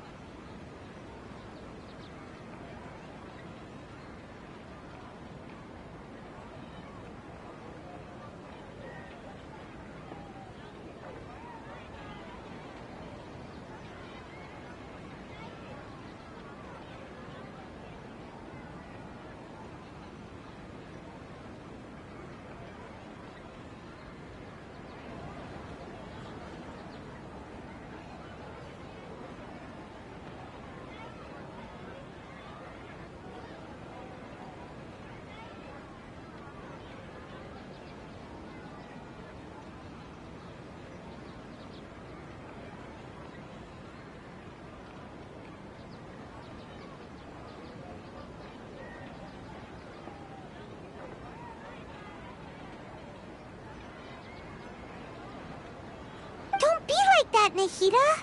Even real Archons are still allowed to be sad.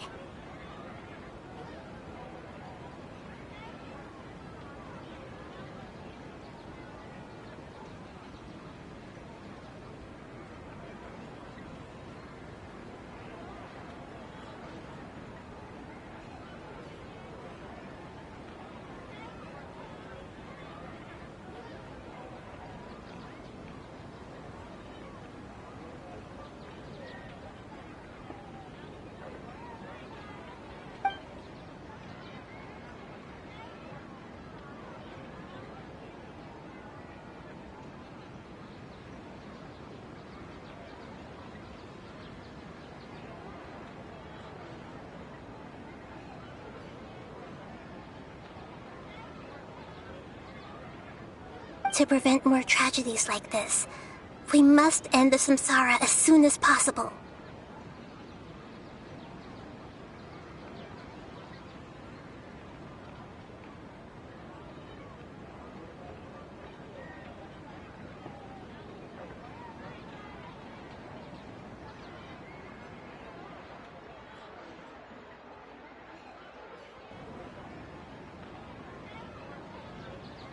Great, but how do we do that? Although the Sub-Zero's festival dream is under the Akasha's control, only humans can dream. Even the Akasha is unable to create them. That means this dream belongs to a host who created it. Huh? So, how should we find that person? Well, if this is someone's dream, then everything here must come from deep within their consciousness.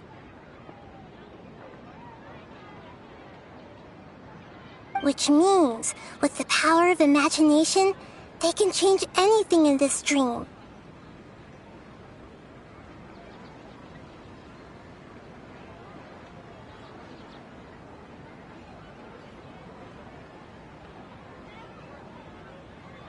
Imagination? What do you mean by that?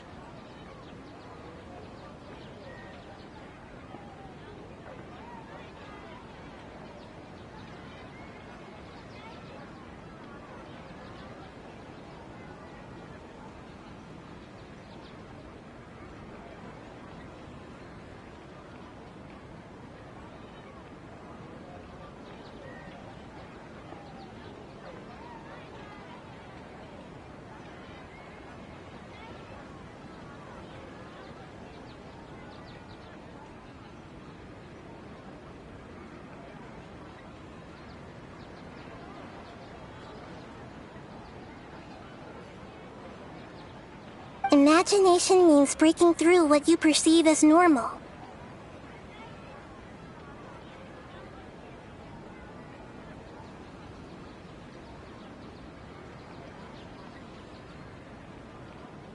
Like when the server at a tavern brings a plate to you, you'd naturally assume that food is on it.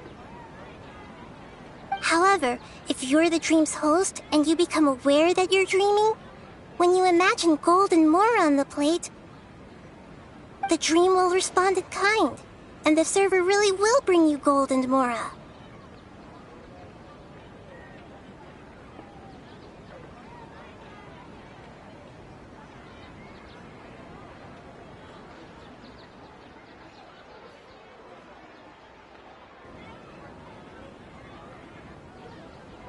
But right now, our host is unaware that this is a dream. No matter how many times they're served, it will always be food.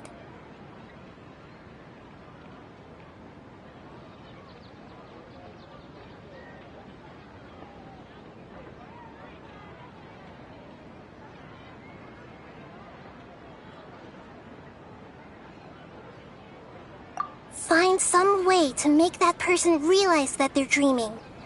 Usually, once that happens, the person will wake up and the dream samsara will be broken.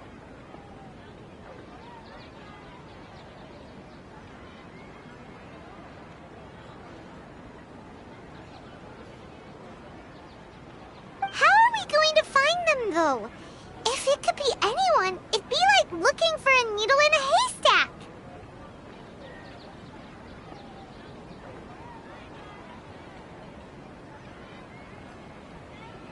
And even if we did find them, how are we supposed to make them realize they're dreaming?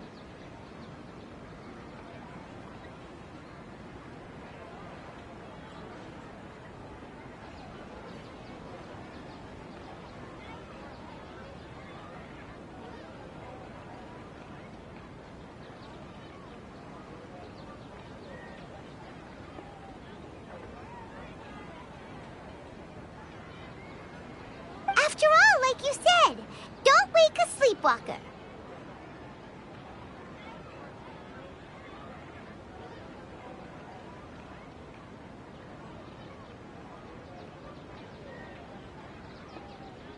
It's extremely difficult, yes.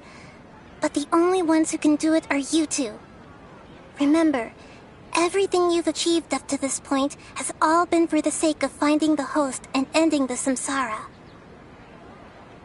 As for me, during this time, I'll be out of town.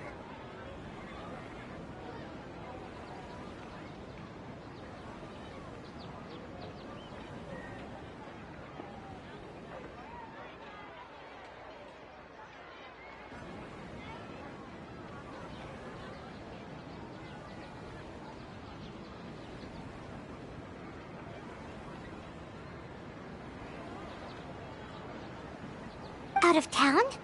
Are you going to that place full of dreams where the traveler went? Yes, I want to try something. There must still be a small wisp of possibility.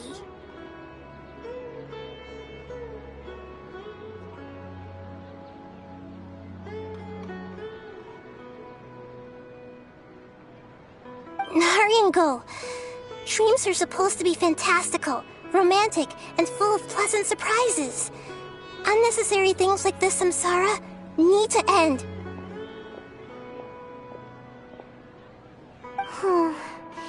Paimon's still a little upset that we've come this far only for Dunyarzad to...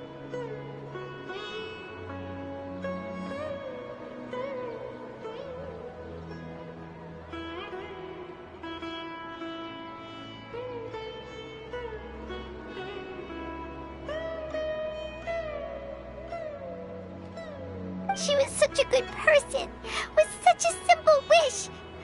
But fate was against her.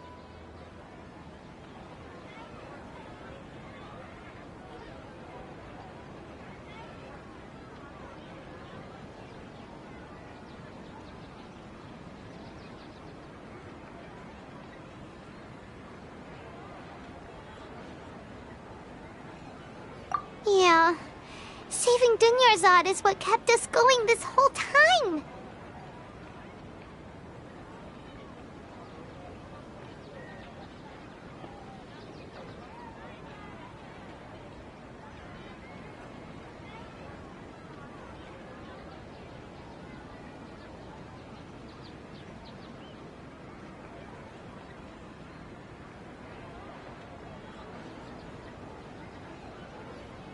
But we mustn't lose hope, Traveler. Dunyarzad would definitely want to see us save everyone else. So let's break the samsara for her sake.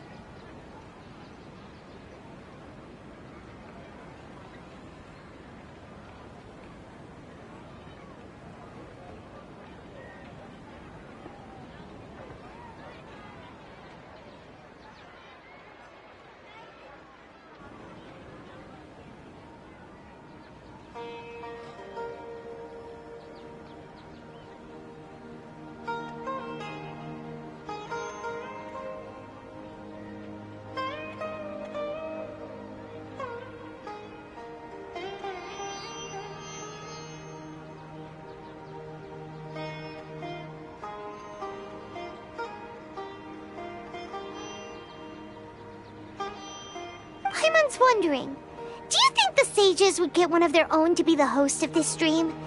Feels like it would be easier to control it that way, no?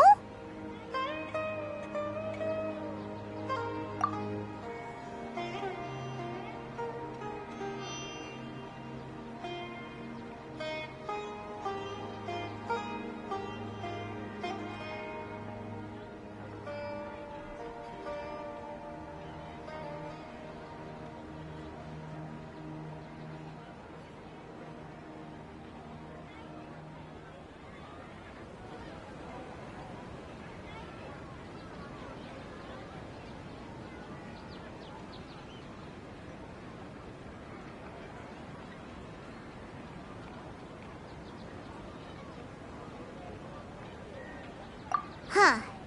That's true. Plus, the sages probably weren't counting on there being other factors beyond their control, like Nahida and us.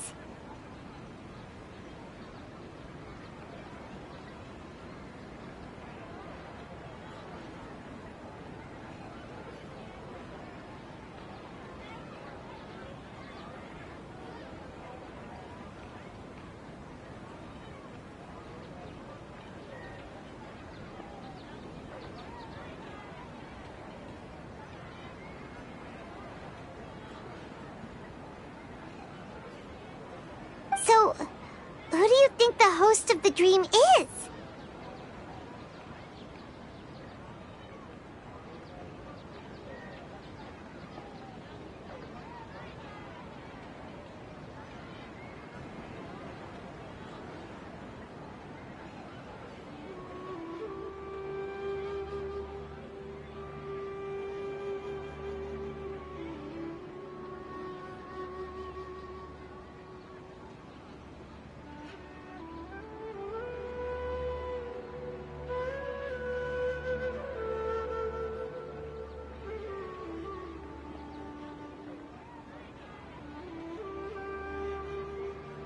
Oh, that would make sense. Ferris, the Knight of Flowers, is a symbol of the whole Sub-Zero's fest. Let's go ask him some questions, shall we?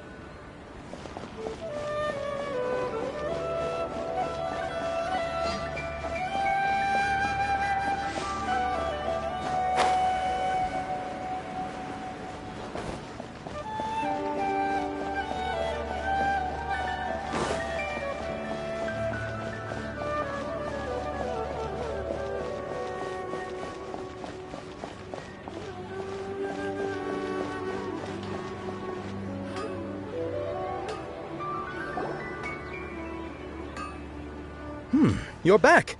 You left in a hurry last time. Is everything okay? Everything's fine. Just, it's a little hard to explain. Would you taking part in a little experiment with us? An experiment? That came out of nowhere. I'm listening, though. What do you need me to do? Could you make a wish?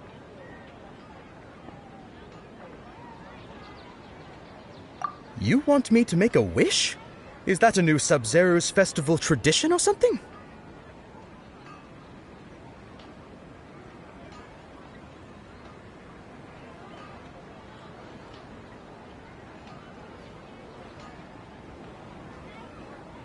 Less questions, more wishing!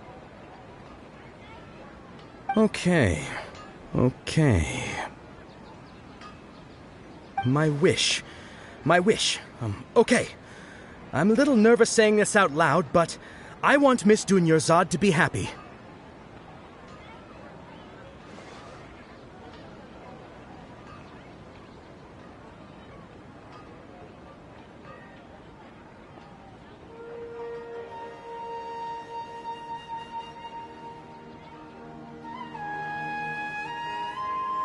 Oh.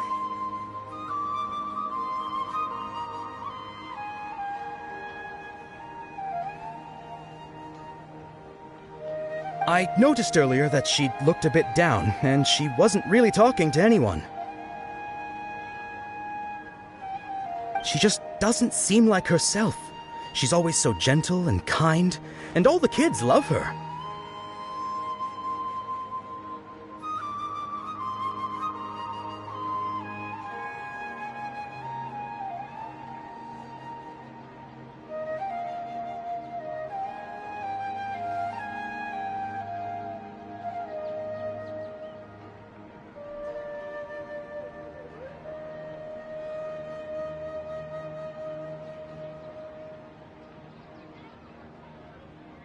I've also wondered if the reason she asked me to be Fairest Knight of Flowers is because I'm special to her, or something.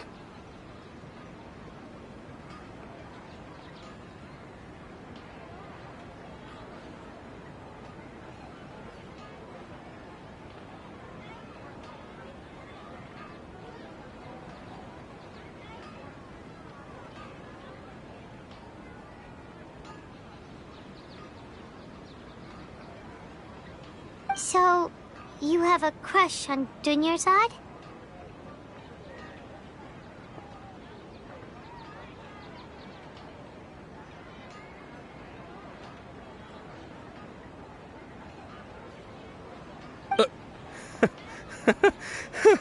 Oh, is it that obvious? After what I just said, I guess it is.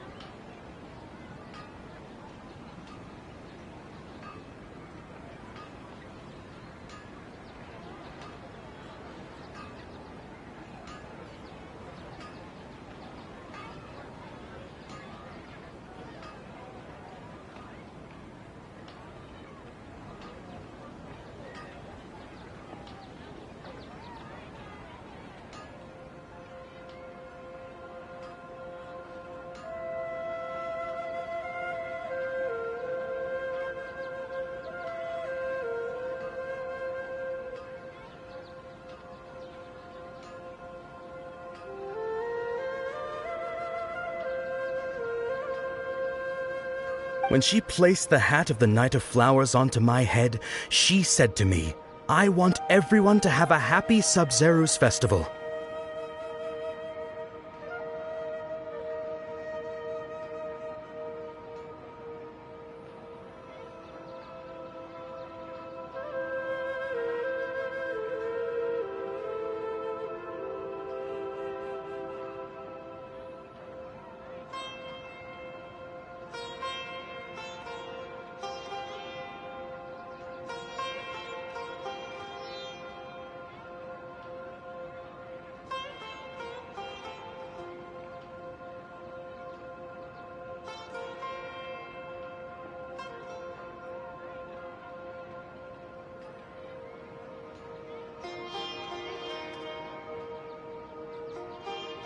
What she didn't realize was that I'm not that interested in how everyone else feels.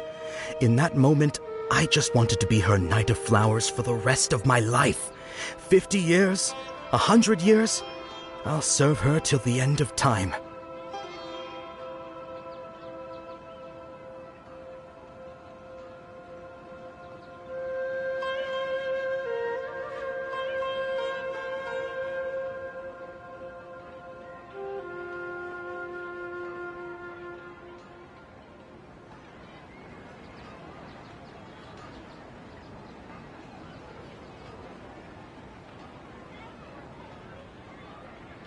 Okay, yeah, that was a bit much. Felt like the right moment to get it off my chest, but that was pretty embarrassing.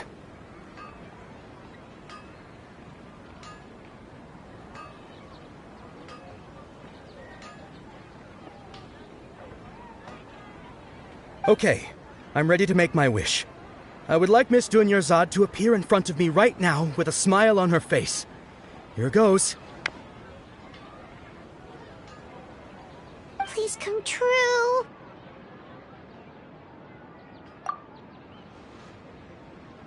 I'm gonna open my eyes. Oh, you're... What? Faki? Sorry, but only one portion of Yalda candies per person. Back home you go.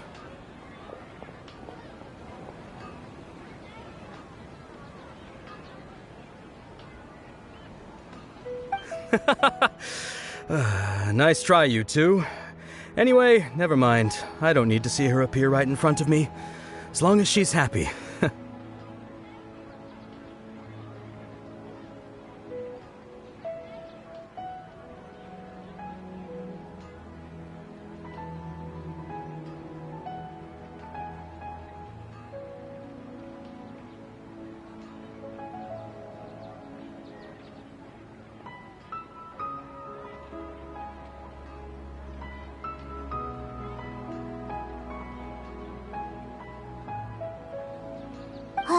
Guess he isn't the host of this dream after all. Should have expected it wouldn't be this easy.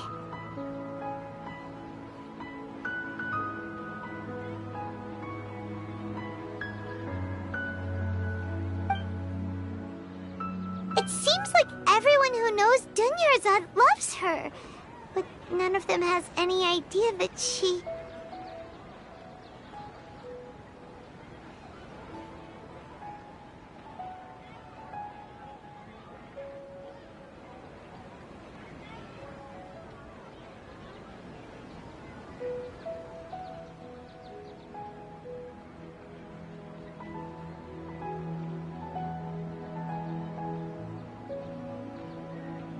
My lady, step back. That sounds like Tia! Oh, right. This is when Dunyarzad bumps into the kidnappers.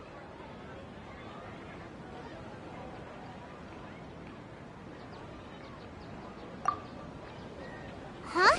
But Tia can handle them. Hey, Traveler!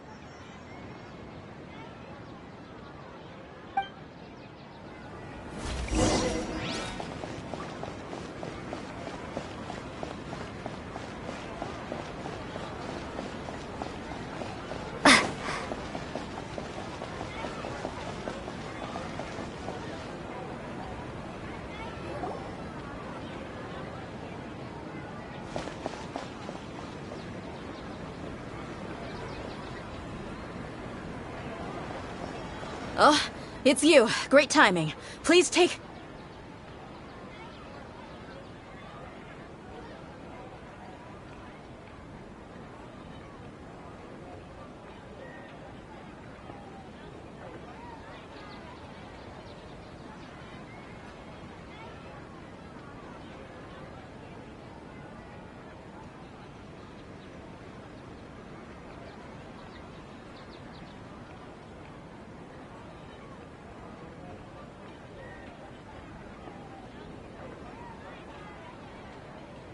Hey, this is my job. The homie Yannis pay me, not you.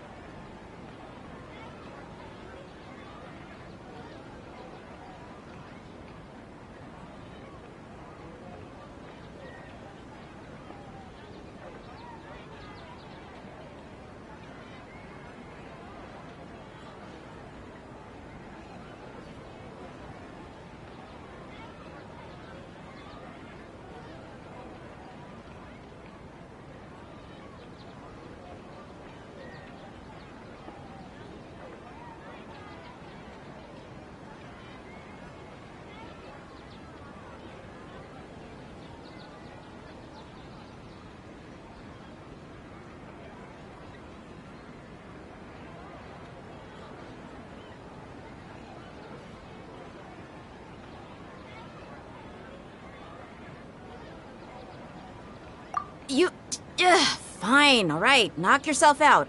Why are you so worked up anyway? It's not like I don't trust your fighting skills. Anyway, watch yourself.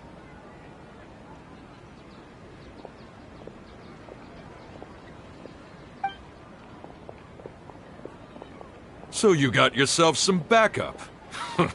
Suit yourself. You're going down!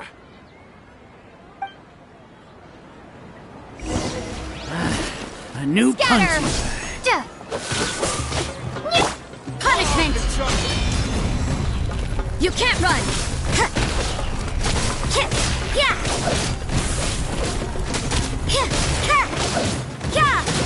No more tricks up your sleeve! Cool it! This moment will be frozen in time.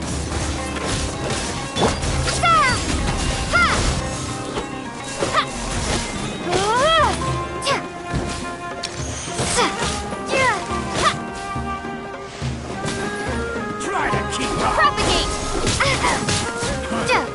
You want this one?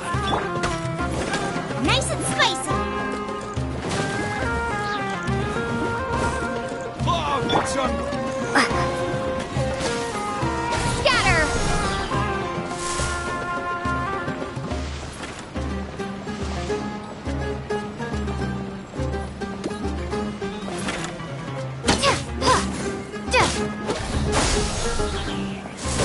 I'll be back. Following orders. Law of the jungle! Propagate! Out of the frying pan, into the fire!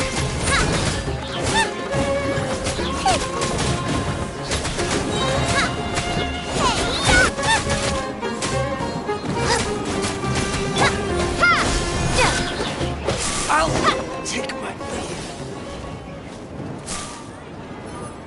Traveler, were you just taking your anger out on those guys?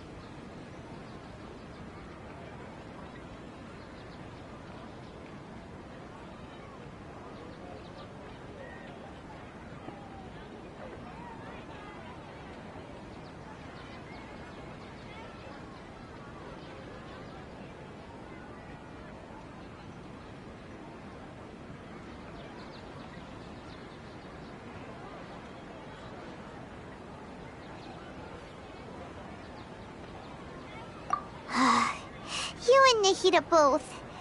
Dunyarzad wouldn't want to see you two like this.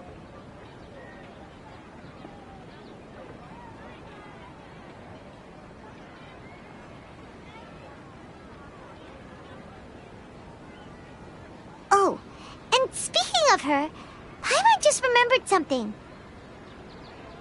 Remember how during the first Sub-Zero's festival, before the Samsara started, we came here with Dunyarzad because she wanted to pick something up?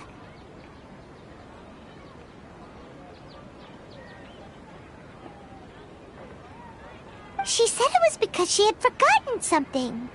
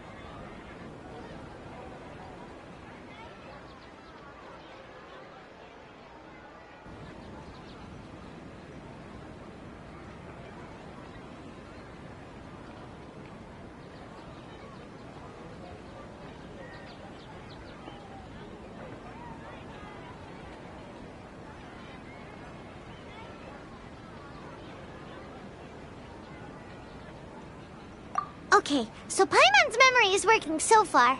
Anyway, Paimon also remembers that she is staying somewhere around here.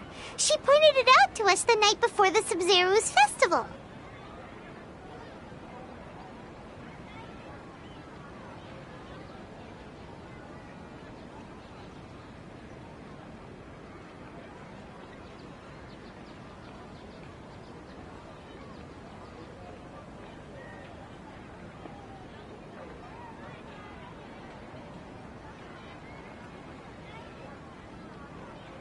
Yeah, even if it's only a tiny clue, it'll probably still help us more than this needle in a haystack search.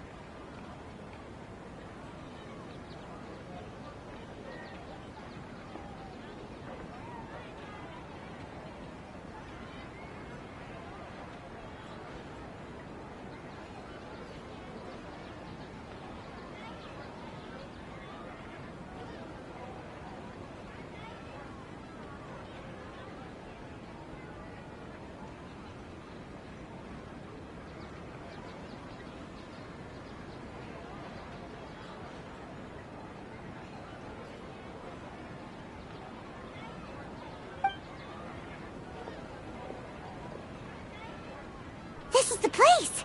It's rude to enter other people's spaces without permission, but desperate times call for desperate measures!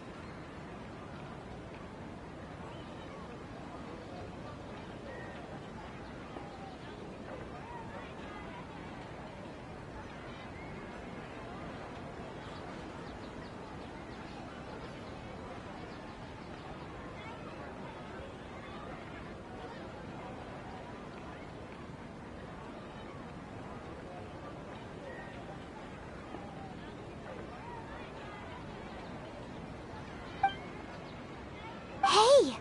The windows are unlocked! Okay, Paimon's gonna take a peek inside.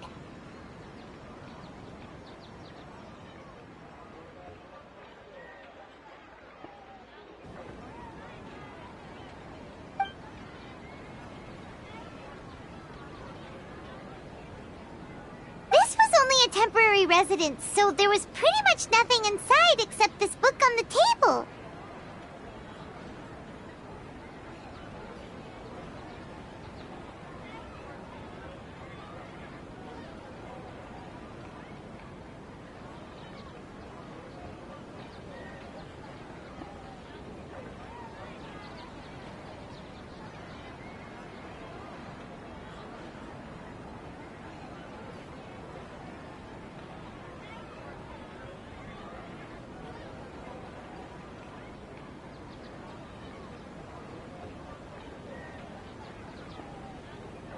Should we open it?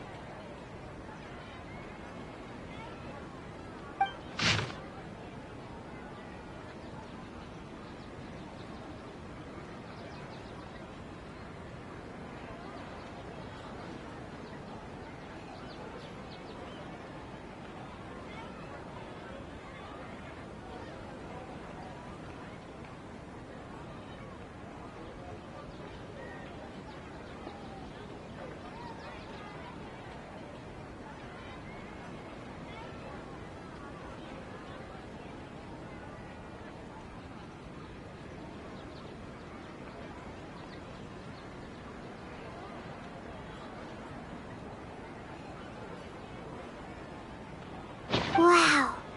Dunyarzad wrote all of this. Sounds like she was always thinking of us even while we were away.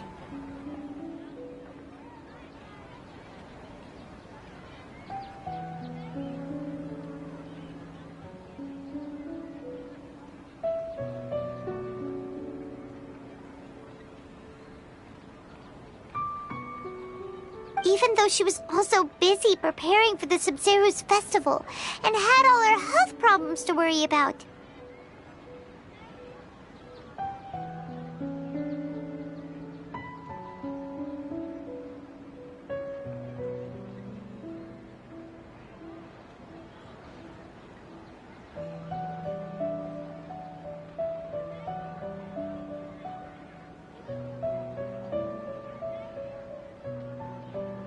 She must have wanted to give this to us as a gift on the day of the Sub-Zero's festival, right?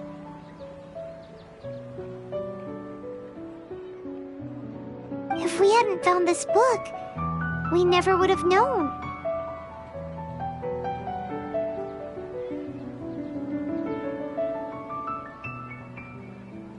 But now that we know, we can't even thank her.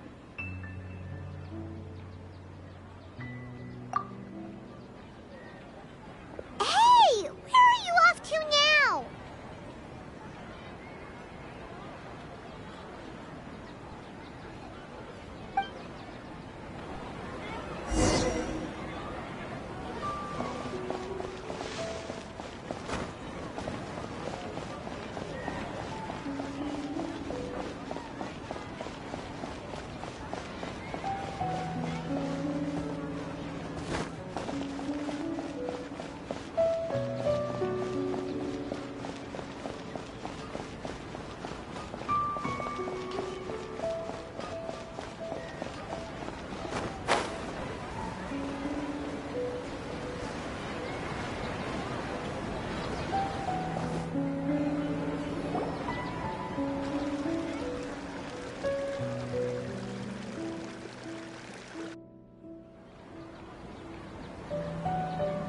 It's Dunyarzad's puppet.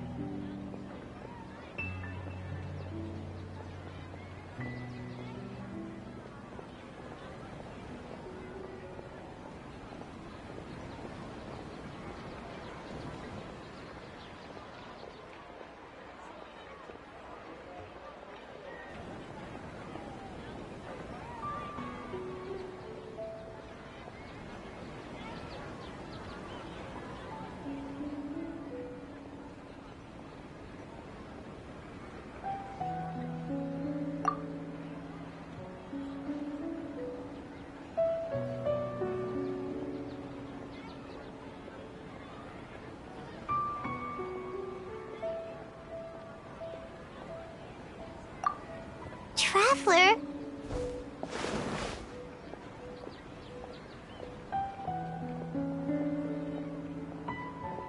You must be exhausted.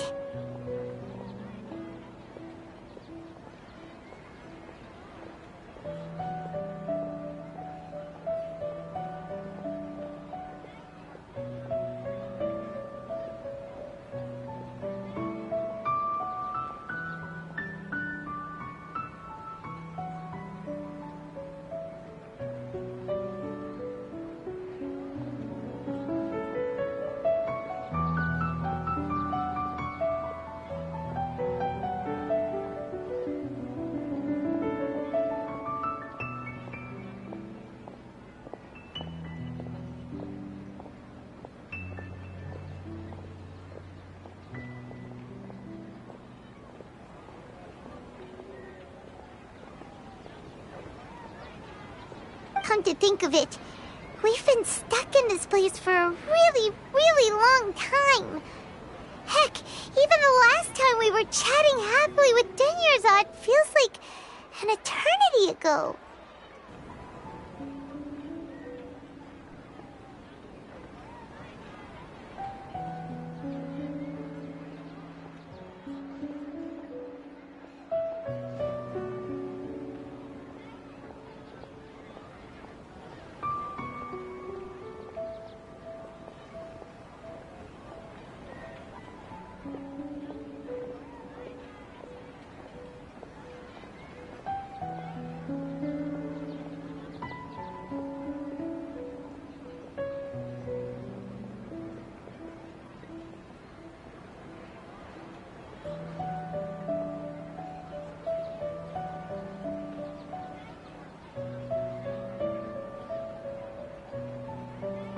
Paimon still remembers when we were sitting here, and the way her eyes sparkled when she talked about Nilu's Dance of Sub-Zerus.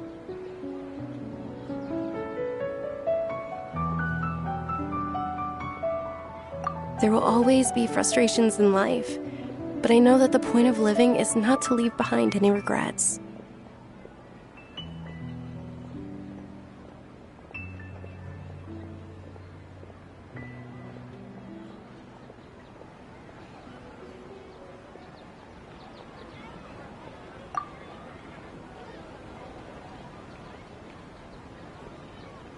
That was what the real Dunyarzad said, wasn't it? Does that mean...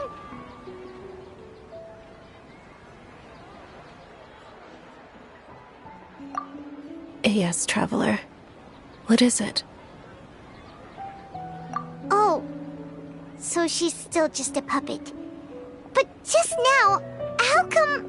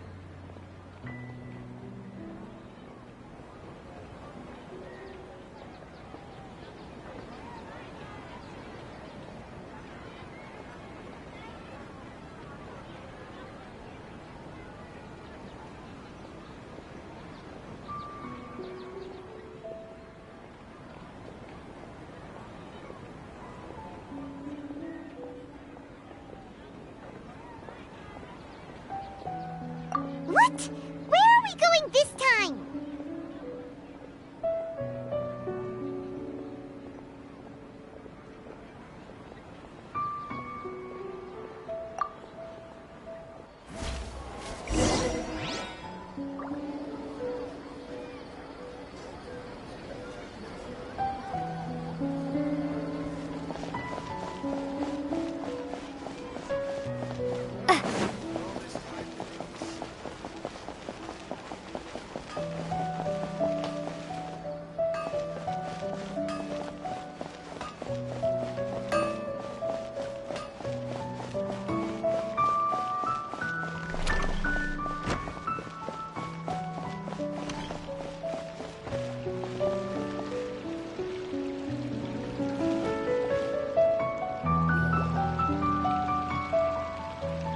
If you continue to resist, we will have to order an investigation into every single event organizer.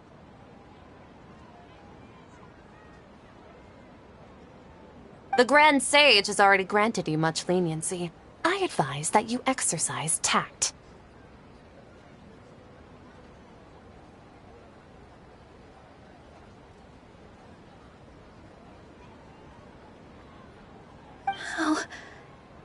How did things turn out like this?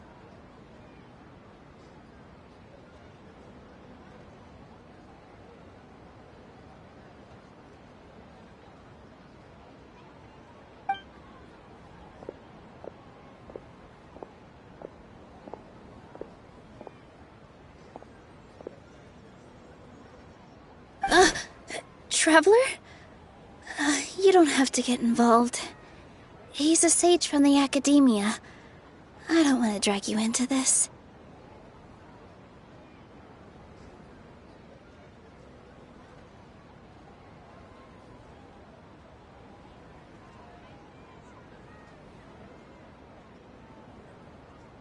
Traveler.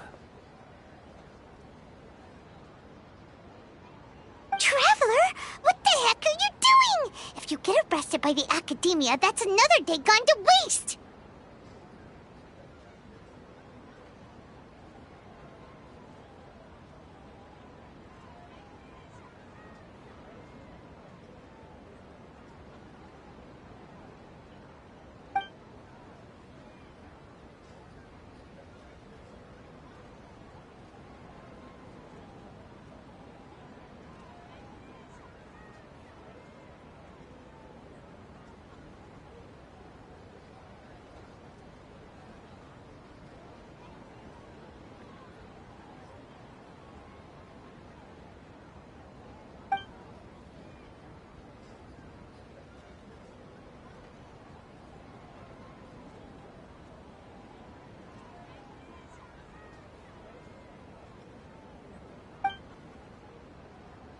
Wait, they're not reacting! Have they been scared stiff?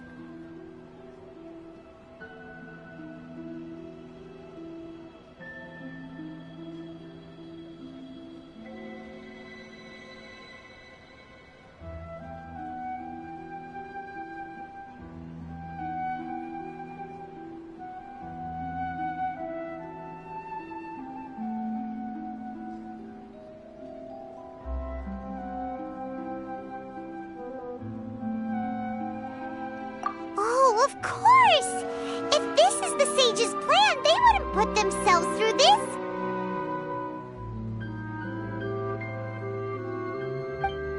So they're just substitutes!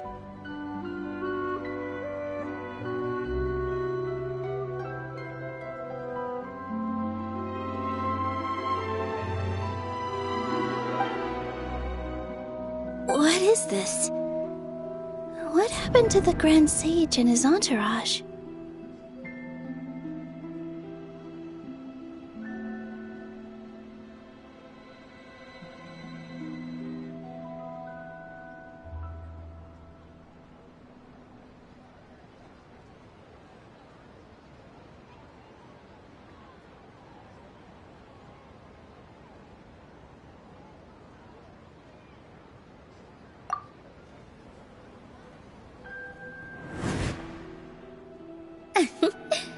Like I said, they symbolize the goddess of flowers.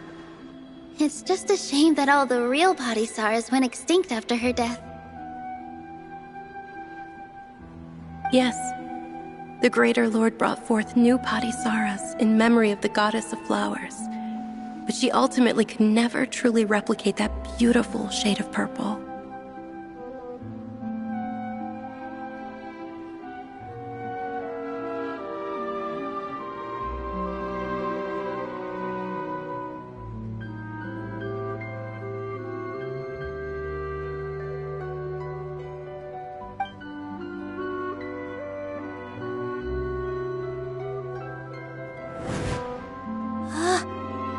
Beautiful shade of purple.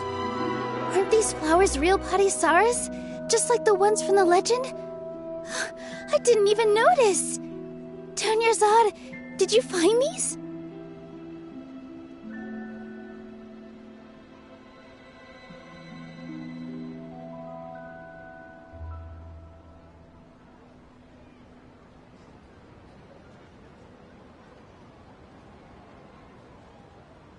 But didn't you just say all the real flowers went extinct after the goddess of flowers passed away?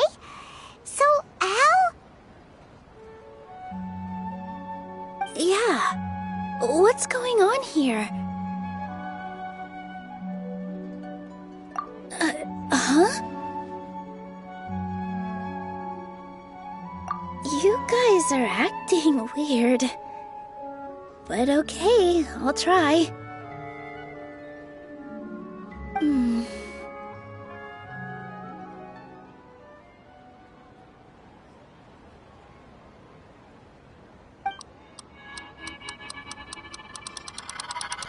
Hey!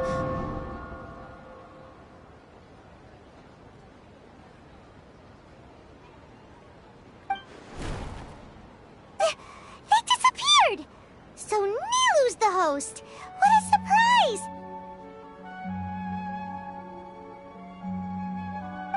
Patisaras don't exist in the real world anymore. But in Nilu's subconscious, they can appear as decorations on the stage.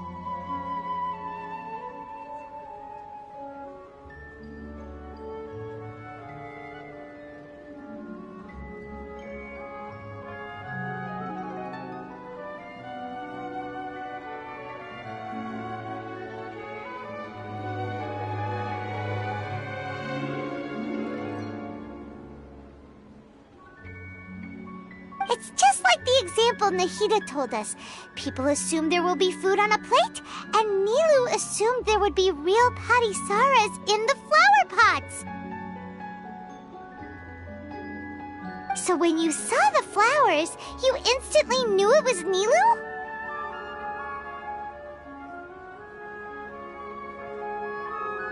But if we want to end the samsara, we need the host to become aware that they're dreaming.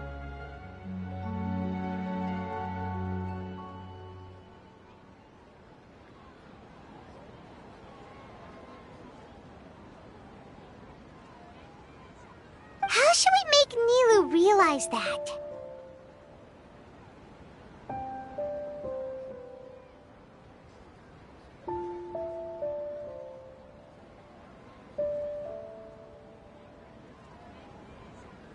Am I dreaming?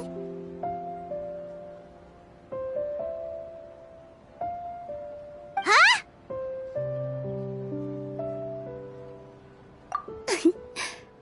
So I'm right. Is this Lesser Lord Kusanali responding to our celebration of the Sabzeruz festival?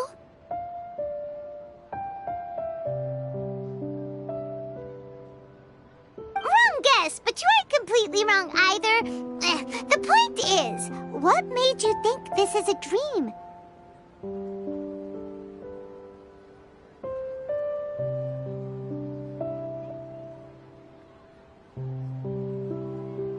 As far as you know, people in Sumeru don't dream, right? Yeah, but have you heard the tale of the first sage? To prevent a calamity, he went on a journey to find the Dendro Archon.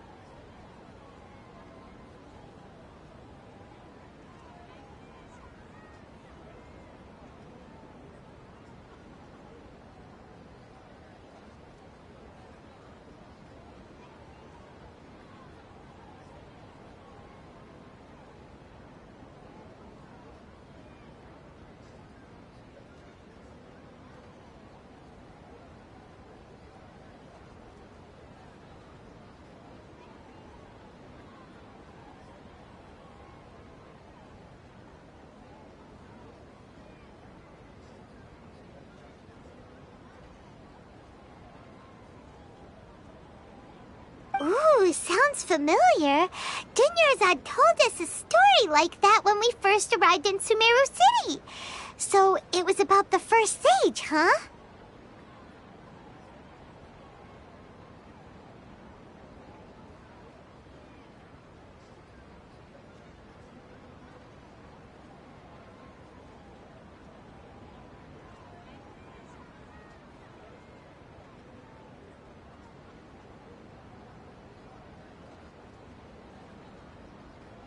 Yep, but in the part you heard, he hadn't become the first sage yet. There's more to the story. His piety and wisdom were acknowledged by the Dendro Archon, and she finally gave her blessing to him.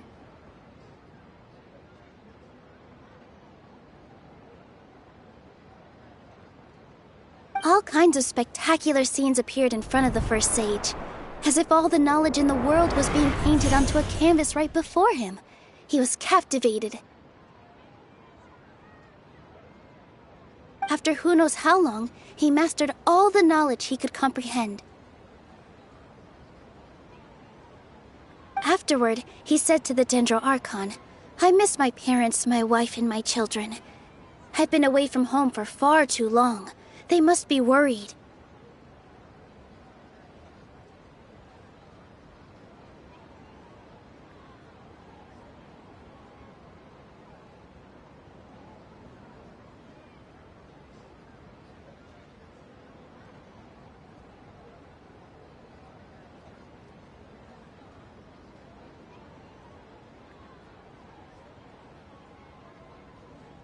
The Dendro Archon smiled. The next second, the sage found himself lying in his bed, as if he had just woken up from a dream. His wife, lying next to him, said, "You're off to search for the Dendro Archon today, aren't you? Have a safe journey, my love."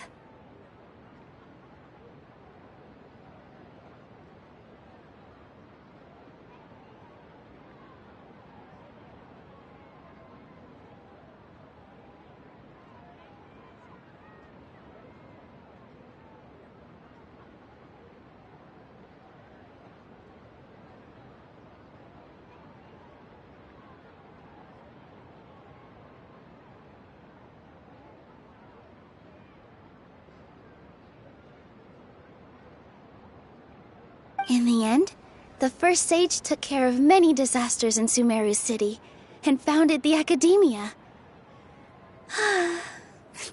What a happy ending.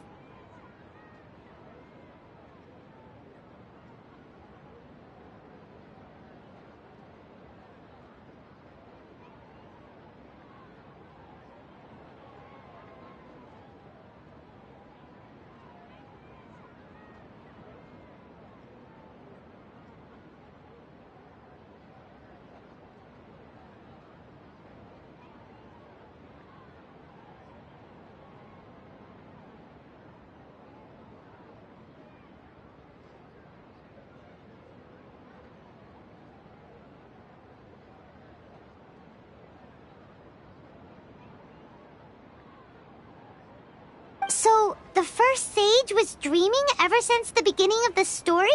He never went on his journey?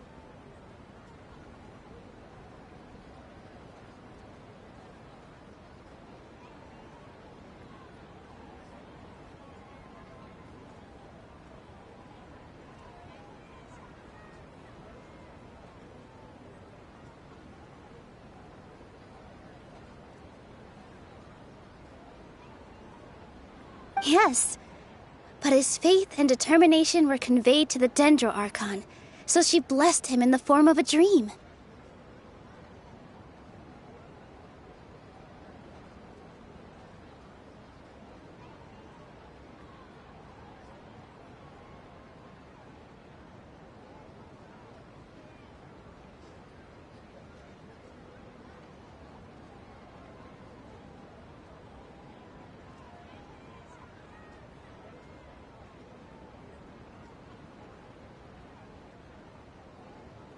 Paimon understands where you're coming from now.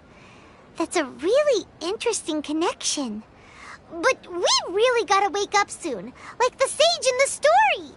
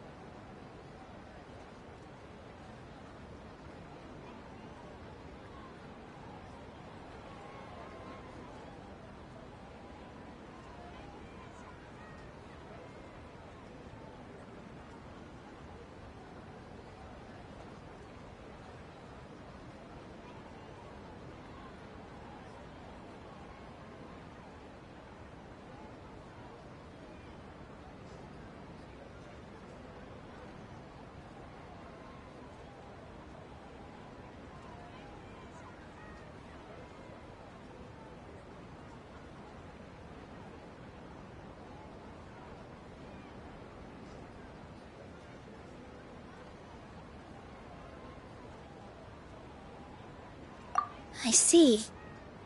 Well, it just so happens that today's Sub-Zero's festival is almost over, too.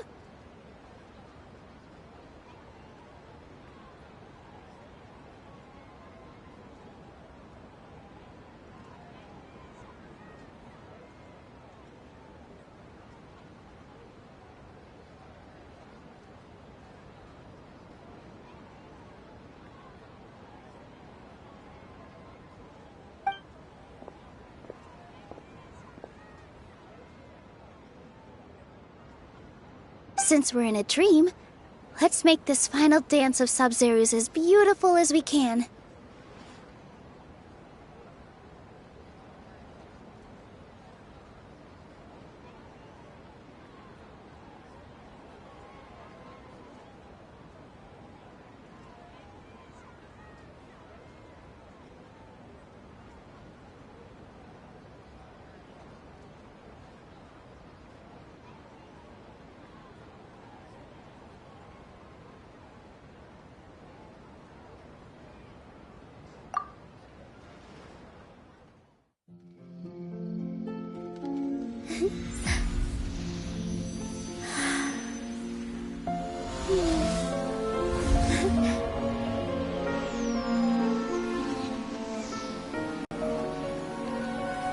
The wait is over, everyone.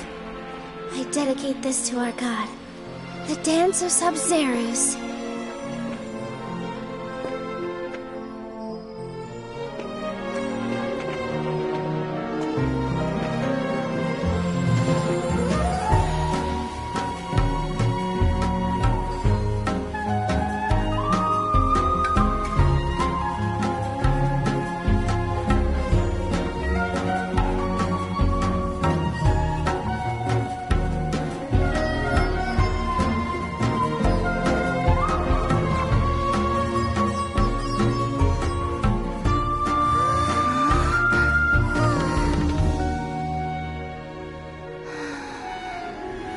I'd be lying if I said I had no regrets.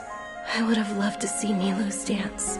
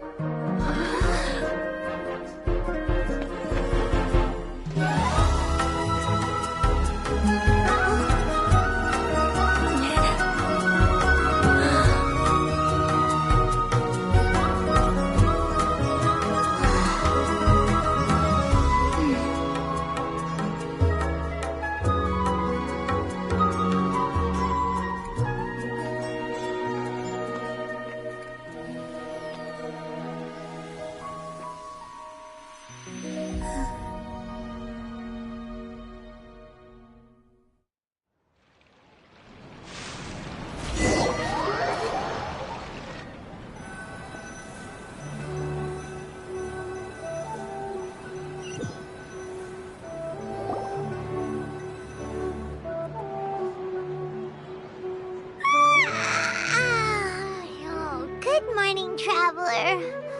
Oh, Paimon feels like she's been asleep for the longest time.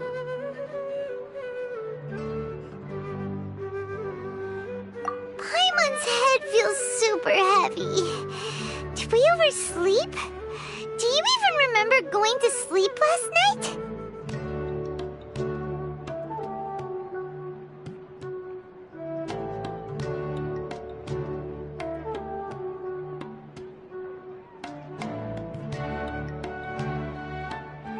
Paimon thinks it was after the Sub-Zero's festival. The Sub-Zero's festival! Have we finally escaped from the Sub-Zero samsara? Quick! Take off your Akasha terminal!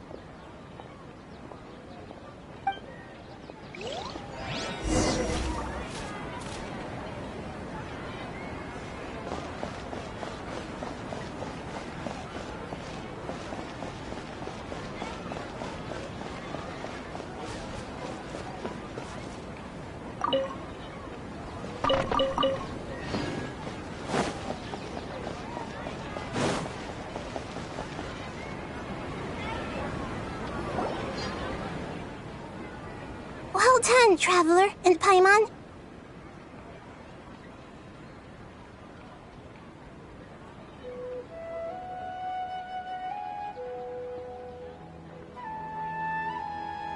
And thank you, Dunyarzad, for organizing the Sub-Zero's festival for me.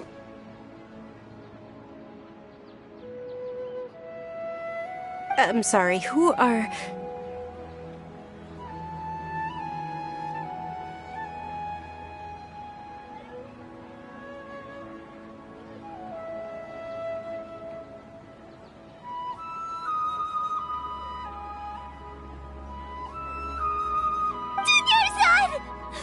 You're okay! Oh, don't scare us like that! Oh, Traveler Paimon. I have something amazing to tell you.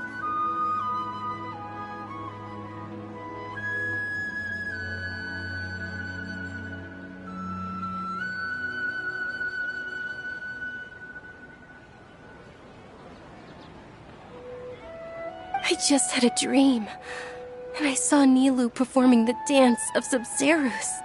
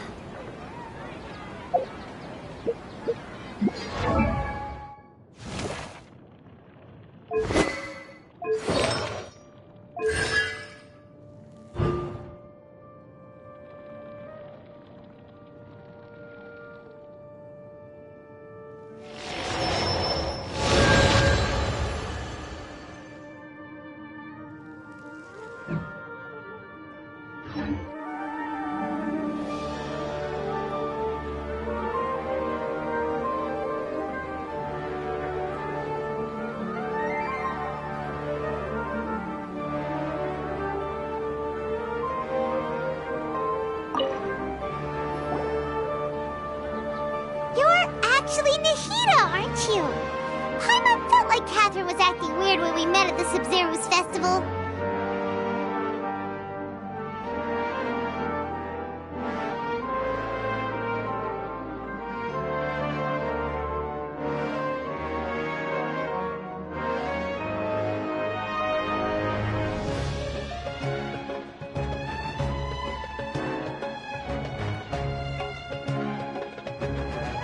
And Dunyarzad, did you save her?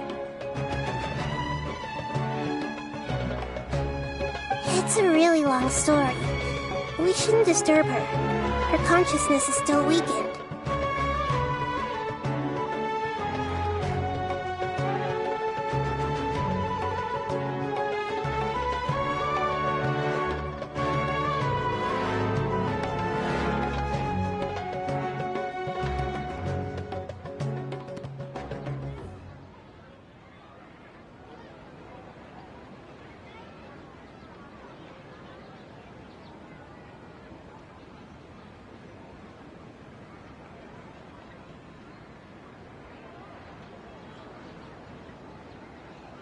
Let's chat somewhere else. How about by the Traveler's favorite bench?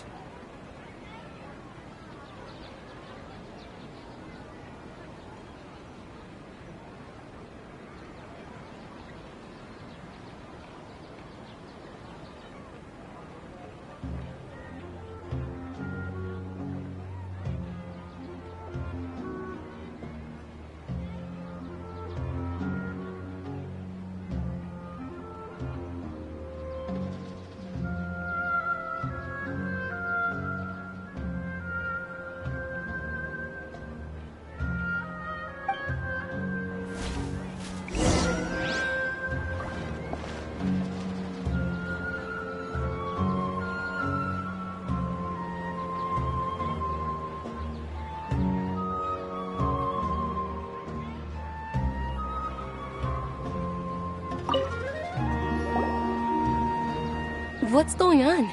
Why are you two so excited to see me? Hasn't it only been a night?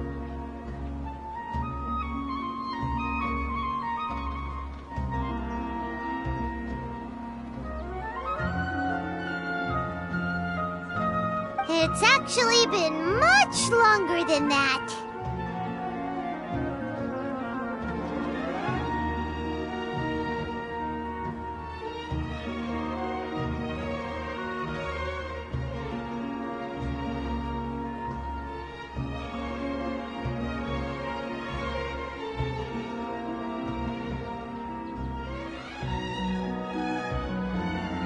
Oh? Strange. Was I really asleep that long? No wonder I have such a headache.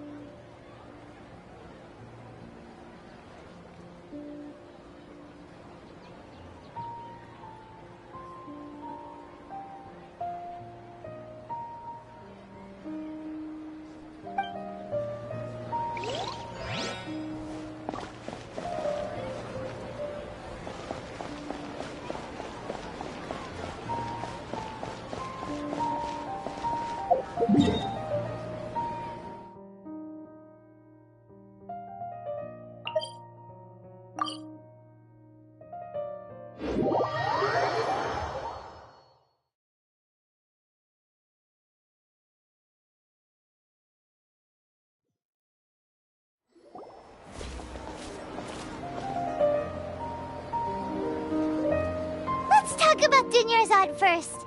It's such a relief that she's all right.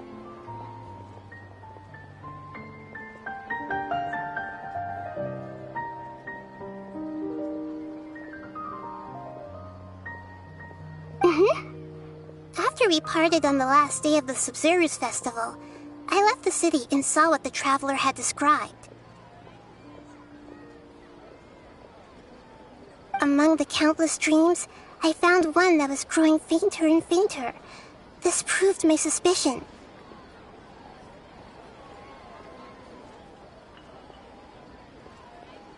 Once Dunyarzad could no longer bear the Akasha harvesting her dreams, her consciousness began to dissipate. But this also meant it escaped the Akasha's control. Such a small fragment of consciousness can't last for very long, though. It will return to its original dream, where both will gradually fade until they completely disappear.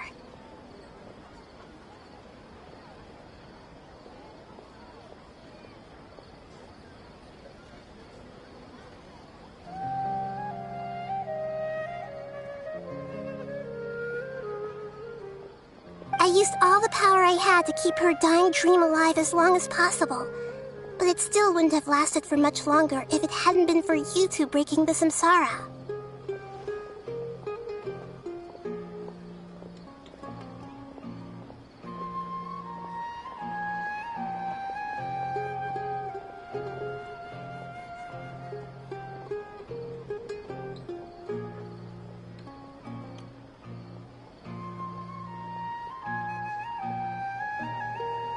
So it looks like we did manage to save Dunyarzad in the end. And not a moment too soon.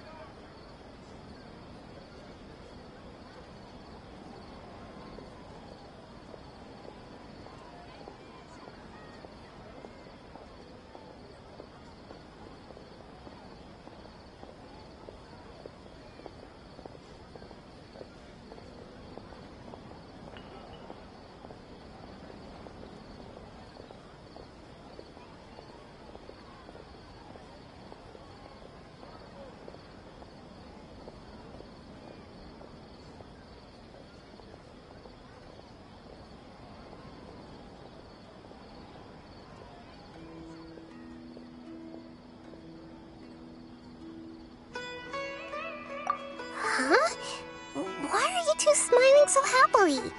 I thought you'd be so moved that you'd start crying. I need to spend more time observing human emotions.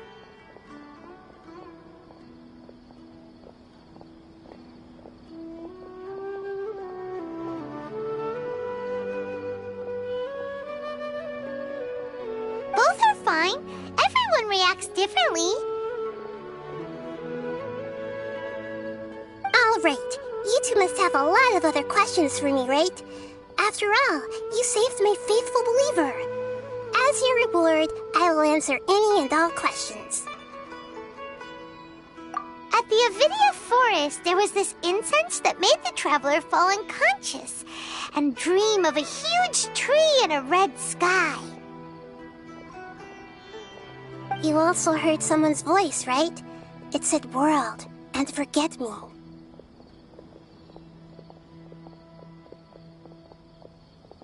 Yeah, so you do know! We've been wanting to ask you what that was about, and if the red sky was related to Conria. It seems like the traveler established a connection to Irminsul. That was a message left by Greater Lord Rukkhadevata's residual consciousness in Irminsul. Perhaps her last memory before she died.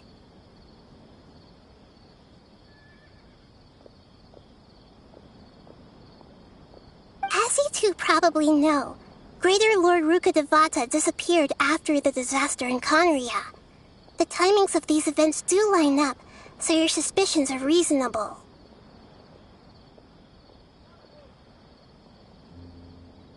A message from Greater Lord Rukkhadevata? We thought it was from the Scarlet King!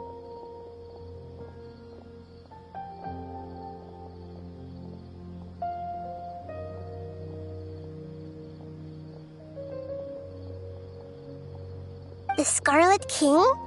That god who died even longer ago? Some present-day desert dwellers still worship him. You probably just heard some of their conspiracies.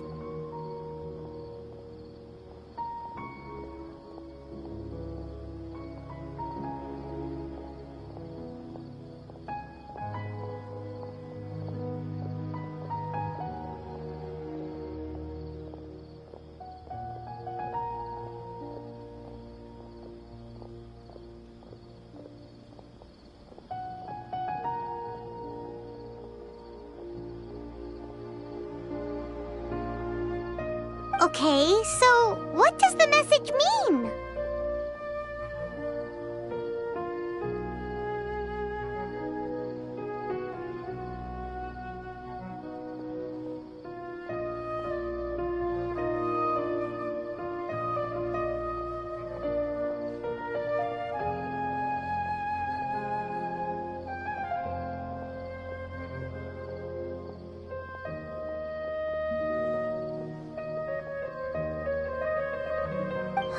I still haven't managed to decipher it. Even the Akasha isn't currently capable of doing that.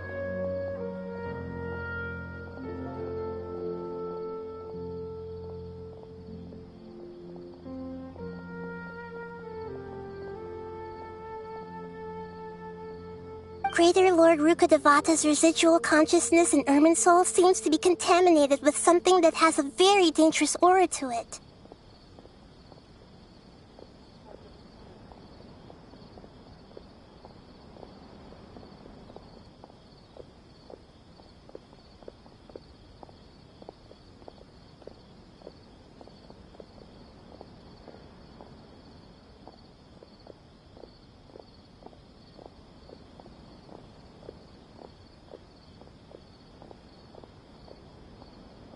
Many devoted scholars go mad as soon as they connect their consciousness. I've warned the Academia about this many times, but people still keep falling victim to it.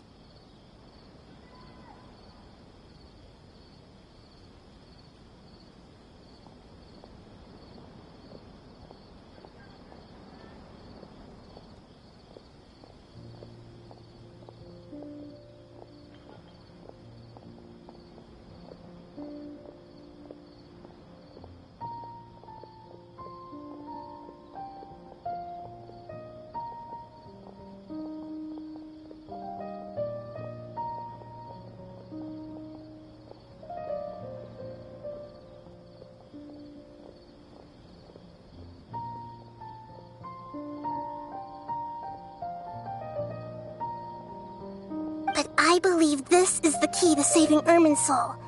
That's why I've kept trying to decipher it.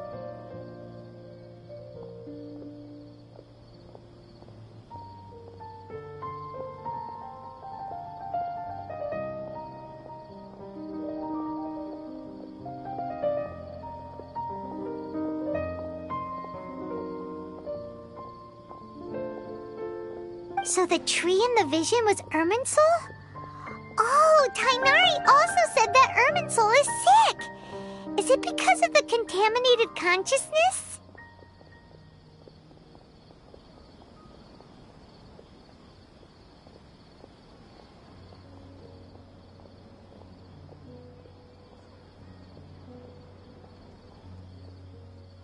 But even if you can't figure out what that vision was all about, it seems like our search for you was all in vain.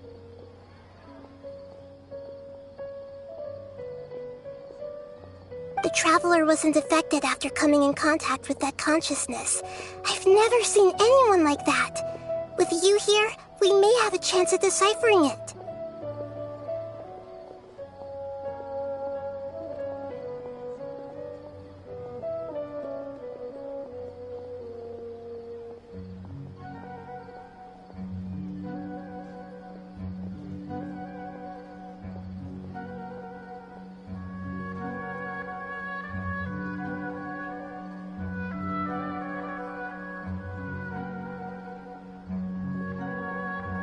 No, we must decipher its secrets.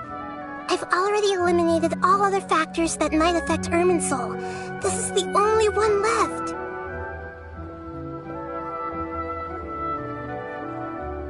This puzzle has life and death at stake.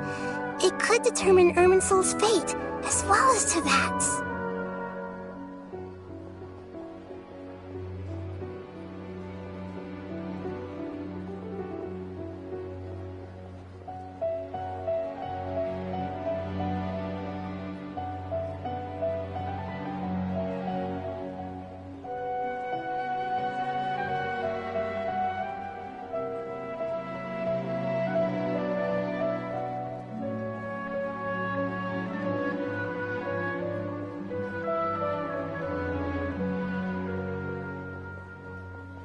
To be accurate, I'm using the Akasha as a medium to occupy Catherine's consciousness.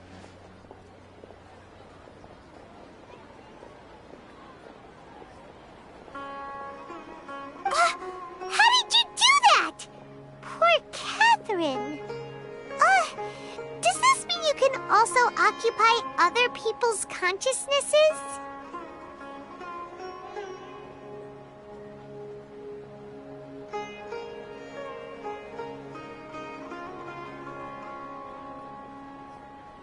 Theoretically, I can enter anyone's mind as long as they're wearing their Akasha terminal. The Akasha is the legacy of Greater Lord Rukkhadevata.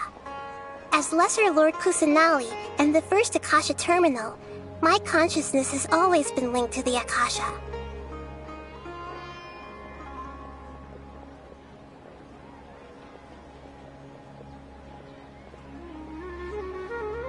I've always respected my people's free will, so I've never actually occupied their consciousness. When necessary, I just borrow this bionic Snezhnayan puppet.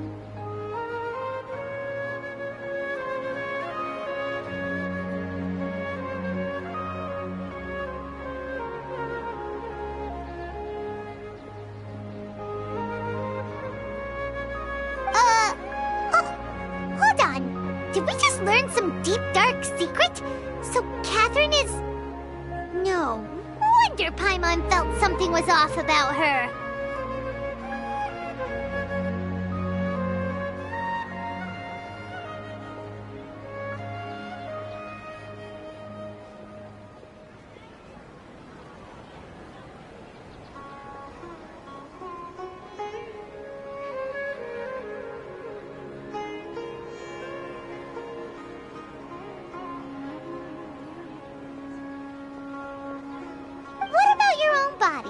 Why do you need to borrow other people's?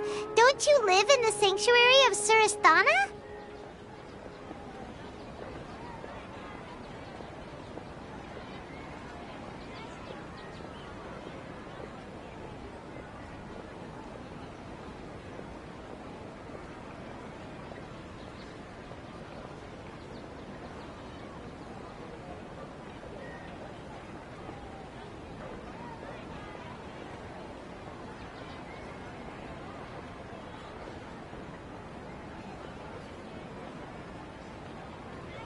That story begins a long time ago.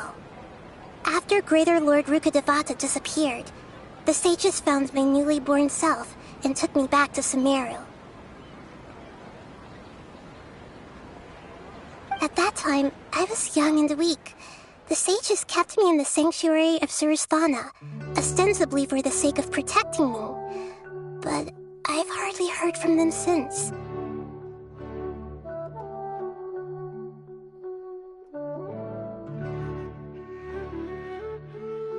However, I do understand that they had hoped to find Greater Lord Rukkhadevata instead of me, a symbol of her passing.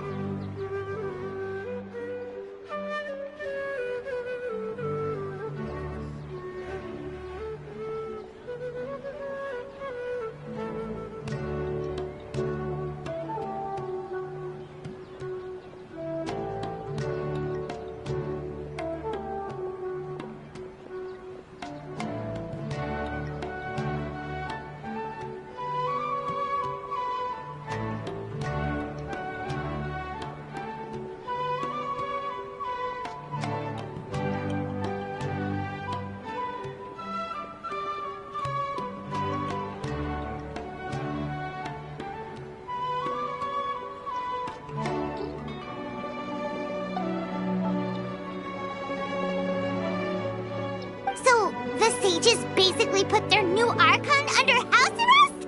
How dare they! Why don't you teach them a lesson, Nahida?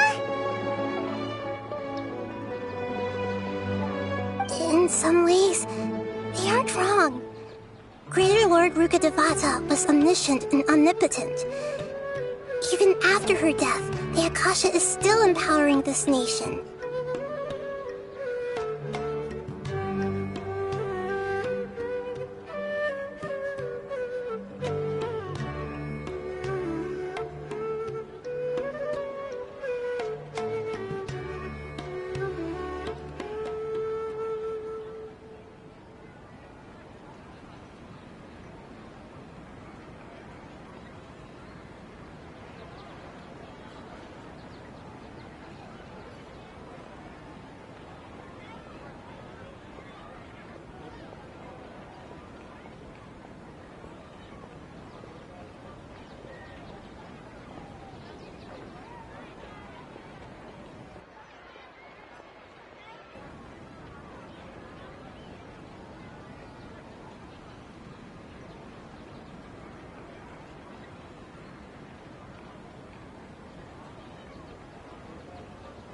And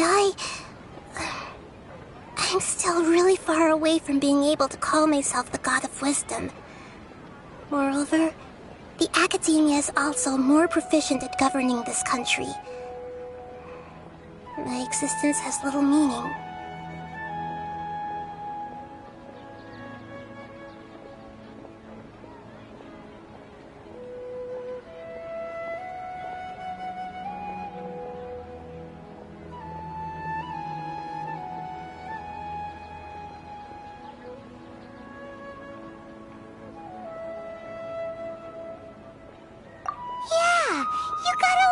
Believers. Just look at the Sub-Zero's festival. Everyone who showed up truly loves you.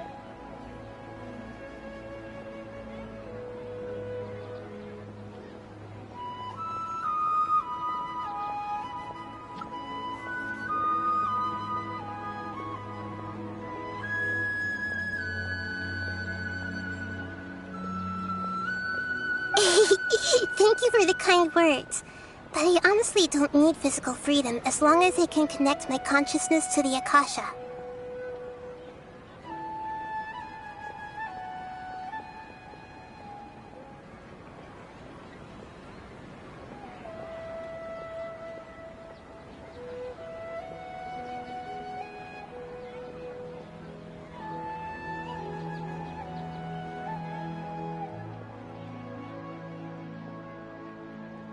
Trying to find a way to save Irminsul is my life's mission and top priority.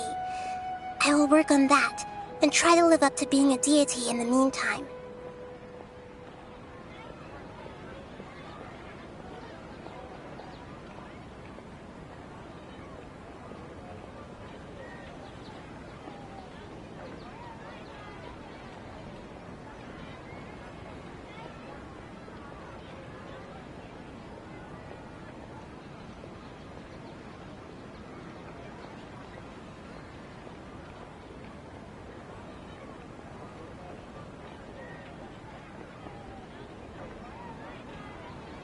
Every once in a while, I will also take up the duties of the God of Wisdom and enlighten a lost soul here and there.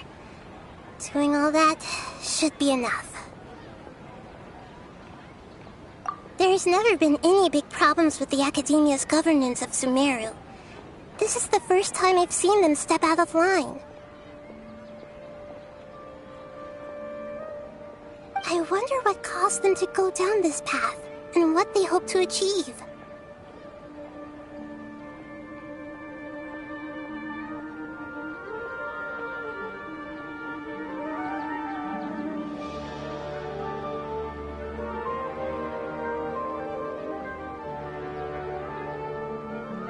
Even though the city's residents haven't noticed anything strange, if the traveler hadn't broken the Sub-Zero's samsara, the situation could have become dire.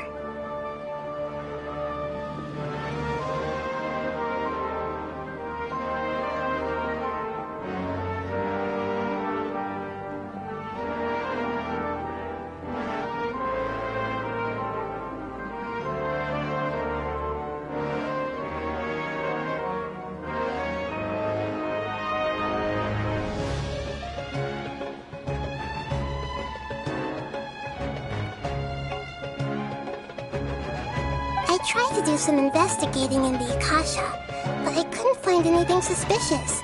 And all the people of interest seem to purposely avoid wearing their Akasha terminals.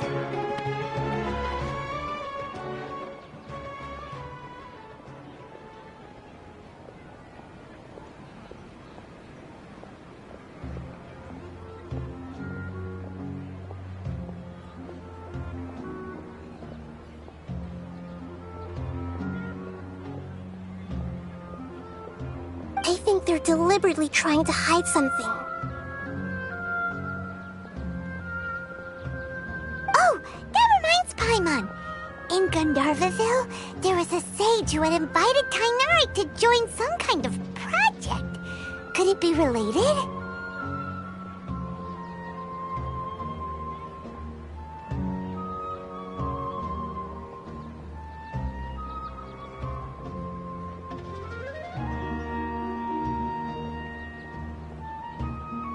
Regardless, I need to first investigate the sage's motives, make things right, and punish them if needed. But I'll have to be discreet, or they'll see me coming.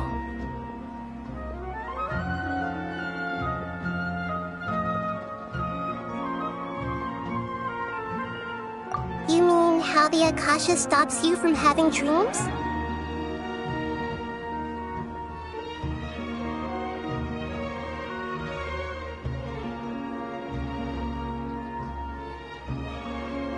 Yeah, it's been such a long time. No one's noticed something's up?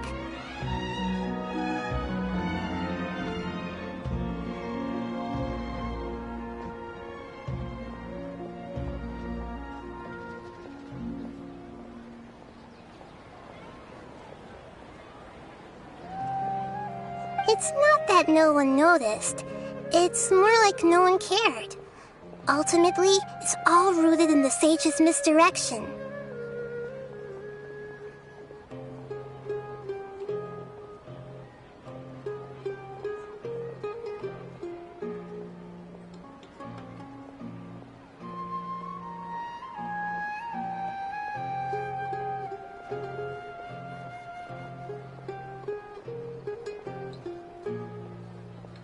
Misdirection?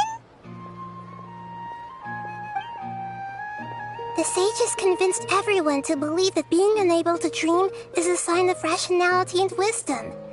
Not dreaming is a badge of honor in Sumeru.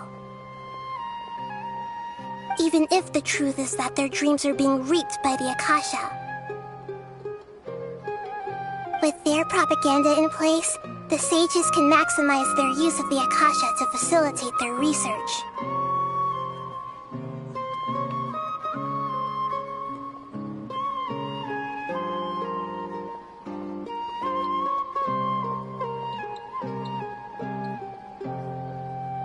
Besides, Greater Lord Rukkhadevata must have created the Akasha in the hopes that it could be used to its full potential. That's why I've never come out strongly against this.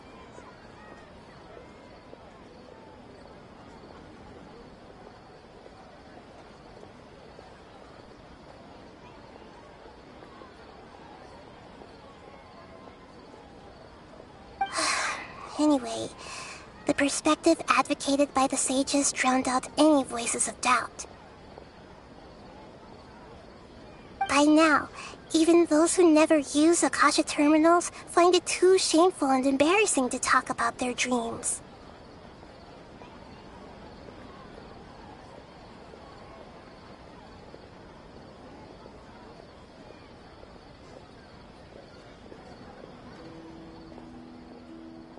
Got it. I hope my answers were satisfactory, seekers of knowledge. To be honest, maintaining Dunyarzad's fading dream took a lot of mental energy. I think I may need to rest for a while.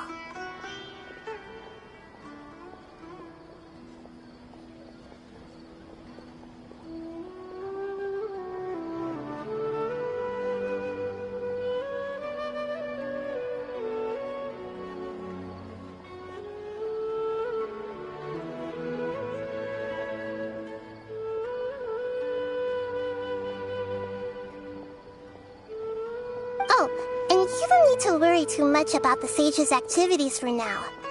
The Akasha won't be able to conduct another project on the scale of the Sub-Zero's Samsara in the immediate future. Go and get some sleep. Leave everything to us.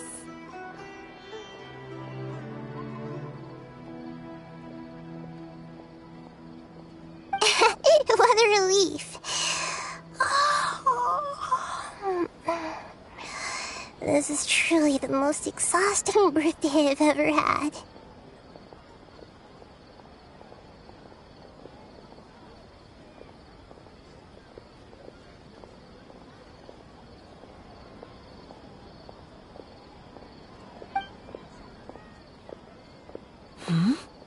Traveler? Paimon? Why am I here? Do either of you know?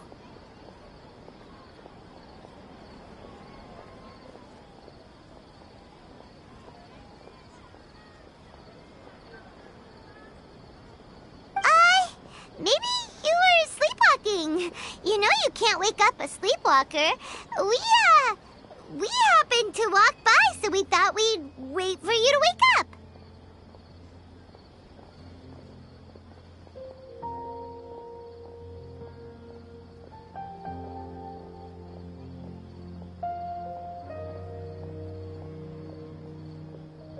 I see. Huh. I should visit my maintenance personnel sometime. Oh, I'm fine. I better go. Thank you.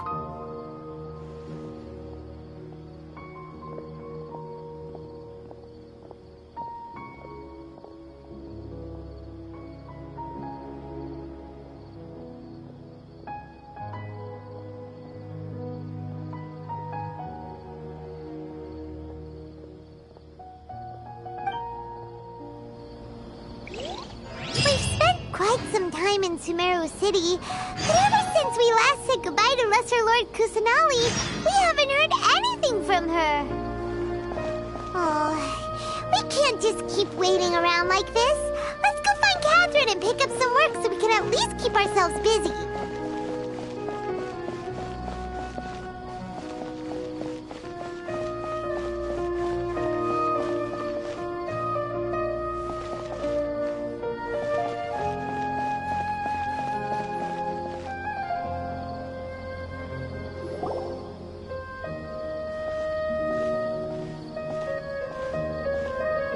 Astra Avisask.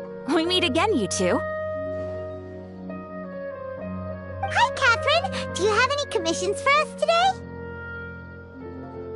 Commissions, huh? Let me think.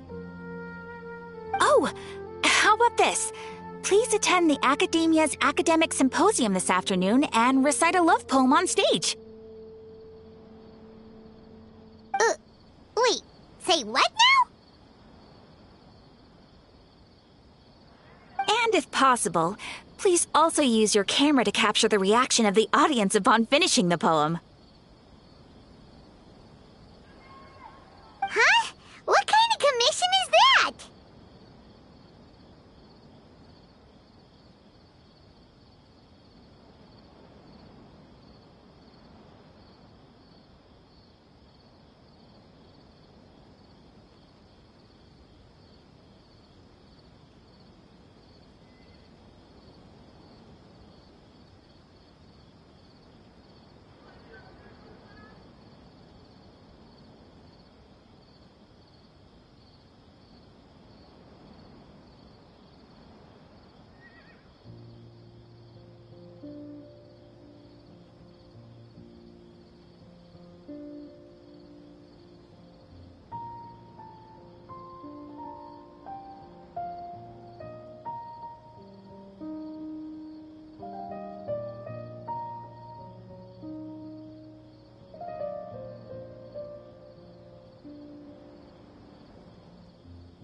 I see. It appears that you're not interested in this commission.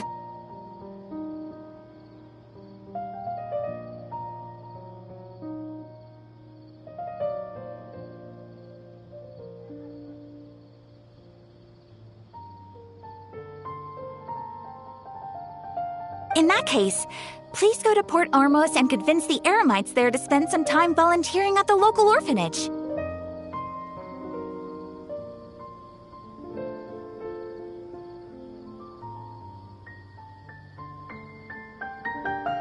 Hey, that's not any better.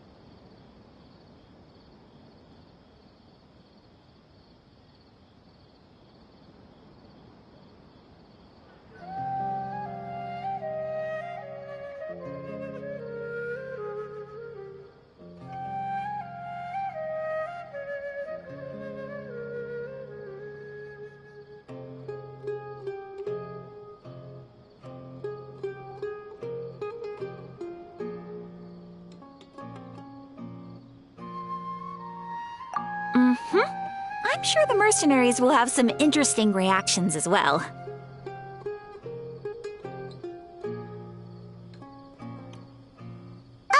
Paimon's gotta ask, just who exactly has been submitting these commissions to the Adventurers Guild?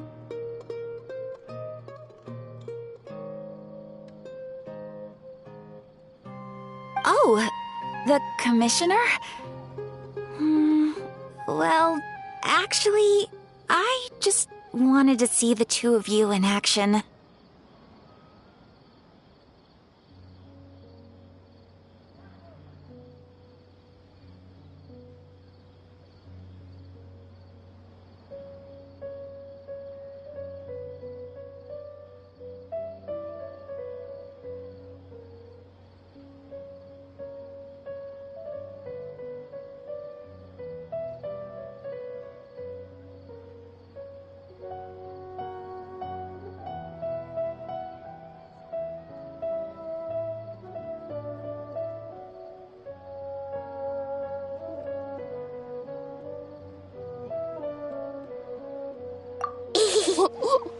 Was it so obvious?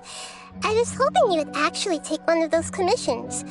That kind of chance to observe humans doesn't come by often.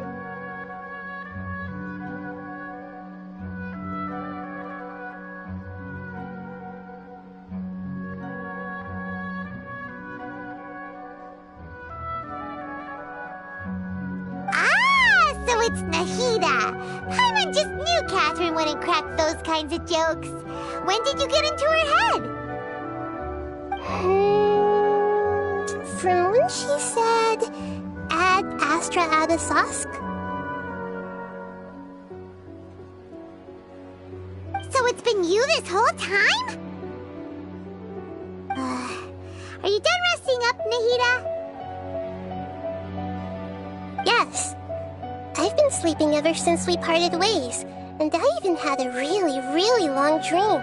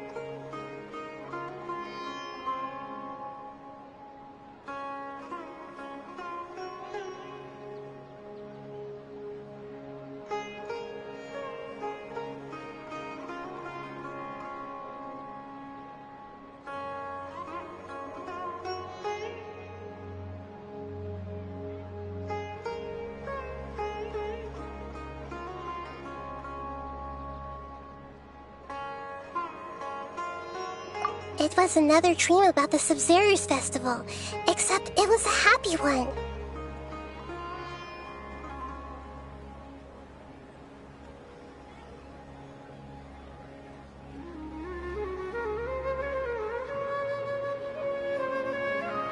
In my dream, I was sitting in the middle of a flower terrace, and everyone in Sumeru City was holding hands as they danced in circles around me.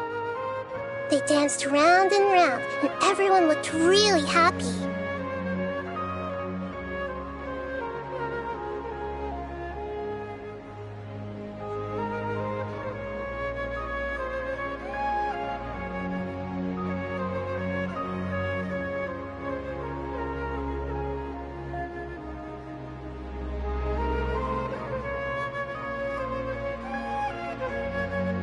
I also got to sit on a gigantic flower carriage. Ferris, the Knight of Flowers, raised me really high above the ground, and I was throwing an endless amount of Yalda candies at the children.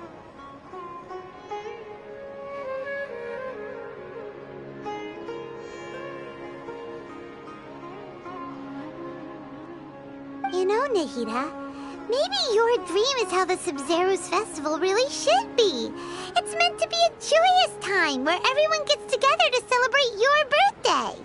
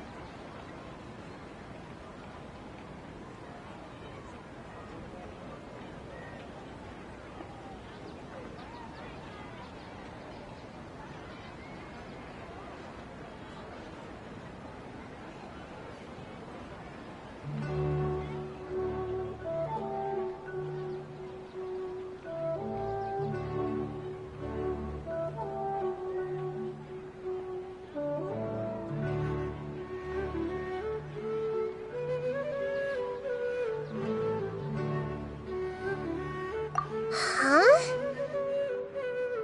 Wasn't I describing a really happy dream? Why are you both looking at me like that? Wait, could this be an example of the emotion known as pity?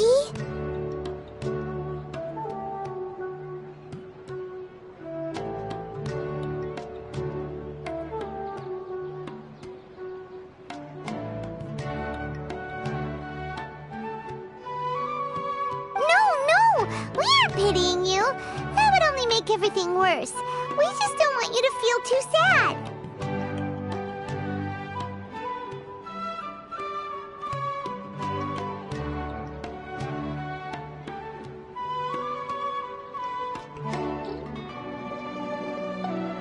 By the way, have you had a chance to visit Dunyarzad?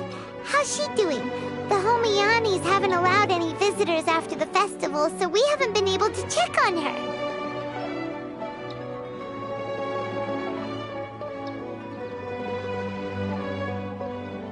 Yes, I paid her a visit right after I woke up. She was resting at the time.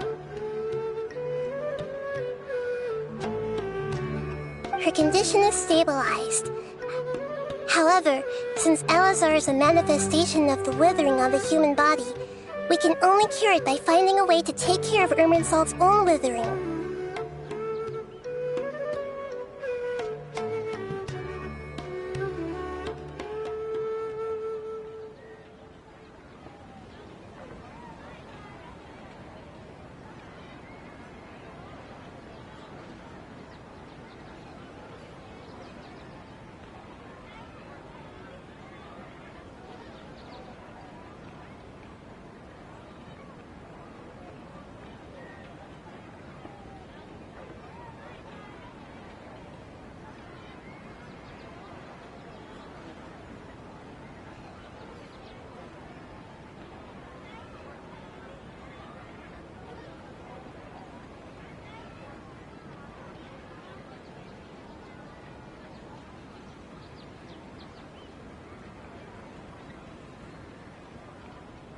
But for the moment, our top focus should still be figuring out what the sages are up to and what they're planning.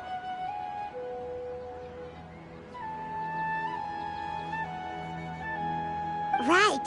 Who knows what'll happen if they manage to pull off another scheme like the Samsara of the Sub-Zero's festival?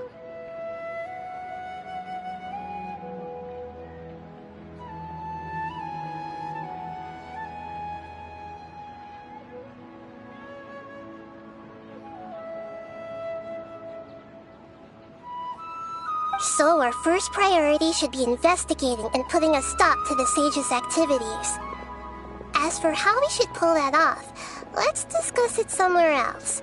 There are too many adventurers around here.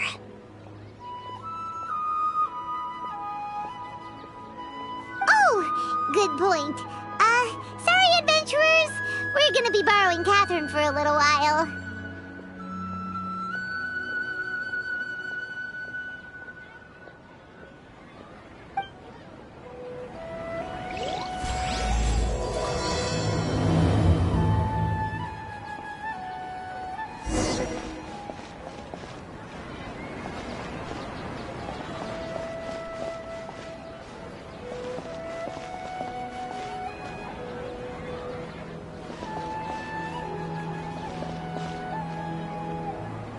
Let's continue our chat here. Okay, so do you have any ideas on how we can investigate the sages, Nahida? Actually, I've already done a little bit of work on that. But for now, I want to hear your thoughts.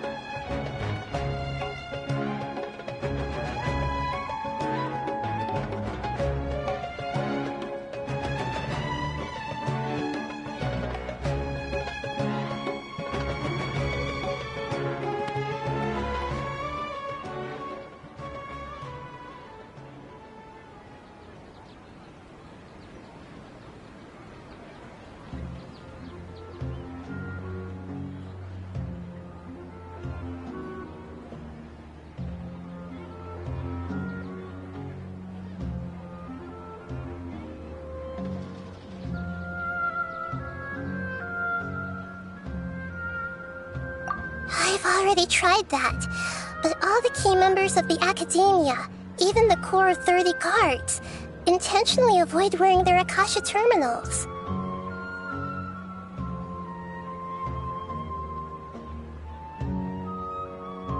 It seems that from the very beginning, they've been guarding against info leaks from the Akasha.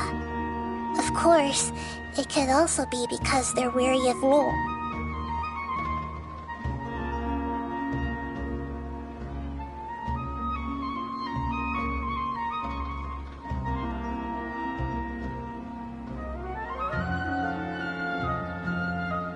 Have you already caught the sage's attention?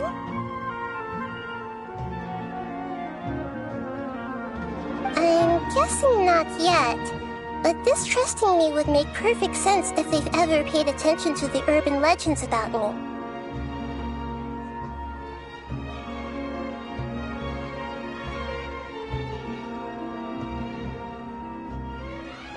In any case, I probably can't take over their minds directly.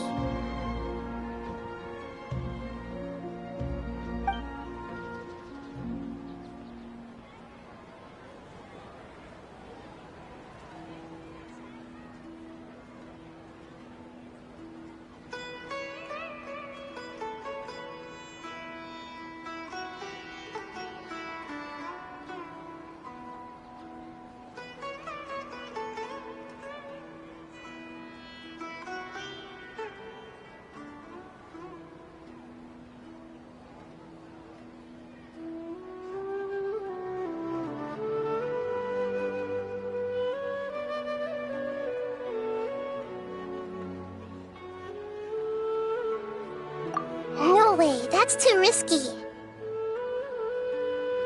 You mean it'd be too easy to get caught? No, it's not that. We shouldn't involve innocent students in this. A single mistake could completely ruin their lives.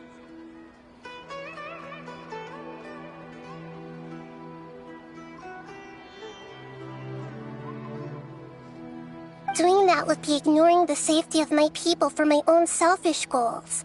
How is that any different from what the sages are doing? That's a good point. Spoken like the god of Sumeru.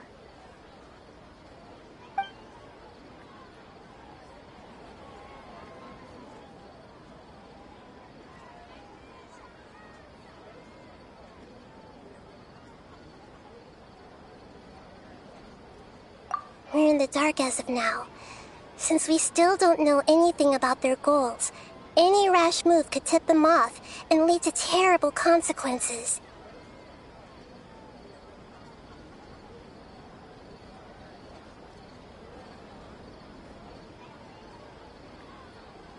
After all, every person in Sumeru City is one of their hostages.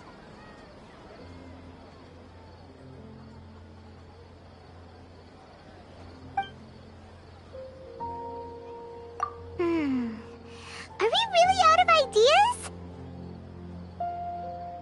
Nahida, you're super smart, so you already have something in mind, right? Don't keep us in suspense. Spill the beans already.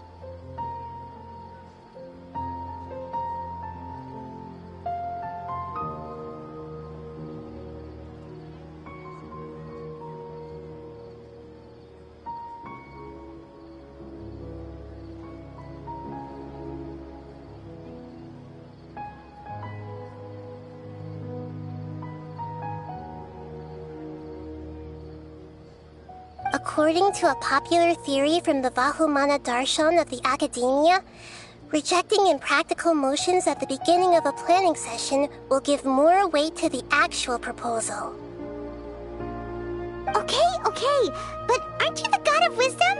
You don't have to use that kind of gimmick to make us take your ideas seriously.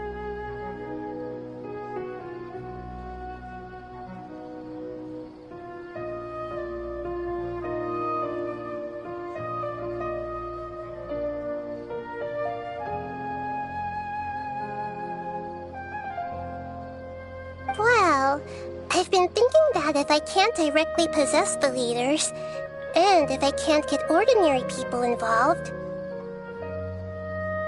then I should find someone who's already involved, but hasn't decided to side with the sages. You're saying we should recruit a spy? That does sound like it could work.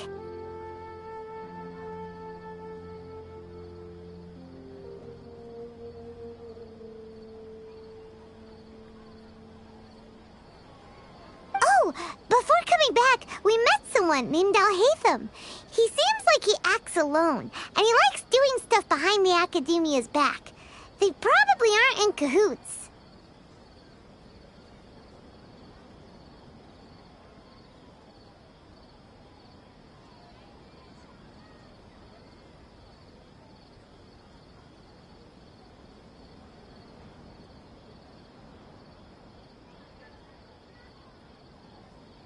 Actually, I already have someone in mind. Do you still remember that female scholar named Sataria? Sataria. Paimon remembers now. Isn't she the one who's always trailing behind the Grand Sage of the Academia? We ran into her basically every time the Sub-Zero's festival repeated itself. You could even say we're old enemies by now.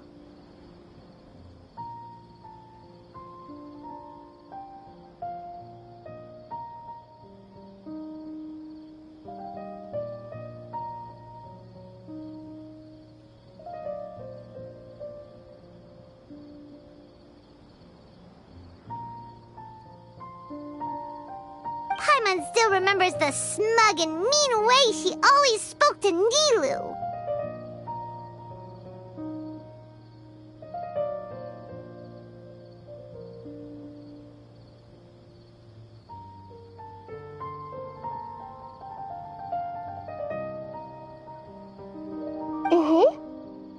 I've always liked observing all kinds of people, and Sataria has always stood out from the crowd.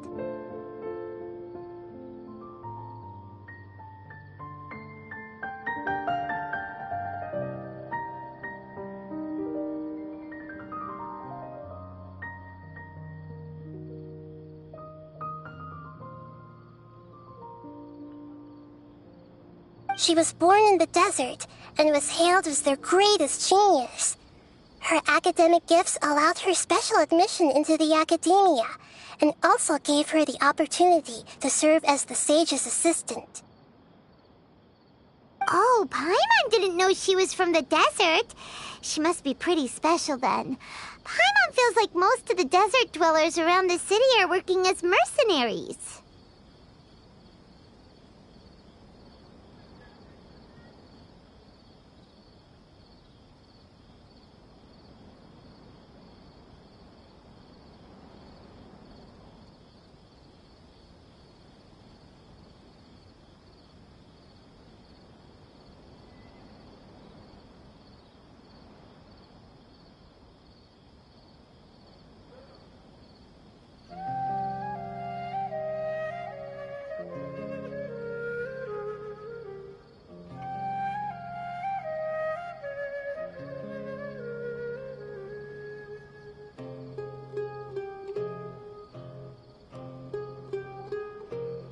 The name Sataria means star. When she lived in the desert, she shone like the brightest star in the night sky.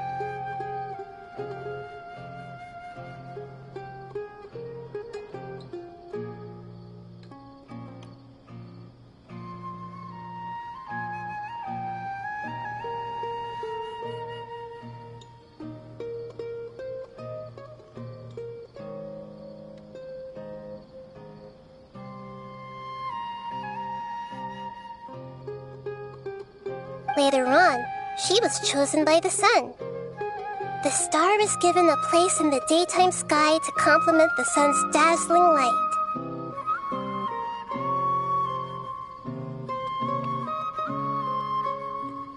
Soon after, the star witnessed the sun scorching the earth, which brought forth many disasters. The star began to waver. Instead of staying beside such a sun, wouldn't it be better to return and light up part of the night sky? But in the end, she couldn't give up the radiance of daytime. To cope with her shame, the star buried her guilt and closed her eyes.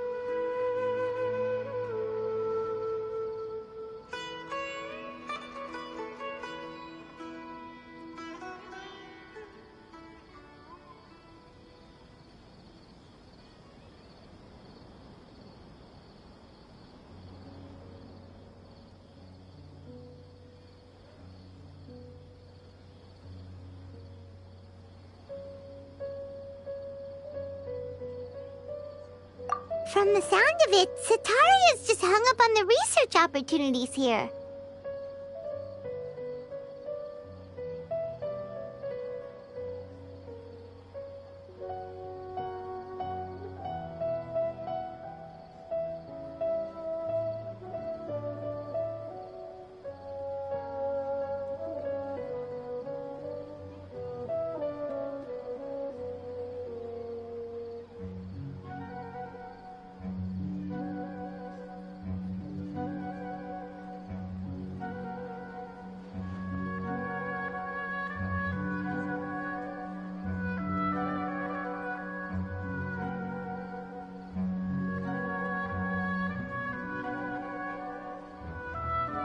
She doesn't really support the academia.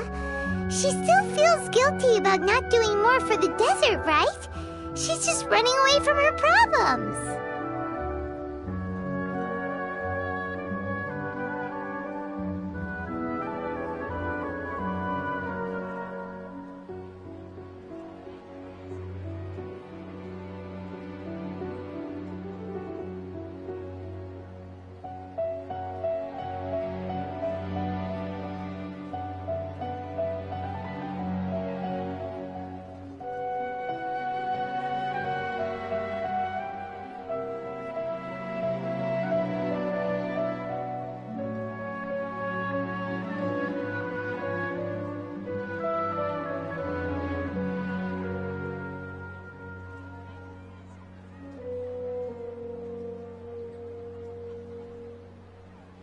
Indeed. When they are presented with complex moral issues, many people will simply plug their ears and go with the flow until the problem can't be fixed anymore.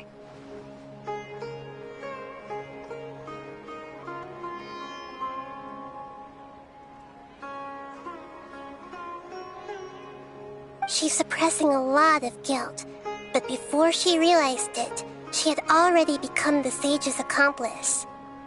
She can't deny her part in their schemes anymore.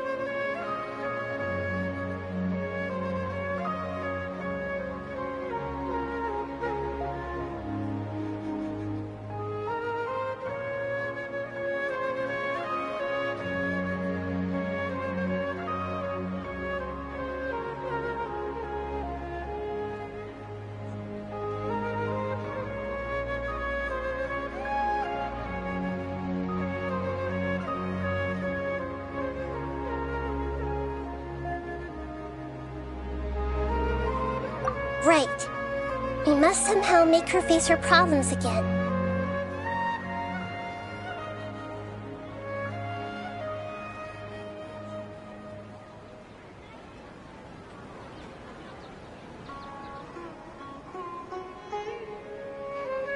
That way, not only can we get useful intel from her, but she can also use it as an opportunity to redeem herself.